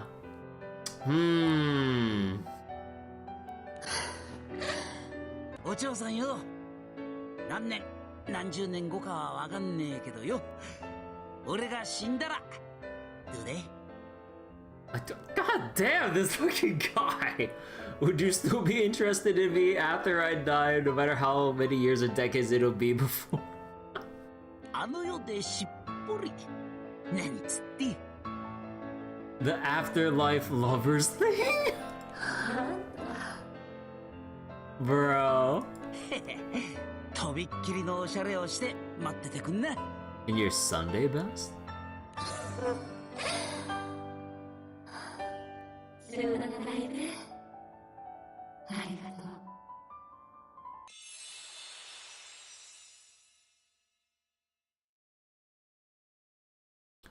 A single tear falls from Ocho's eyes, and she fades away into the night. お嬢さん、なんだか嬉しそうでしたね。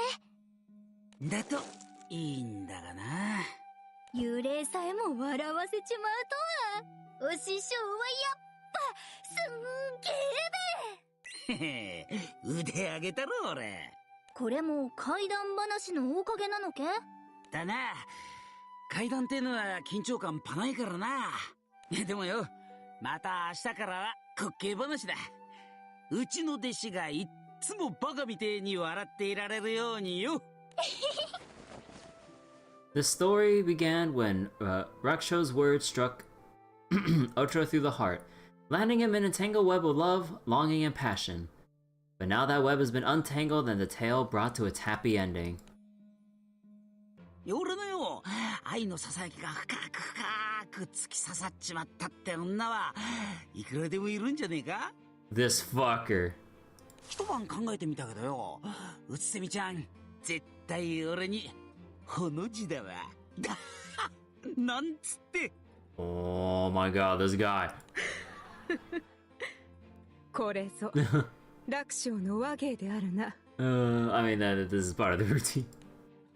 Though the rest of the crowd guffaws at Raksho's brash monologue, Utsumi looks at him with a blank expression, not moving a muscle. 楽勝、後で殺されんじゃねえか？ I think he might end up dead later. そんなことであの世に行ったら、今度はお嬢さんに蹴飛ばされそうね。Utsumi about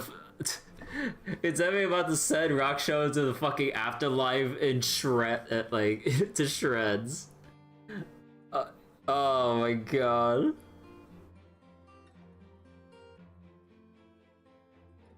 Would you still love a person in the afterlife when they've been burnt to ashes? Oh god. Oh. As the group laughs at Raksho's womanizing nature, they notice a specter floating by his head. 楽勝さんの背後にうっすらお嬢さんの姿が。 Oh no. 今度は3年を待たずにずーっと一緒にいることにしたのね。 Oh no. まあそんなこんなで騒動を終えてよ、可愛い弟子たちが俺をねぎらうわけ。普段は酒を飲むなーっつうラックも、酒を飲ませろーっつうマコラも。お師匠ってばノリノリだね。ほら、おまはんの好きな酒でありんす。一杯やって命があったことを祝おうじゃありんせんか。でもよ、うすみちゃん、俺を救おうと命を懸けてくれたみんなに悪くねえかい？心配しねえでおくんなんし、みんなも一緒に乾杯したがっているんでありんすから。そうかい？それじゃあどうしたのでありんしよ。いや、酒はやめとくぜ。だってよ、おめえらの奮闘が夢になるといけねえ。 As thunderous applause fills the Yosei Theater, Raksho faces Kirby's group and bows deeply to them. Pleasures of life and death, the end. This event was really silly. Still need to farm out the event for the pages and everything and whatever the heck I've been missing out on. 賭博の神様としても有名だったんだよ。Yeah, the badges, the boxes, and everything. Ah, God. Although, I need to check something here. Hold on. Characters... Hitomi Ueda. ねえ、私と心中しないかい?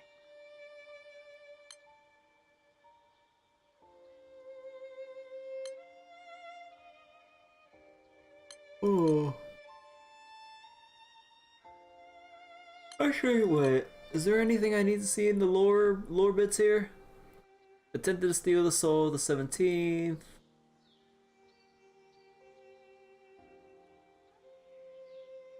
Watch over him in the world of the living. Countryside. Uh-huh. And then Raksha. Comedic stories. Drinking, gambling, and women. The 3 pleasures of life.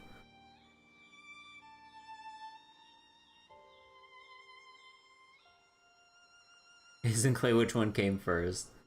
Alright. So I think that'll do it for tonight. Oh.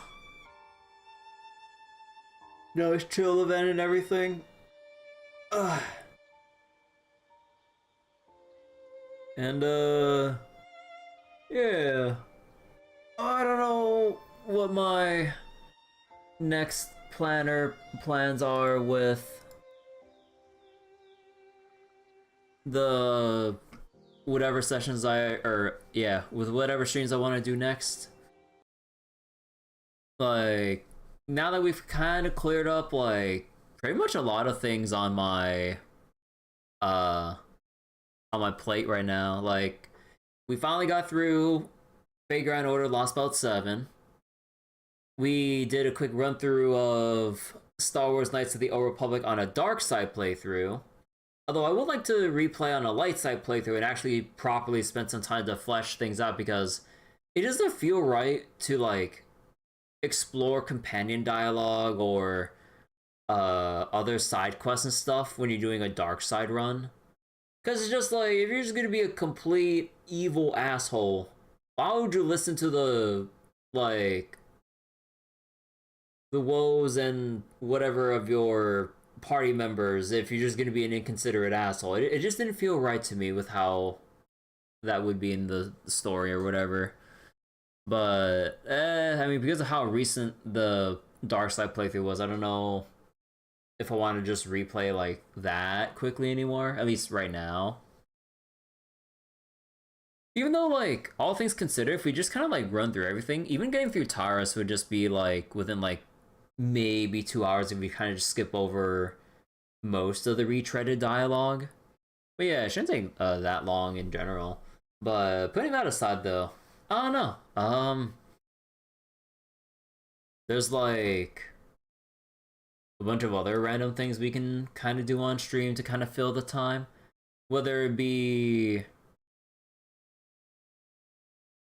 maybe, well, I mean, I'm kind of reluctant to at this point considering all the things surrounding it, but Path of Exile 2 maybe, or maybe we just do some other smaller games in the meantime, like Balatro, which I've only done one on-stream session for, but yeah. And at least like a tiny bit off-stream, I've been getting back into some Slay the Spire. I finally got the rest of the unlocks for the Defect character, and man, do I suck at deck building. Oh my god, I feel like I don't know what exactly I'm going for when it comes to like building a deck or anything. I'm not exactly the best when it comes to deck builder kind of games, because like, I mean, I kind of understand like the general gist of like how a good build should come together, but then actually doing it myself compared to just like listening to friends go over how things should go is just like two different things entirely, obviously. Because like, man, I just can't figure out like what cards to cut, or if I'm taking too many, or if the things I'm taking is all like part of like a good synergy, or is it too like haphazardly thrown together. I'm just like, I don't know. And you know one thing that like kind of scares me, even though like it should be relatively simple, playing an exhaust deck for the Ironclad, because like exhaust builds can do really damn well, but I've never really understood what exactly makes exhaust builds come together and slay the Spire. I've only ever done like just strength builds where you just stack strength like crazy, and that's pretty much the extent of my understanding of Ironclad. I don't know much else in the way of like doing anything with exhaust, honestly. But yeah, but all that aside though, yeah, I don't know. I'll just think about what we're gonna do in the meantime, in between now and Trails to Daybreak 2, with Daybreak 2's official English localization release being on Valentine's Day. So yeah, I don't know. I'll think of something. Maybe I'll take a night to kind of have a little rest day for tomorrow, because I have been doing a lot of streams back to back with like all the FGO reading and all that stuff. And now that I think about it, I think let me see. I think I do have some evening plans for tomorrow, which might clash. Oh shit. Which might clash with the usual stream time. So yeah, I don't know. Maybe tomorrow seems like, or the next night seems like a good time to have a rest night. So yeah, maybe I'll spend the next night thinking about what I want to do next for the next several days into Daybreak 2's release. Huh. Should I do like a quick, really quick run through of Trails of Daybreak 1 in an attempt to 100% the game in the meantime? I don't know about that. But, oh, alright. That'll be it for tonight. Thanks for watching, everyone. Hope you all enjoyed Granblue tonight. And yeah, see you all later when I think about what to stream next. Bye-bye, and take care.